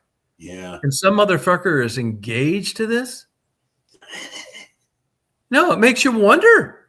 Yeah, it does. Well, if she was a fantastic fucking piece of ass and you got to know her after YouTube and talking on the phone, it's like, well, this makes sense. I bet this motherfucker's got a smile on his face. But this makes no sense. The only thing left after getting to know her is this guy has got to be in a straitjacket. He's one of the Menendez brothers. He's never getting out. I'll bet you money. I'll give you 10 to 1 odds right now. Yeah. We are never going to see a picture of this motherfucker. Yeah, you're probably right. There's never going to be a wedding. It's like blacks do. I'm generalizing. They get engaged, but there's never a wedding date. You want to lock that goddamn pussy up, keep him from fucking around, and engagement will do that. It's like, well, when's the date? Well, we don't really have one. Yeah, okay, I know how that works. I did it myself. You know, you're getting forced into a corner. You're not all into it, but you don't want to lose them either. That's the story of my fucking life. I got tired of fucking them, but I didn't want anybody else fucking them. It's fucking a dilemma. It's fucking crazy, man. I mean, I wish my thinking could have been just so crystal clear and good decisions and bad decisions. Like this fucking one I just got rid of. It took me 45 fucking years to get away from that cunt. I couldn't fucking do it. Wow. Yeah, I couldn't fucking do it. 45 years. Yeah, on and off, fucking around, bullshit. Fucking god damn, man. I couldn't even fucking articulate it to you properly. I just could not fucking do it. Could not fucking do it. It's just some goddamn bullshit kept fucking sneaking in there and getting me going back, trying this again. It wasn't even like I was in love or Just for something to do. yeah, fucking explain it. I don't know, man. I mean, I do think I had mental problems with goddamn girls fucking other guys for they knew me. That's got to be a mental problem. You know, almost all my buddies I asked, does it bother you how much dick your wife got before she met you? And it does. They say no. It doesn't bother me now anymore either, but it doesn't matter now. But when I was 25, if I found out these girls got a bunch of, you know, a dick and shit, they better come up with some fantastic stories. Because I just, my mentally ill mind just connected that with like bad jealousy. I broke up with girls because the guys they fucked before they even knew me. Dwelling on this crazy shit. Yeah, that's can't worry about shit like that. You won't get anywhere. No, see, you're like that. I'm not. And then it would morph into, you know, I'd get them eating some pussy or something I knew they didn't like to do to prove their love to me or some crazy fucking psycho shit. Oh, wow. That's why I'm glad I'm just old now. And That's all done. I bet in a year from now, I'm not even jacking off anymore. I'm sad to report. Wow. Yeah. That's sad. That'll be a sad, sad day. Yeah. Not really. Because it's been a slow digression of, you know, I mean, I just like, I'm so much of a different person. I've morphed into so many different personas in my life. Right. And I think if I can get rid of it, if I can finish this fucking, if I can get this health thing up, I think these could be, in a way different kind of way, the best years of my life. If I can figure out this health thing. That's the attitude. Yeah, I mean, it's not a fake attitude either. No. You know, nobody's bullshitting me and the virtues of this fucking Swiss Family Robinson. It better be goddamn real. Oh. And this is why I know, this is where I think there's hope in my life. Because back in the old days where, you know, it's like I had a different bar. I actually feel good. I appreciate different attributes in women that can actually trump that sex shit, which is what I hung my hat on my whole life. And like I said earlier, Mark, Yeah. I need a 90-year-old's pussy that could play the piano. That's just goddamn sick. Yeah, no, I mean, I'm not talking about like the organ player at your local church. No. It's just like Martha Arger. Yeah. And I had some good chances with some fucking psycho goddamn unattractive smart women, but I just couldn't fucking do that when I was young. I actually had like 3 valedictorian girlfriends. And then I'd want to get them to eat pussy or make some porn or shit. And now I've just a little different set of standards. So you were, how can I put this kind of in a friendly way? You were always kind of a pervert? Well, I wouldn't say pervert, but I mean, Well, I was wanting your girlfriend to eat see her. The first thing we want to do is to see if she'll eat pussy for you. Only that, I mean, I would set that up if to like prove that. First of all, I set it up to where I find out they got some dick and now they're with me, and it really had a struggled with why I was any different than them, and if it wasn't that way with them, why were you giving up that pussy? Just mental illness, just like jealousy, like psycho fucking crazy shit. So then I just create a new standard, a bar, and something that I knew they didn't like that they do for me. It's just a really juvenile, mentally ill, psycho fucking MO. Yeah. Yeah. So Moose Mom was wondering if she should cancel the blow up doll she's sending you next month. Well, yes, but I would welcome a. I'll tell you this virtual fucking shit. You know, I always said I wouldn't be jacking off to cartoons. Yeah. This virtual shit is not all that far away from like replacing traditional porn. Really? Like if you know, they just banned a bunch. You can't even get on the. I could if I had a VPN. I really haven't really been watching too much porn, but now like slow if down. if you go onto a porn site, they got these virtual girls, just gorgeous. You can barely tell it's like AI. It seems real. Okay. Yeah. And they come on, the ad comes on. It's like, why don't we just start out by me planning on sucking your dick tomorrow? I'm thinking, wow, what a mind reader. Nice to meet you too. Yeah, nice to meet you. Yeah, it's not that far off. I just think I mean, I caught the tail end of this, but it's so like damn real looking. You know, I mean, here's it. You're talking to a guy here that was just jacking off to waterlogged Playboy books that'd been out in the farmer's field for 3 years. You could barely see. You know, we've come a long way. And I think it's another example of be careful what you wish for. Wow. Yeah, Wow. but this AI shit. I mean, like I said, I admit this freely. When I got around 35 and porn really got really available through VHS, Yeah. and you didn't need to take the chance of getting murdered over in goddamn Inkster, Michigan, in a rundown fucking theater that was trying to stay in business by showing porn with two queers to suck your cock on each side. Once you could get VHS, I remember thinking vividly that, boy, I think my dating days are fucking gonna not be good. And I was right. Really, it's a means to an end, man. I like women. You're caught up in this shit. Back then, like, you know, you like it. Yeah, it's like, yeah, you like Roma. You didn't know any better. But once I was able to like had a full contact fucking stream to sex without a relationship, I was on board. Nice, smooth sailing always. Yeah, I'm not. I mean, I don't think it's like, good, bad, indifferent. Who fucking knows? But it's true. And honestly, ever since I left my wife, I haven't really had a girlfriend. I'm fine with it. Fuck buddies, you know, paying rent, buying tires, paying tuition, that kind of shit. And that was fucking right up my goddamn alley. I mean, you know me pretty well. That kind of shit just fits me to a fucking T. That's your shtick, yeah, for Fuck yeah, man. Goddamn right. It's not that I think less of women or don't appreciate them or any of that goddamn shit. That's why I'm happy to report that I would eat a 90-year-old piano player's pussy. I never thought I'd be here. But it actually is, I'm so like enamored with the talent level and discipline that it took to get there. It's actually trumping porn, which I never thought was possible.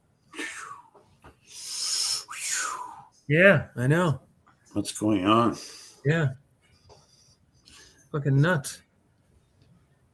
I'm not complaining. And let me tell you, I talked to guys all the time. They finally got to break down to me that, you know, they're my age. They got wives. They haven't had sex in 20 years. Costs too expensive to get divorced. They don't want a girlfriend. Sex doesn't really interest them. They're kind of like fucked.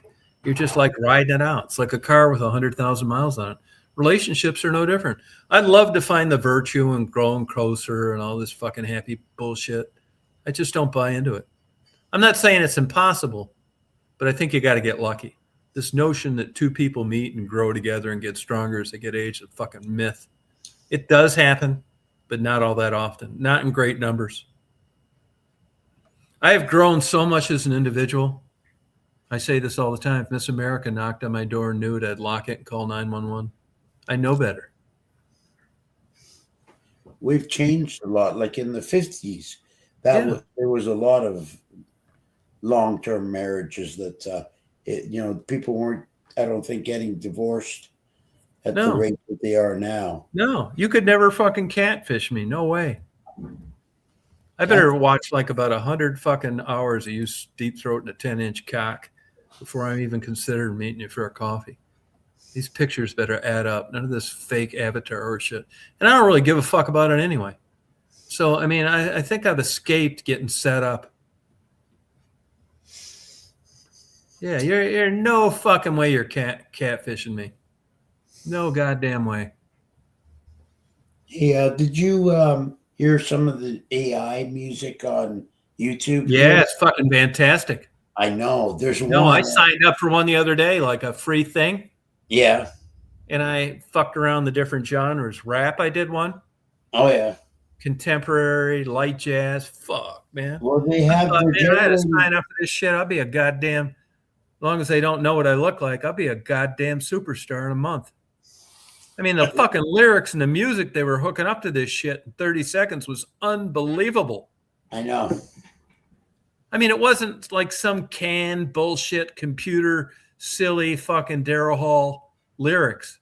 Oh, They're fuck. silly love songs like Paul McCartney. What a fucking douche. Silly love songs, stupid ass fucking song. You know what they have, though? They have What If Painted Black was a slow blues song. And it's I bet it's generally- good, wasn't it? It was. And the No, I singer know. was Great. That fucking AI shit. It can take a country music song and turn it into heavy metal, and it's the best you ever heard. Vice fucking versa. No, it's fucking crazy, man. It's like 10 times the most talent you've ever seen. You could go in that AI now and making Jimmy Page look retarded. It's unbelievable, and it's Yeah. cheap. The ones I looked at, like you could create 100 songs for like $30 a month. Mm. Hey, what? I'll look up that one that I joined, the free trial. Do you know of any offhand for the good AI music? You'll get addicted to it. Don't do it. I mean, it makes your favorite songs in your whole lifetime look like bullshit, and it's your voice singing them. That's crazy. Yeah. Where'd you get turned on to that, Mark? Just flicking through YouTube. Oh, actually, my drummer sent me a link one day, No, it's fucking good. and then I jumped on. Hey, I gotta go, Tom. I can't sit here anymore. This is fucking driving me absolutely cuckoo. Yeah, get that. Look on those lumbar supports on Amazon.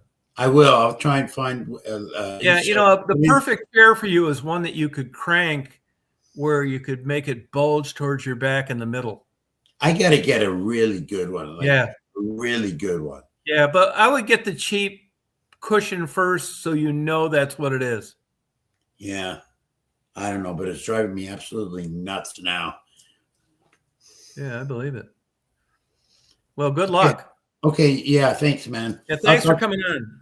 Yeah, seeing you. yeah, my pleasure. Yeah, you too. I'll talk to you soon enough too. You party on. See ya. I'll look up the one that I joined, Moose Mom. Actually, it was so good that I thought, man, I'm trying to learn how to play this fucking piano. And if I do this AI shit, I'll fucking not do it. It's so fucking fun, man. It's like you could take your favorite song in your whole life, and you go through and you click these genres. Like, it's your voice. Do you want country, easy listening, opera, any fucking thing? And it's fantastic. I did rap, and this was killer fucking rap, man. I thought, man, if you clicked on a YouTube channel, it was like a real person that thought this shit up, and that was their rap. It's like, this motherfucker's got some talent. That's how AI is. It's not corny ass, half baked fucking bullshit. It's like great lyrics, super beats. Fuck. I mean, if AI would have been available, let's say in the 70s when we grew up, All these rock stars and shit that we liked, these motherfuckers that have never got off the ground. That's how good AI is. Fucking unbelievable. It's fucking great, man. Yeah, I love that. And the porn thing too. That came in a little too late for me. I don't even give a fuck about that anymore, but it's pretty goddamn good. AI. The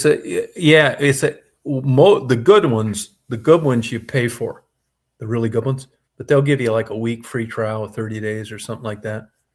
No, it'd be just like signing up for Grammarly or some shit like that. And it's like the one I looked like, there's different songs. You could pay for 10 songs a month, 20 songs a month, 100 songs a month. I think 100 songs a month was like $30 a month, but it was worth every goddamn dime. I mean, it's such good ass music. It's unbelievable. I don't know how the fuck they do it.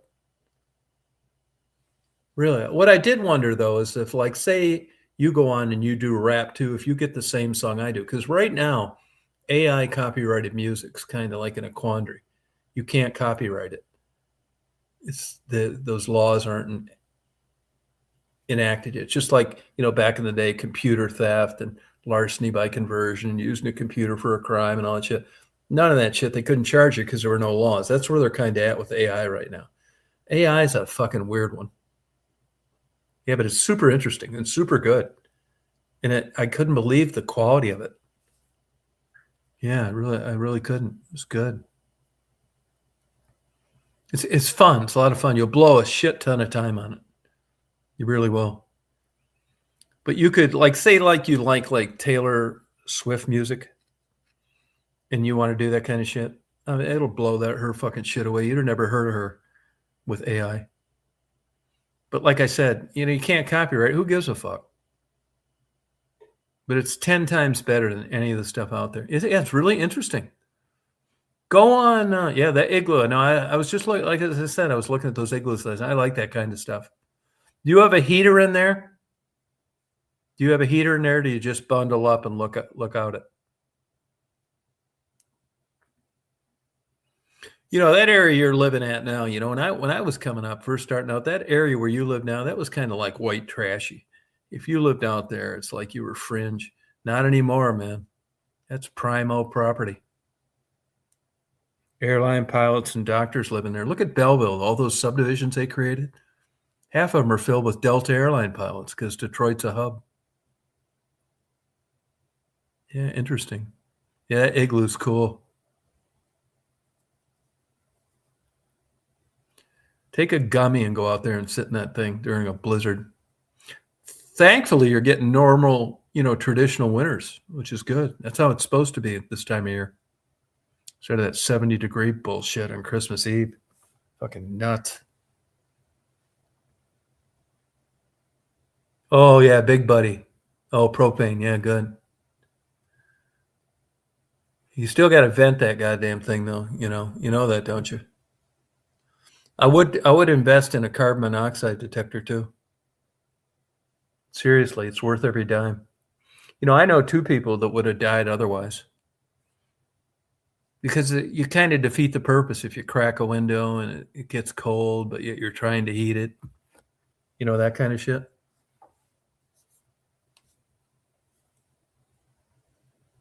Yeah, Mr. Big Buddy, yeah.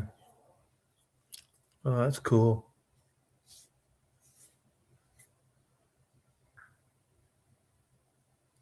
Oh, yeah, I know. Yep. That place was dumpy when I was growing up. I first moved up to Ypsilanti in 77, but I had been going up there before then. And that's nice now. Belleville was like considered white trash land. Huron Township, Sumter Township. Yeah, crazy. Yeah, because it's close to the airport.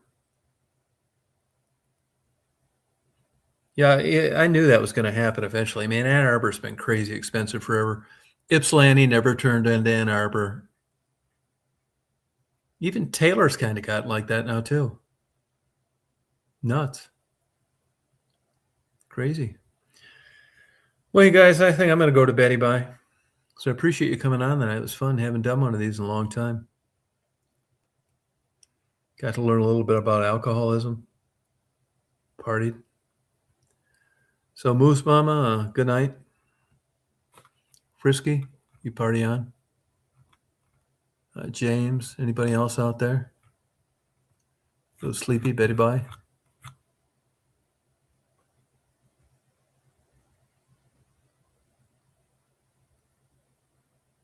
Oh yeah, you want to keep it low. Yeah, it's a good idea. That'd be cool sitting out in that thing though.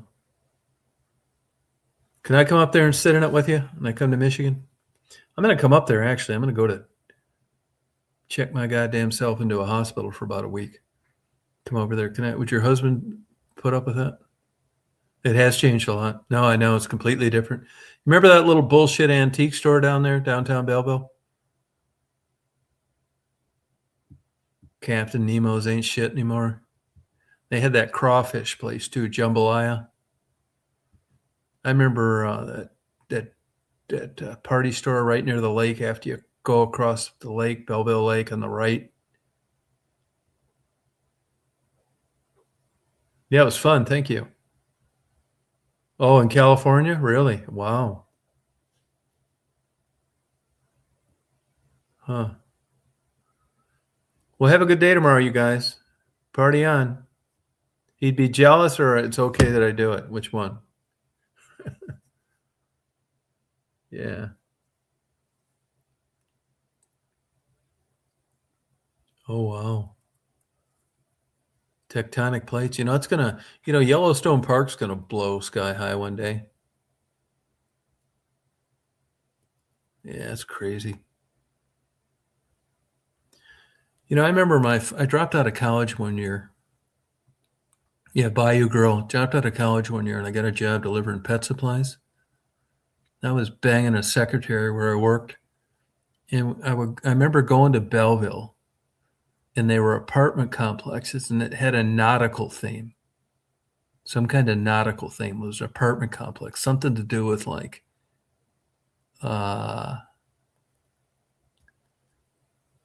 Lighthouse Grove or some shit. You know what I'm talking about?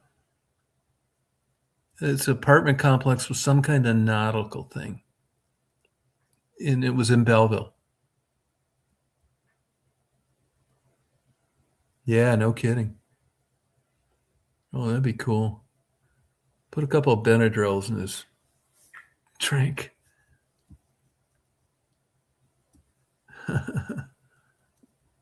Yeah, what was the name? Harbor Cove, maybe. That's what it was. Something like that. Is there such a place over there? Harbor Cove?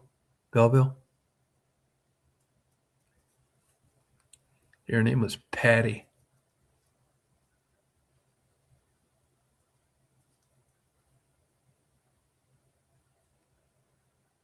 Yeah, I think it was Harbor Cove. It was a nautical thing, though. Something like with nautical. It was on the second floor.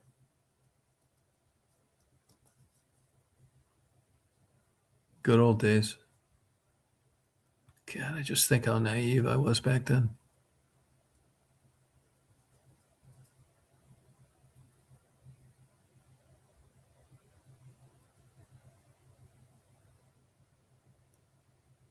Yeah, it's. I'll look it up when I go before I go to bed. It was something nautical, Harbor Cove, Ford Creek Cove, Captain Jolly's apartment complex, something. I think it was Harbor Cove though. Drive me nuts thinking about that. I put my camera way in the back part of the property and I get those stars. Yeah, I agree. Sure is. Better believe it. Nothing like ignorance. Yeah, I agree with that. Don't know any better. Well, you guys have a good night. Have a good day tomorrow. Thank you for coming on. You party on. Rock on. Hope you get some good winter weather out there, Moose Mama. It's exciting. Nice, cold, blizzardy. I miss that about Michigan. It wasn't like that, though, for quite a while since I left, It It wasn't that far down. It was close to there, though. It was on the right, I think. They're condos. You might be right. Oh, really? Condos now. Okay. Yeah, textile in here. That weird kind of intersection. God, man. She's an old lady now. Crazy. All right. Well, good night, you guys. Thank you. Party on. Have a good day tomorrow. Hope your college football team wins. Rock on. Bye, Moose Mom. Moose Mom. Moose Mama. See you, Frisky. Peace out. Rock on. Kick it.